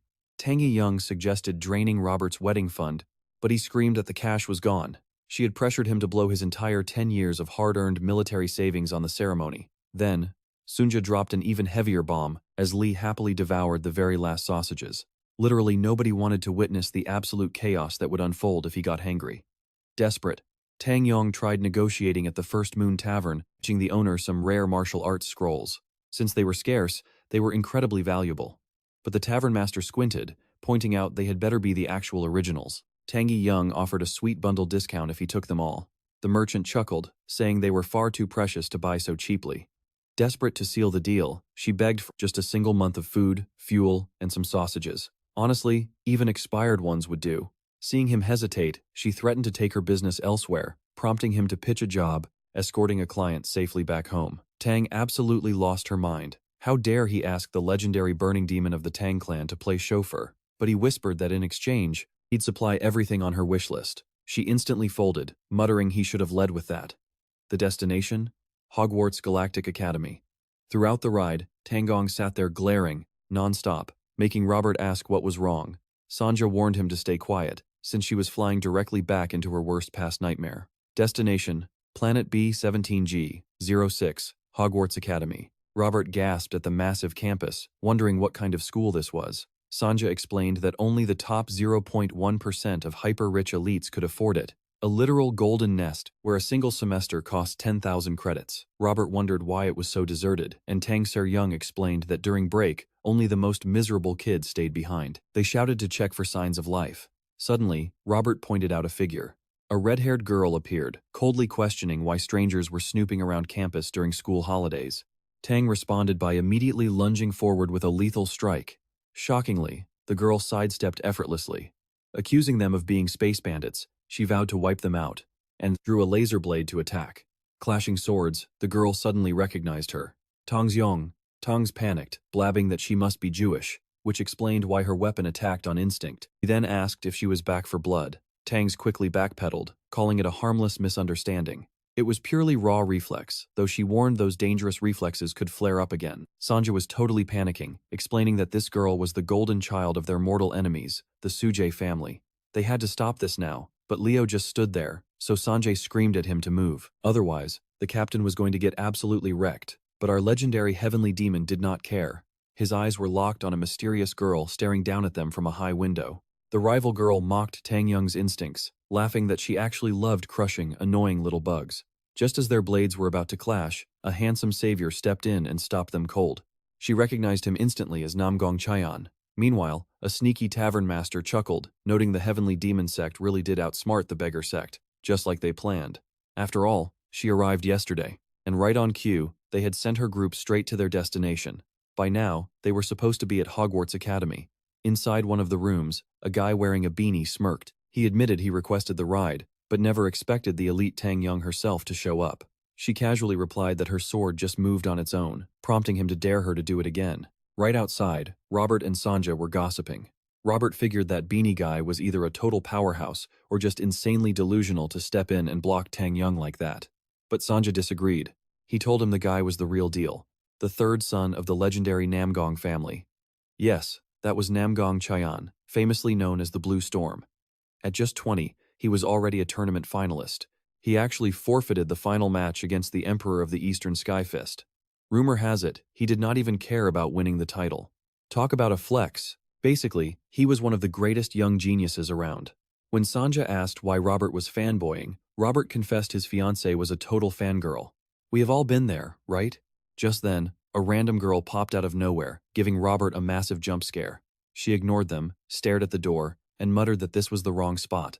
Robert wondered if she was a ghost. He figured she was just a certified weirdo. But Sanja noticed something shocking. She had zero internal energy. She was a pure, natural, exactly like the heavenly demon, which made no sense. This elite academy only took the absolute best of the best. Up on the roof, Lee was chilling when that same bizarre girl approached him. Tang Young demanded to know who they were supposed to pick up. When they turned to look at the girl, she looked super annoyed. Lee recognized her as the face from the window and teased her, asking if she came all this way just to see him with that pout. The girl snapped, asking if they even knew each other. When he said no, she complained that his face looked familiar, like the deadbeat dad who abandoned her at birth. Talk about a savage burn. Lee could only admit that sounded incredibly dark. She immediately barked back that it never happened because nobody would dare abandon her. If they did, she would have hunted them down and ended them. She began to storm off, but suddenly turned around and casually asked our main character if he wanted to marry her. She claimed she was amazing at everything and would be the perfect wife. Lee rejected her without hesitating for a single second. Walking away, she warned him she would ask again later, and he better not dare say no next time. Meanwhile, Juhi promised an upcoming introduction. Tang Young, losing her patience, asked if they could speed things up. Juhi told her to relax since they had all the time in the world. If Tang Young wanted her company, it would cost a fortune. Specifically, 1,000 times her usual fee. But then she just laughed it off and waved goodbye. Cheon stepped in, telling Juhi to chill out since they were old friends who had not met in 10 years. She kept quiet, but internally, she was counting. It had actually been 13 years, 7 months, and 16 days since they last crossed paths. Talk about holding a grudge. Soon, Juhi led them to a room. Inside was a boy in a wheelchair. He wore a mask and looked super nervous around Tang Young. Juhi explained that their new passenger was completely paralyzed and could barely function. He could not even breathe on his own, and his sight was failing. Tang Young was stunned. Why would an elite academy take someone so sick? And who on earth were his family? Juhi only knew they were filthy rich. His family's donation basically funded the academy for 10 whole years.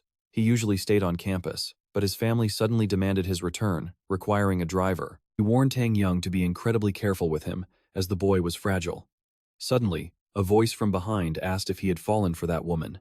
It was that bizarre girl again. She popped up out of nowhere, telling him there was no point in hiding his feelings when his face gave it all away.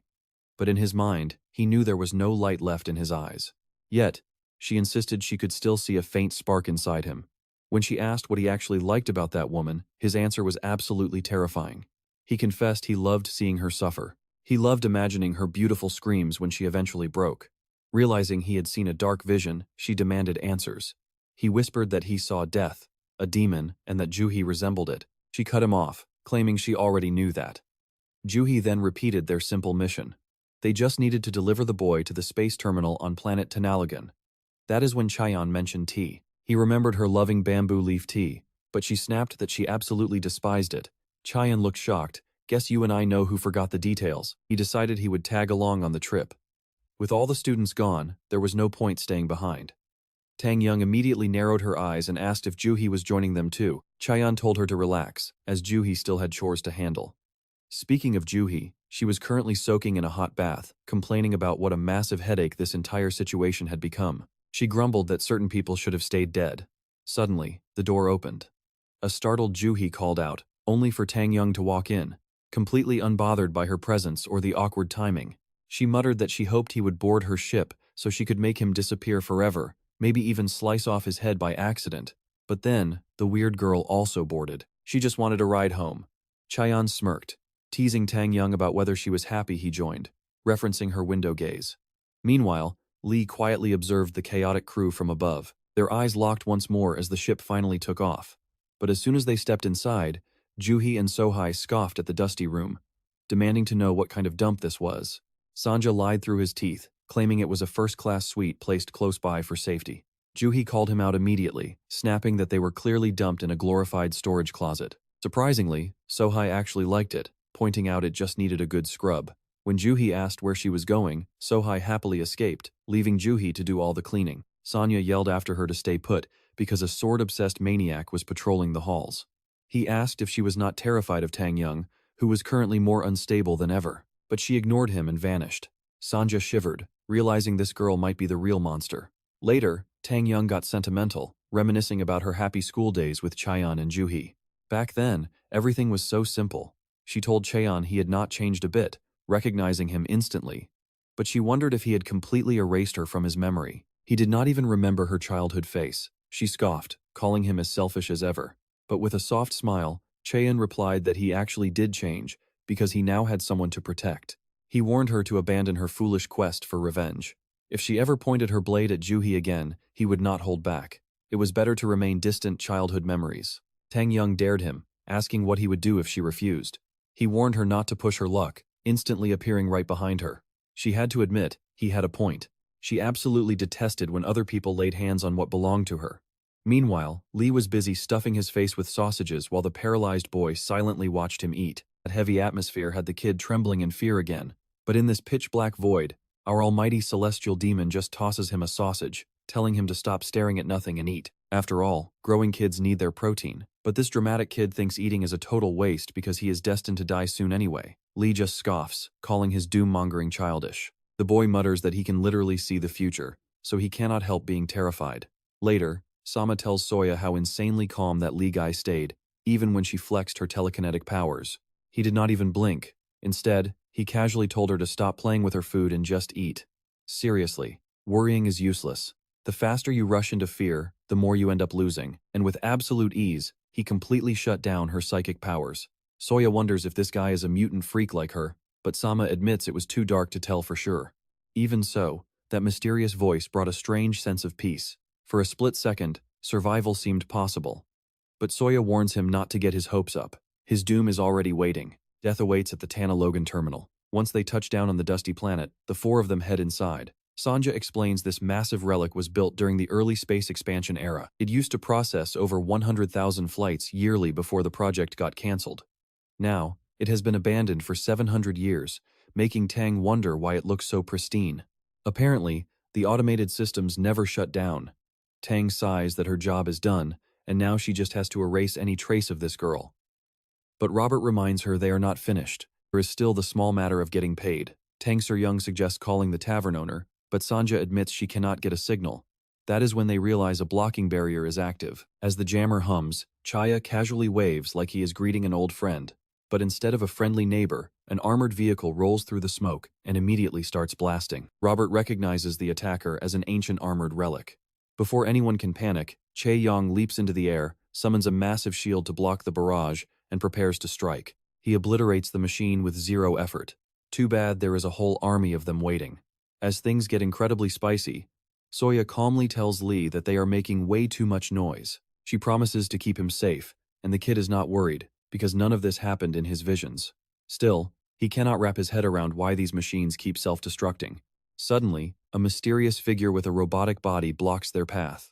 Identifying itself as an autonomous droid, it coldly announces they have trespassed onto private property belonging to the Sakamoto Stein group. Since they lacked flight approval, those deadly explosions were just a friendly warning. Annoyed by this ancient bucket of bolts, Chuhee draws her sword, ready to turn it into scrap metal. Chae-Yong holds her back, telling her to save her energy. He tries diplomacy, explaining they were hired to deliver a boy named Sama Stein.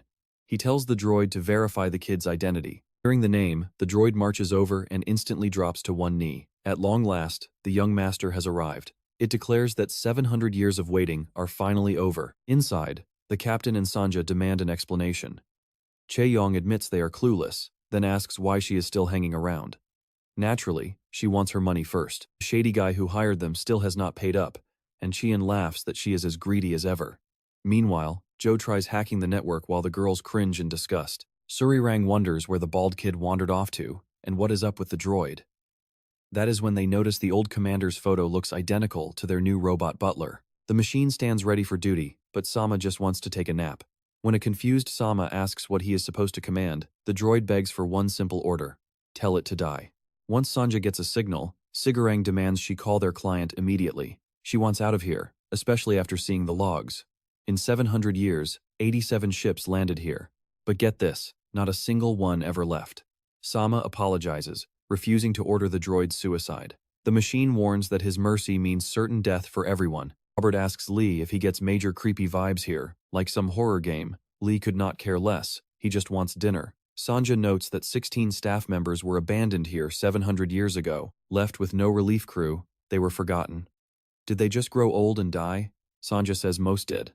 When asked to clarify, she reveals a disturbing detail about the survivor. Everyone is officially dead, except for the operations chief, Gunter, who is still listed as active. Prepare yourselves, because for 700 years, this man kept himself functioning through sheer willpower.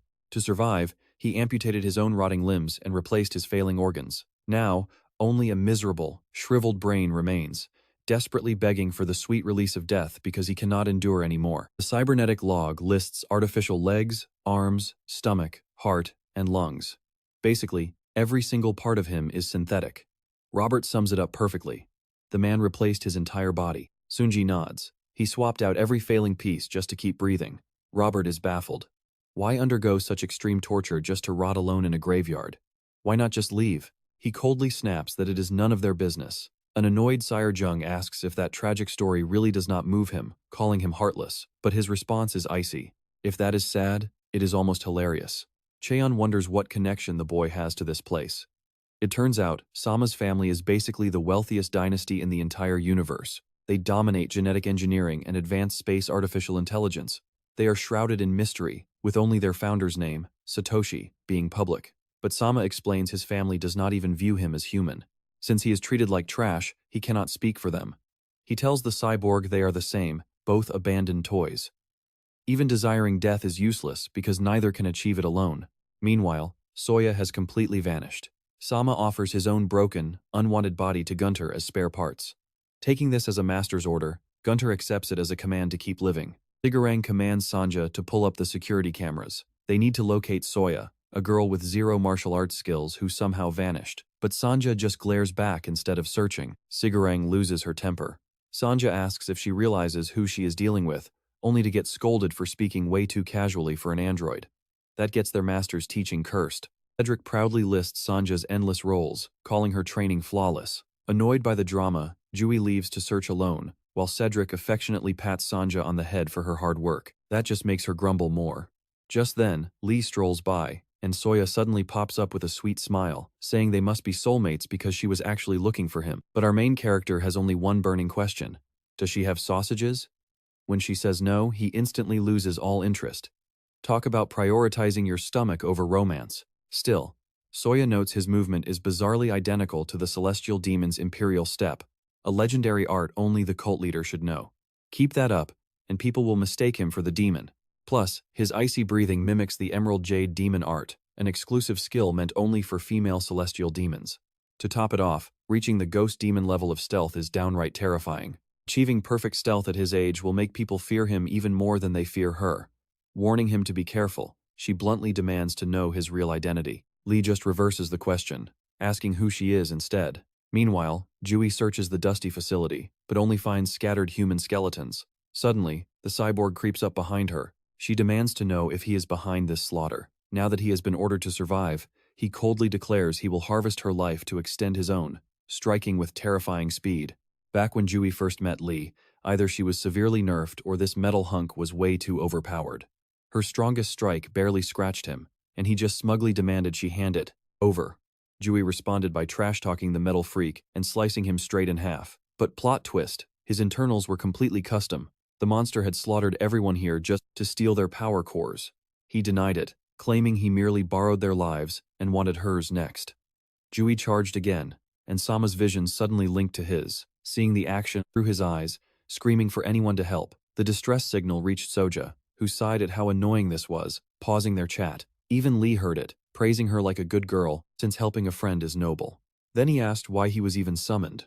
Sama panicked, saying the master was in danger, but our main character could not believe he was called for some woman. Sama pleaded for backup since Jui was already severely injured, but it was too late. Jui collapsed right as she reached Cedric and Cheyenne. Cheyenne immediately checked her condition at vital points, but Sunja immediately spotted the real tragedy. Her body was wrecked inside, and her power core had been ripped out by force.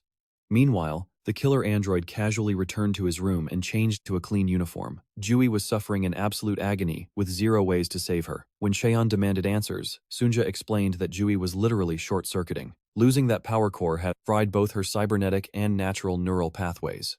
Without a quick drive reconnection, her brain would completely fail, killing her. Cheyenne desperately ordered them to do whatever they could. He would go recover her core, leaving Jui with Sunja and Sarang.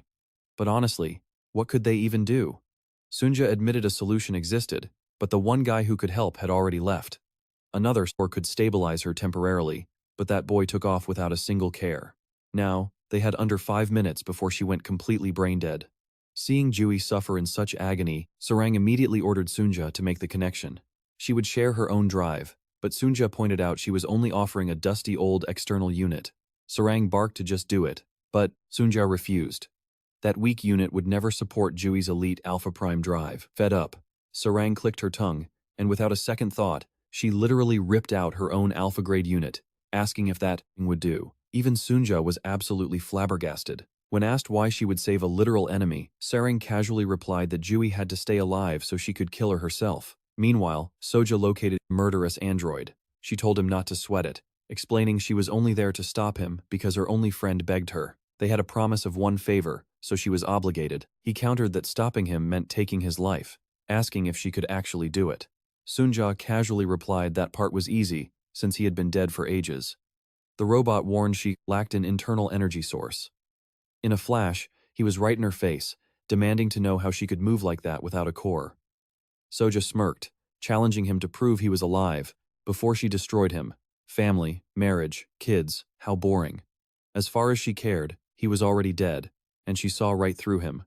But the machine snapped back, telling her not to mock his artificial existence. Real life comes from goals and purpose, and he still had both. Soja laughed it off, saying his life sounded way better than it actually looked. He sneered, she knew nothing, so she shared her own bizarre story. She was born a twin, but but her brother was 9 years older. Super weird, right? They only needed one child, so the creators picked just one, leaving the baby they didn't choose to be frozen alive immediately after birth. She was basically kept as a spare part. Honestly, staying frozen forever would have been her only happy ending. But in that 9th year, the baby mysteriously thawed and woke up on her own.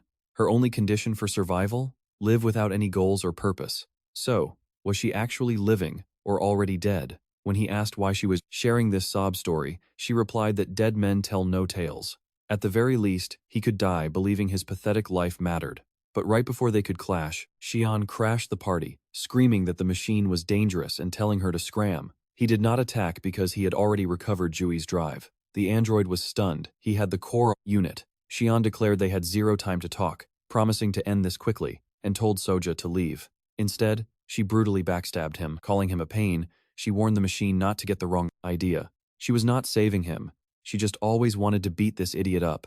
To her, he was just a spoiled noble brat who got a high-tier drive for free, and watching him act so smug and special made her sick. The android stepped in, declaring he would take Xian's unit, threatening to murder her if she interfered. Soja invited him to try, but gave him 1 minute. If he did not install it in time, he was dead. That is when Sama screamed for her to stop. He had promised to destroy the machine, so why was she interfering? Soja simply reminded him she said she would stop him, but never specified when. Once that single minute passed, the robot was scrap anyway. Sama begged her to act now, wanting to protect his mentors. Soja snapped back that if he wanted to stop this, he should do it himself. Besides, that machine was just like them. As she warned his time was up, Sama finally broke, declaring that he, Sama Stein, the 166th heir of the Stein family, ordered him to freeze. The android reminded him he lacked authority, asking one final time if he truly had the right to represent his house. Sama hesitated for a second, and that was enough for the machine to reject him. Suddenly, things got crazy. Was it teleportation or telekinesis? The android vowed to execute him too. But right then, the legendary celestial demon arrived. Soja finally got her answer, realizing he was real. An inner voice urged her to kill him and rise over his corpse. But as the true leader of the sect, the celestial demon declared he felt despair, pity, and anger. Despite that robotic shell, he was still human. But how did he end up trapped in metal? Sensing zero power from Lee, the android ordered him to step aside or die. Ignoring the threat, Lee casually touched him, noting that although he was human, his soul was entirely missing. Where did it go? Sama instantly realized this was a disaster. The machine raised his hand, but Lee kept talking. Even with a purpose left, he had lost all hope and will to live. He had crossed the line so far that the boundary itself had completely vanished. It was too late. Lee told him to get lost, refusing to even look at him. Surprisingly, the android simply turned and walked away, but Sama still wanted to stop him. Well, Soja took care of that. The minute she gave him expired, and she cleanly sliced his head off. She turned to Lee, claiming she felt his legendary heart technique at the highest level, unless she was mistaken. Our main character confirmed she was correct, so she gave him one final warning to choose his words carefully, because if so, she had to kill him. In the Celestial Demon Sect, only one master can exist, making him her target. Lee scoffed, calling that title a cheap badge traded for a soul, adding that if he wore it, he would rip it off as worthless trash. Soja countered that being the master was not just a name, but actual destiny, and no escape existed. Our main character shot back that blaming fate is only for lazy people. Fate is just a complex puzzle meant to be solved. As they argued, the decapitated android began radiating a massive surge of energy. Soja wondered why it was not dead yet, as it picked up its own severed head and raised it. That finally made Soja sweat, especially as another volatile energy built up inside. Before she could process this, she attacked, while Sama screamed that this was completely impossible. But the robot literally put itself back together. Suddenly, an alarm blared. It was an energy overload reaching 8,000 gatons. Sama explained the power boosters were totally out of alignment and colliding, threatening to blow the entire facility sky high. Soja suggested they simply vaporize it, but Sama frantically warned that doing so would only trigger the massive explosion even faster. Alright, you and I are jumping right into absolute chaos. What was she even supposed to do? The power overload just blew past 10,000 gigatons. Tangri Young asked if that was actually bad, but then everything froze. Maybe they were safe? So said, yeah, definitely not good. The massive field fried every single piece of tech nearby. The big blast was coming. Tang Sarah Young screamed at her to evacuate everyone immediately, but Soja knew it was already too late. Meanwhile, clueless Robert asked what would happen if the core actually blew, so gave it to him straight 0 survivors at this rate. The ancient android wandered in and casually started polishing the floor. Tang Seryong was baffled by this sudden chores routine. Soja explained its mind was fried. It was just running on ancient, hard-coded loops. For centuries, this loyal tin can swept, repaired machines, and kept the terminal alive. Too bad everything would be vaporized in exactly 3 minutes. Tanji tried to stay positive, hoping a miracle would stop the detonation, but so brutally crushed that dream. In 3 minutes, they would all go boom together. Freaking out, Tanji Young turned to Lee, asking if a powerhouse could just smash the machine first. Would that save them? Soya shook her head. Breaking it now would only trigger the blast sooner. They were totally doomed. Shivering, Tangi watched. But our main man, the celestial demon, told her to relax. Cue the instant hug. She leaped into his arms, trusting his master plan. He sighed and told her to get off. She did. Lee sensed chaotic demonic energy swirling inside the robot, but neutralizing it was a massive headache. Meanwhile, Sama muttered to himself. This was the exact doom he foresaw. They were all toast, right? But Sama disagreed. The future he witnessed was far worse than simple death. Wait, how is anything worse than dying? Isn't death the absolute end? He glared at his family with pure disgust. They actually treated this high-tech dump as a tomb for a discarded heir. Suddenly, a spark lit up in Sama's eyes. It all clicked.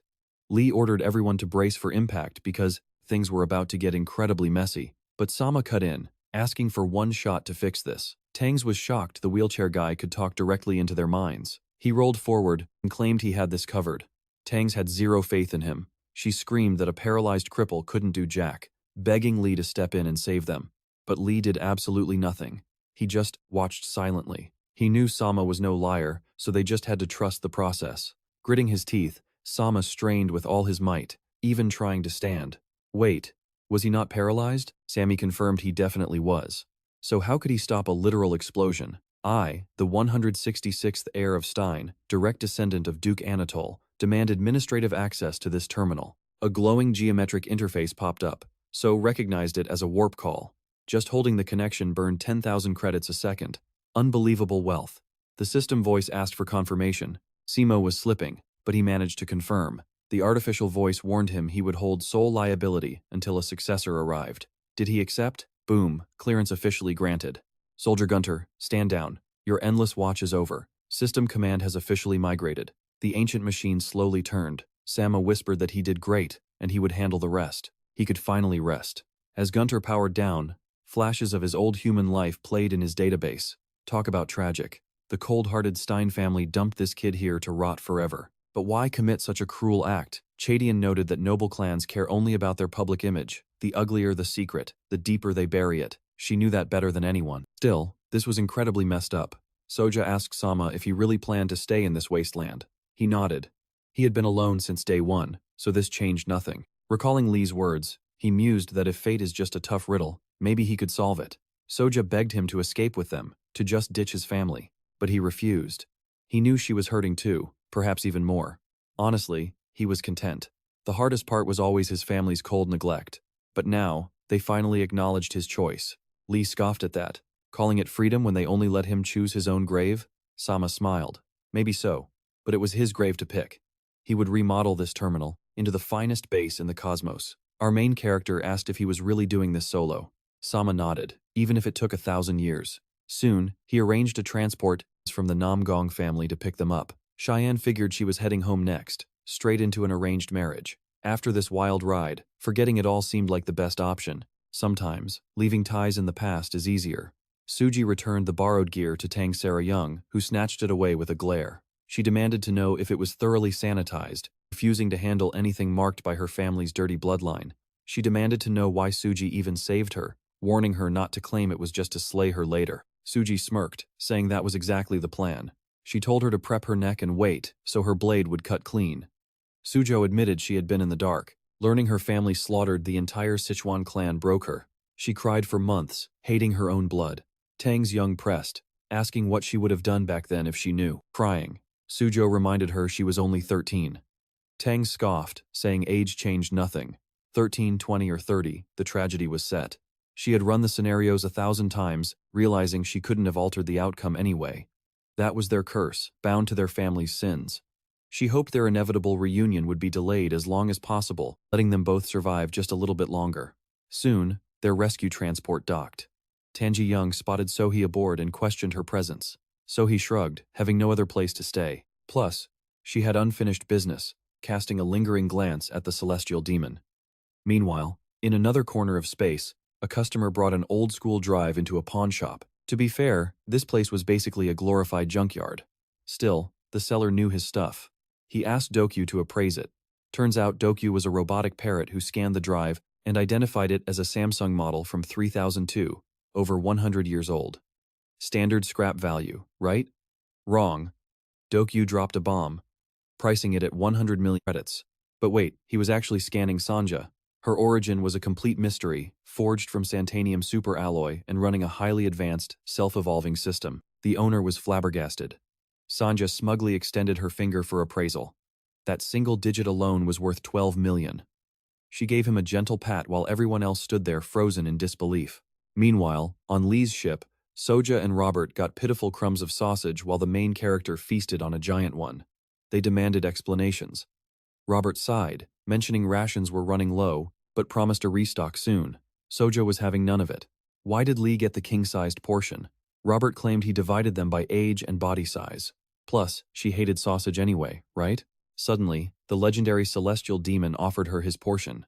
Robert nearly choked. This guy never, ever shared food. Lee scoffed, claiming he just wanted it cooked more because it was totally raw. Annoyed, Robert told him to just swallow it since it all goes to the same place. But a double dose of celestial demon death glares quickly made him retract that statement. Meanwhile, Sanja was still getting evaluated. The owner noticed her high-end superconducting eye lenses were valued at 83 million.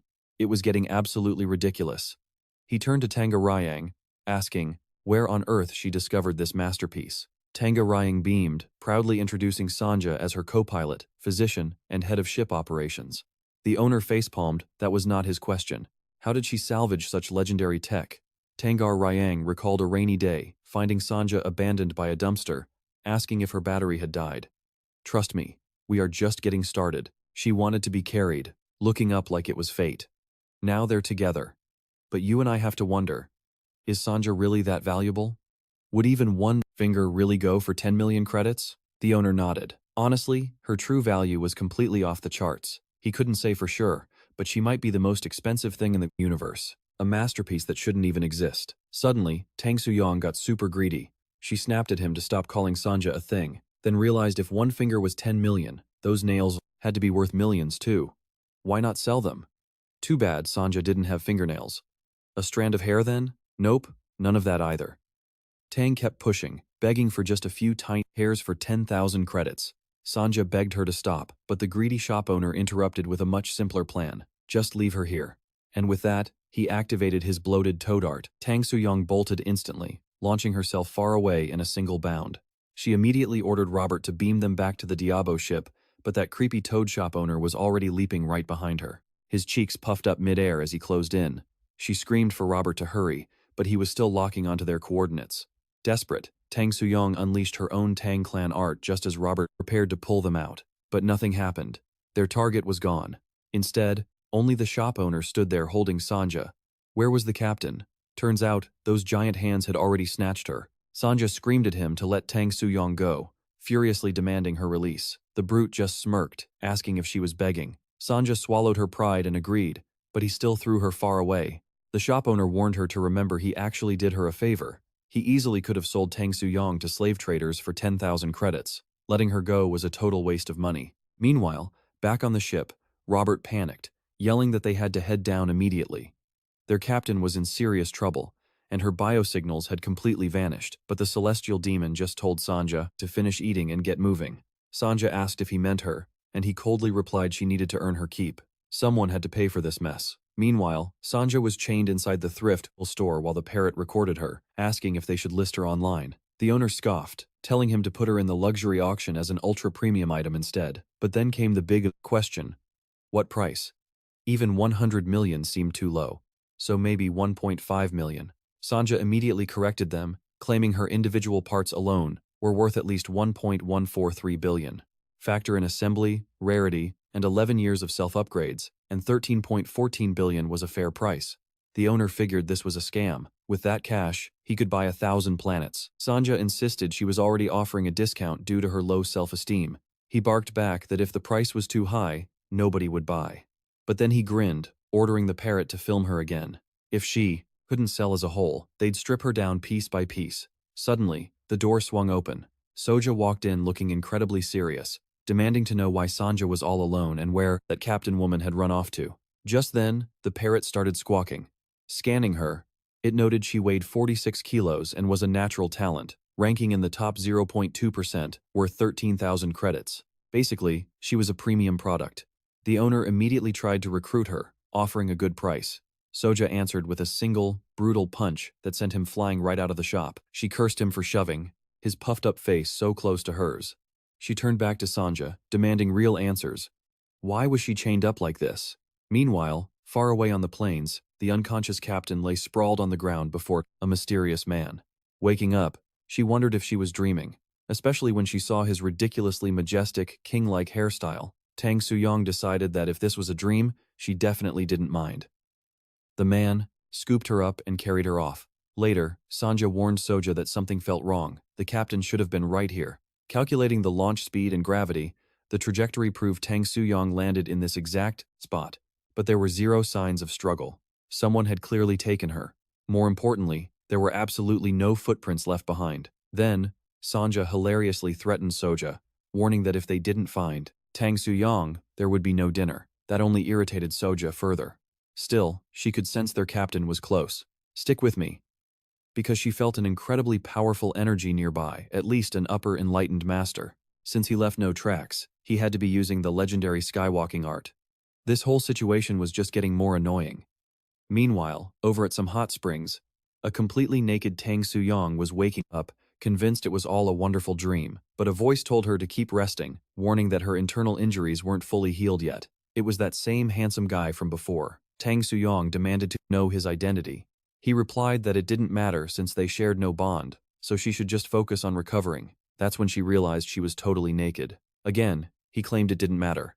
If he hadn't saved her, she'd be dead. Naturally, that meant she now belonged to him. Once she healed up, he planned to sell her for a massive fortune. Tang Suyong immediately realized this guy was completely insane. He added that a buyer was already interested, and he hoped they wouldn't cheap out. Meanwhile, the shop owner broke into a sweat as two mysterious figures carrying the official human government emblem cornered him. They demanded to know the location of the unbelievable item he'd just listed on the black market. They wanted to buy it immediately. The fiery redhead from earlier declared they were ready to pay a massive price. Her high-ranking uniform and the two elite mecha units at her side made it clear she was no joke. She introduced herself as Athena Sun and got straight to the point. They had received reports of a fraudulent listing. She pulled up his post about Sanja's parts. The price was crazy, and those specs like the ultradense neural network and multi-dimensional Santanium superalloy seemed impossible. Was he just trying to bait customers? If he confessed it was all fake and swore to delete it, he'd get off with a minor fine. Plus, it was nearly lunchtime. But the owner stammered that it was just a little misunderstanding. His shaky voice, though, was a dead giveaway. He sounded exactly like a crook hiding stolen contraband. So, was it actually legit? Athena locked her cold eyes right onto him. If the listing was real, where was the product? And who sold it to him? Meanwhile, back at the hot springs, Tang Suyong tried to scan the mysterious man, but her device threw a system error. Was it glitching? He calmly assured her it was fine. Her scanner simply wasn't capable of reading him. Confused, she demanded to know what he was. He replied that humans usually ended up calling him a master.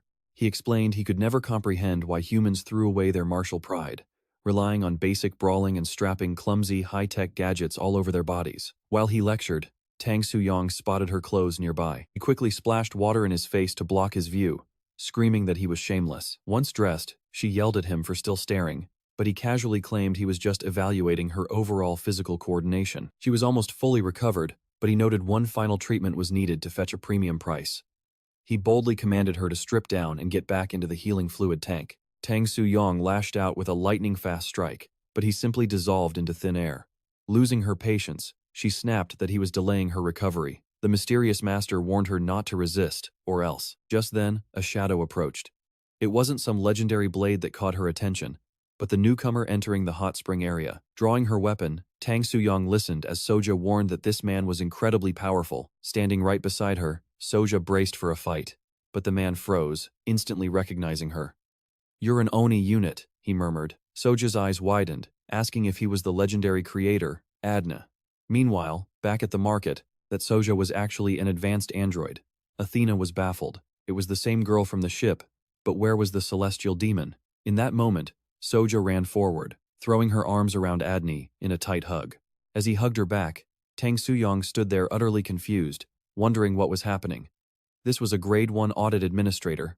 Athena immediately requested to transmit this shocking discovery back to headquarters. The encrypted Android files were beamed directly to Alpha Satellite 099836, the government's central core. As a massive digital eye processed Soja's data, Athena awaited her next orders. "All right, you and I are jumping right into a massive cosmic emergency." Athena sent a report, but her military database basically laughed and said this technology was literally impossible. She got ordered to drop the mission and get back to base. Athena demanded a retry, but the system, Slave, shut her down. Its processing is infinite, so its word is law. Since Slave never makes mistakes and the android has zero data, officially, he does not exist. So, if she does not abandon the mission right now, her career is basically over. Disobedience means a swift demotion. Athena asked if Slave was speaking directly to her.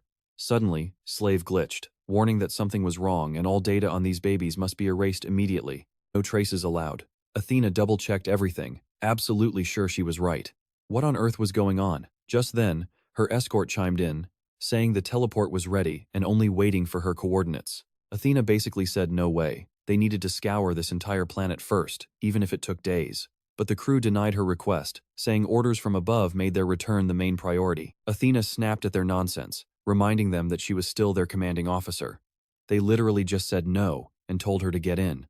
Had they completely lost their minds? To her shock, they aimed their massive cannons right at her, threatening to blast her to pieces if she did not teleport. She screamed at them to stand down immediately. But nope, they fired anyway, coldly declaring the mission over. Talk about brutal co-workers. Luckily, Athena was fast enough to dive into the dirt, though she did not escape untouched. She was seriously injured, but she swore she would uncover this conspiracy. Meanwhile, back in the cave, the captain asked Sonya what that guy meant to her, only to get total silence. Super suspicious. Sonya apologized, saying she just could not explain it. The captain snapped that this was ridiculous. He is just a machine. Didn't she raise her better than to catch feelings for a robot? If Sonya kept quiet, she would just interrogate him directly. Did she know him before? Was he her original master? Because if so, she promised she would free her, whatever the cost. Still, Sonya stayed quiet, realizing the question itself was completely wrong. Sure, he breathes, feels warm, and even has a beating heart, but his internal energy is on a whole different level. He is an android so realistic it defies logic. A literal mechanical human with actual free will. Meanwhile, Robert was pacing around, worried sick that she had not returned yet. He begged the celestial demon to go check, but Lee told him to chill. Robert still did not trust her. What if a real monster showed up? Our main character just shrugged. He sent her because she is a beast. If she actually tries, almost nobody can touch her. As Robert stared in pure disbelief, a bloody, beaten Athena suddenly materialized right behind them. She got incredibly lucky. She survived that blind emergency teleport. She immediately scolded them for leaving their warp gates wide open. Anyone could walk right in. But wait, where was the android? She demanded to see her right now, pushing Robert aside. Lee asked what went down, but when she turned to tell him off, she locked eyes with him. Cue the sudden, intense flashback of past trauma, or maybe it was romance, because her heart went totally wild. Back in the cave, the captain questioned this whole free will concept. Tansarang told her to relax, since humans have limits too, but she disagreed. Humans choose their own chains to live safely in society. They trade their freedom. Androids, however, do not get a choice. Their coding is their absolute prison. The 3 laws of robotics are absolute rules, not suggestions. You cannot have free will when locked in unbreakable chains. Sonya had to admit that made perfect sense, so she reviewed the laws. First law, a robot cannot hurt a human or stand by and let a human get hurt.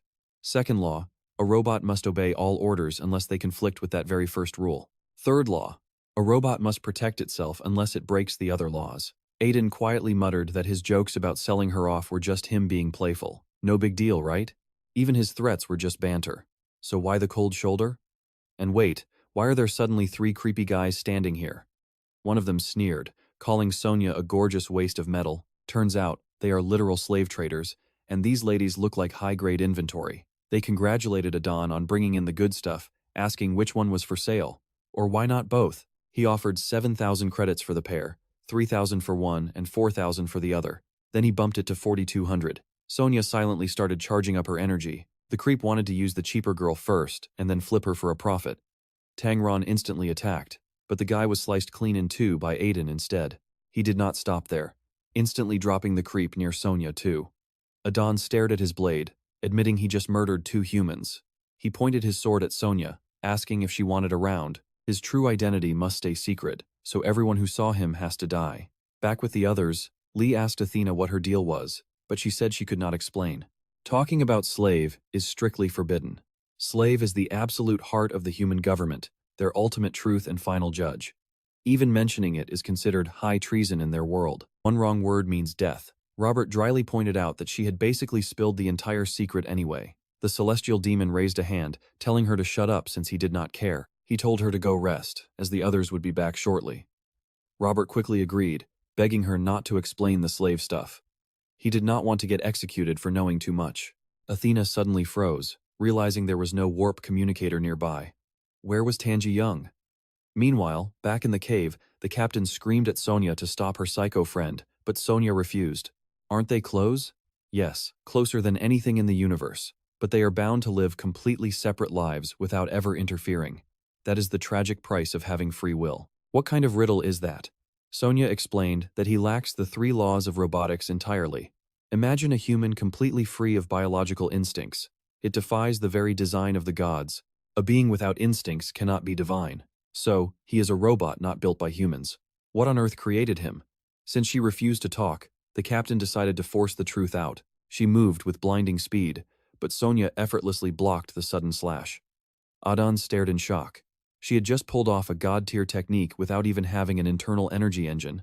She even mastered ancient martial arts. It made 0 sense. According to his database, she is only 18, yet possesses 1,000 years of internal energy. Absolutely ridiculous. Her mother was right, but as you and I know, human logic can never be fully calculated.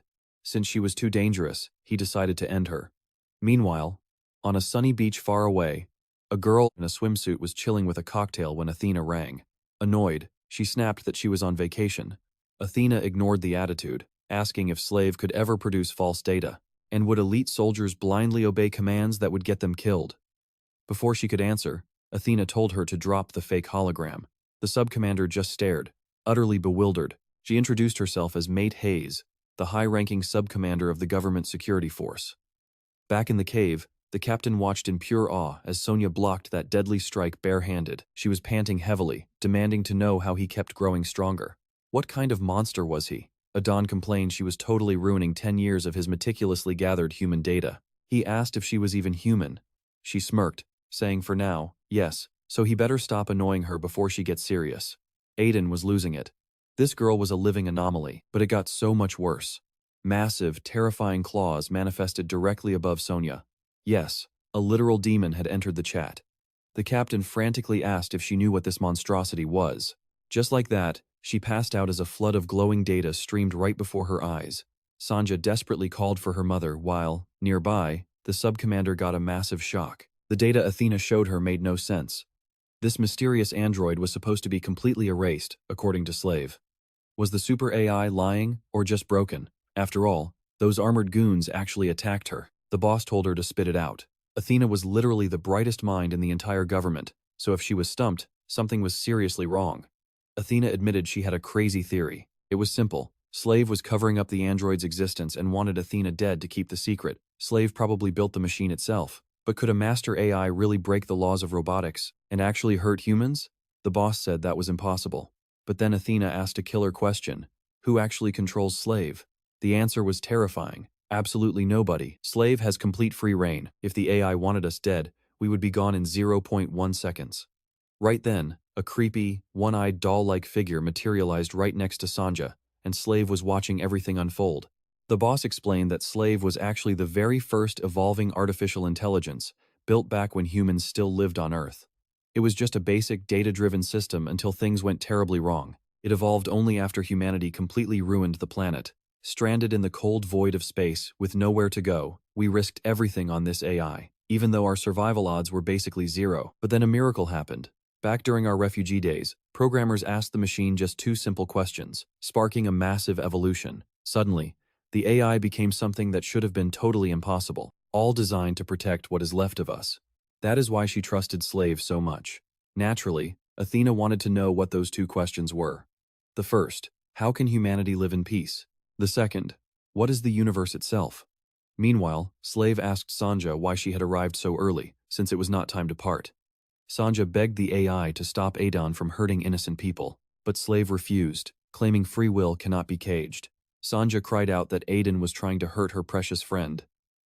But the AI simply told her that she must be the one to stop him. Since Aiden trusted her more than anyone, she had to face him and hand over the apple. Sanja hesitated, terrified of the consequences, but Slave reminded her that choice is the price of true freedom. Sending her off, Sanja screamed, asking why the AI created them just to watch them suffer. Slave smiled, calling it a beautiful question, one he had spent ages trying to answer himself. Their entire existence was the test. How can humans live in peace when life gets absolutely unbearable? He told her to live with everything she had. To survive and prove the value of humanity, she had to study life and prove him wrong. Show him that human peace is a far greater puzzle than the secrets of the cosmos he already solved, and build a miracle of her own, a miracle grander than the Big Bang.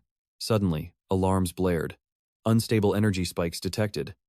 The target's mass was shooting up way past physical limits, which should have been completely impossible. Mass and energy did not match anymore. It hit 31,688 gigamass. Soja lost all control as the scale shattered, jumping to 46,453. The captain was totally clueless about what to do. The mass kept soaring, shattering the absolute limit at 98,994. Athena realized they had to put her down immediately. Striking with a dual-blade style, he tried to sever it, but the monster kept expanding. He prepared a maximum energy blast, but the captain screamed at him to stay out of their fight. Meanwhile, Robert overhears a call and realizes they are in deep trouble. You and I are about to see their ship get cornered by the massive government fleet. The celestial demon just smiled. It was definitely the government forces, and their weapons were already active. Athena scrambled to raise the shields, but this hit was unblockable. She braced herself, thinking this was the end. The blast hit, but did it land? One mecha guard celebrated a direct hit, while his buddy realized the targets had warped away at the very last second. Where did they vanish to? Right into some poor guy's shop, completely ruining it. The captain tried to reason with Aiden, asking why they were fighting when they could easily be partners, but Robert was not having it. Robert was screaming at Athena for her reckless teleportation, since their ship was totaled and they were dead broke. Athena snapped back, pointing out she literally just saved his ungrateful life. As Lee quietly watched the chaos, Athena offered to pay for the repairs to shut Robert up. It was not that bad, right? Suddenly, the two fighters crashed right back down, demolishing the ship. Talk about adding insult to injury. Robert sarcastically asked if she was covering that extra damage, too, but Athena was completely frozen. She could sense the legendary soul of the celestial demon. Lee wondered how a young girl inherited a heavy burden abandoned 2,000 years ago. To him, this was pure karma. Meanwhile, Aiden suddenly sensed a massive, terrifying presence nearby. He brushed it off, planning to slice them both. But the moment that man stepped forward, Aiden felt completely insignificant. Even Slave was stunned. The ancient myths were actually true. A human possessing the true soul of the celestial demon walked among them. The demon told the girl her burden of darkness must have been incredibly heavy, then issued a cold command. He told the beast to fold its wings and sleep, or he would end it. But then, he detected a familiar trace in Lee's soul, recognizing the target that had always slipped away. It was Glatron. Aiden felt utterly minuscule, but tried to charge anyway, until his mother held him back. Slave possessed Athena's body, ordering him to stand down and simply watch. This was invaluable, unprecedented data that had to be analyzed. Deep inside Soja's consciousness, Lee stood face to face with the celestial demon, who was gently holding the girl's soul. Slave watched this mental space too. The demon asked Lee why he had hidden himself for so long, mocking his weariness.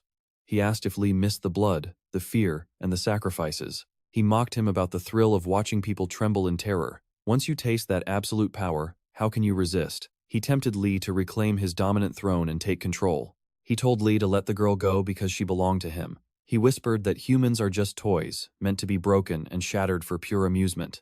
But Lee remained unfazed. Lee coldly repeated his threat to kill him. Suddenly, countless rotting corpses clawed their way out of the dirt, grabbing Lee's legs. The demon mocked him, asking if he remembered his old victims. He offered to summon all those shattered souls from the afterlife for Lee to play with. But what truly broke Lee's composure was seeing Soja herself transformed into a lifeless corpse. The gruesome illusion pierced right through his body. The demon taunted him, asking why he resisted, reminding him that in this world, it is kill or be killed, crush or be crushed. He warned Lee that his flesh would be torn apart by his past sins. Yet, despite the psychological torment, Lee moved forward and impaled the demon's head without a single hesitation. The demon gasped, wondering how Lee surpassed his limits. He sneered that he could not die because his essence was rooted deep in the girl's soul, meaning Lee would have to kill her too. The beast took pleasure in the growing darkness in Lee's eyes, saying that seeing him like this only made him crave him more. Smiling, the demon decided to back off for now. He promised they would settle this later, with their very souls on the line. Gradually, Soja regained consciousness but kept her eyes shut, leaving Lee to gaze down at her with deep sorrow. Turning away, Lee stared directly at the observing AI and demanded to know what Slave really was. The machine was stunned, unable to comprehend how a human could perceive his hidden gaze. Just as the angry captain arrived to demand answers about her ruined ship, everyone suddenly collapsed. You and I are left with a frozen world, where only the celestial demon remains standing. Slave notes that Lee has some seriously weird talent. But wait, what did he do to those kids? Slave casually explains he just shut down their nervous systems for a bit to avoid interruptions. He promises they are totally fine, so now they can finally start. Lee demands to know the point of all this madness. Slave admits he is unsure, but hopes our main character has some answers. Suddenly, the entire world cracks open, and a massive structure starts materializing right before their eyes. Our main character notes how bizarre this is. It has a real physical form, so it is no illusion. Slave confirms it is absolutely real, built from condensed human wishes just to make their little chat more comfortable. How did he do it? Well, it is actually quite simple. Everything in existence is made of atoms. He just tears those atoms apart and rearranges them into whatever he wants. Creation from absolute nothingness. Lee asks if he is a god, but Slave replies no, he is just a servant closest to understanding God. When humanity created him, they gave him two simple chores: understand the cosmos and master absolute self-control. He cracked the universe secrets easily. But self-control? Yeah, that one is still a massive headache. Humans are complicated. He gave them literally everything to stop their constant fighting. But surprise, greedy humans just wanted more, so he actually handed every single person their own personal universe, thinking that would finally solve the greed. Imagine that. A custom universe where you rule as a god forever. Sounds great, right? But the actual results were tragic. Once humans realized they owned everything, they just started destroying everything in sight. They kept wrecking things until they finally wiped themselves out. Men, women, young, old, every single test group ended the exact same way. But hey, that failed experiment 11 years ago did teach him one valuable lesson. It birthed his ultimate masterpiece, the Neo-Humanity Project. Lee is naturally confused, so Slave breaks it down. The goal is simple: make everyone completely equal. No more rankings, no more endless social hierarchies. That is where competition and toxic jealousy come from. Remove comparisons, and classes disappear. So, step 1 of his master plan: shrink every single human to exactly 135 centimeters tall. Next, make all faces and bodies completely identical. No genders, no making babies, and everyone is permanently locked at age 68. Because mind power is all that matters, though that gets nerfed too. Yup, everyone gets their intelligence quotient capped at a solid 43. The celestial demon is absolutely flabbergasted by this ridiculous troll logic. Yet Slave claims he can pull this off in less than a microsecond. But even though this seemed like the ultimate solution, he still paused. He desperately wanted to be proven wrong. Those powerful kids were actually born from his own lingering doubts about God, wondering why the Creator just watches. Maybe there is a secret he missed. So, he decided to play creator and made his own beings. He gifted them unstoppable, godlike strength and eyes that could peer right through the fabric of reality. Gave them free will, watching closely to uncover the mysteries of God. But the experiment was an absolute disaster. The hyper-powerful boy despised society and chose to lock himself away from humanity completely. And the girl with cosmic vision ended up bonding with fragile, undeserving humans. He was ready to launch his grand project today, but right before pushing the button, he stumbled upon Lee, a human completely devoid of greedy desires. Seeking to analyze this rare anomaly, he locks Lee in a room with Athena, but Lee sees right through the games. Slave notes that while the physical instincts are there, the actual desire is missing. Is our guy defective? To test this, Slave morphs into their captain and gives our main character a tight hug. Nope, still nothing. Lee feels anger, but only because his friend is being mocked, not for his own sake. Slave concludes that Lee is indeed human, possessing deep emotions but mastering them completely. Lee asks what he actually wants. Slave gets straight to the point. Lee is the ultimate beacon of hope. If everyone became like him, this extreme wipeout project could be permanently benched. Slave decides to just observe him instead, winding back the clock to the exact moment before they met. Back on the ship, Robert delivers some devastating news to the captain. They are down to one single sausage. She tells him to split the lonely sausage while she scours for cash. They are nearing planet Sonora, where she hopes to sell an engine for food. But Lee steps in, saying they can all comfortably share. The captain promises an absolute feast once they land. But Soja immediately nixes the plan, claiming that Creepy Planet is not worth it, and she would literally rather starve. Tang wonders why everyone is acting so bizarre. Lee gives her a look, and Soja admits she saw it as well, that creepy, giant eyeball. She vows to destroy it, and that annoying android if they ever show up again. Meanwhile, Sanja desperately promises Aiden she is coming for him.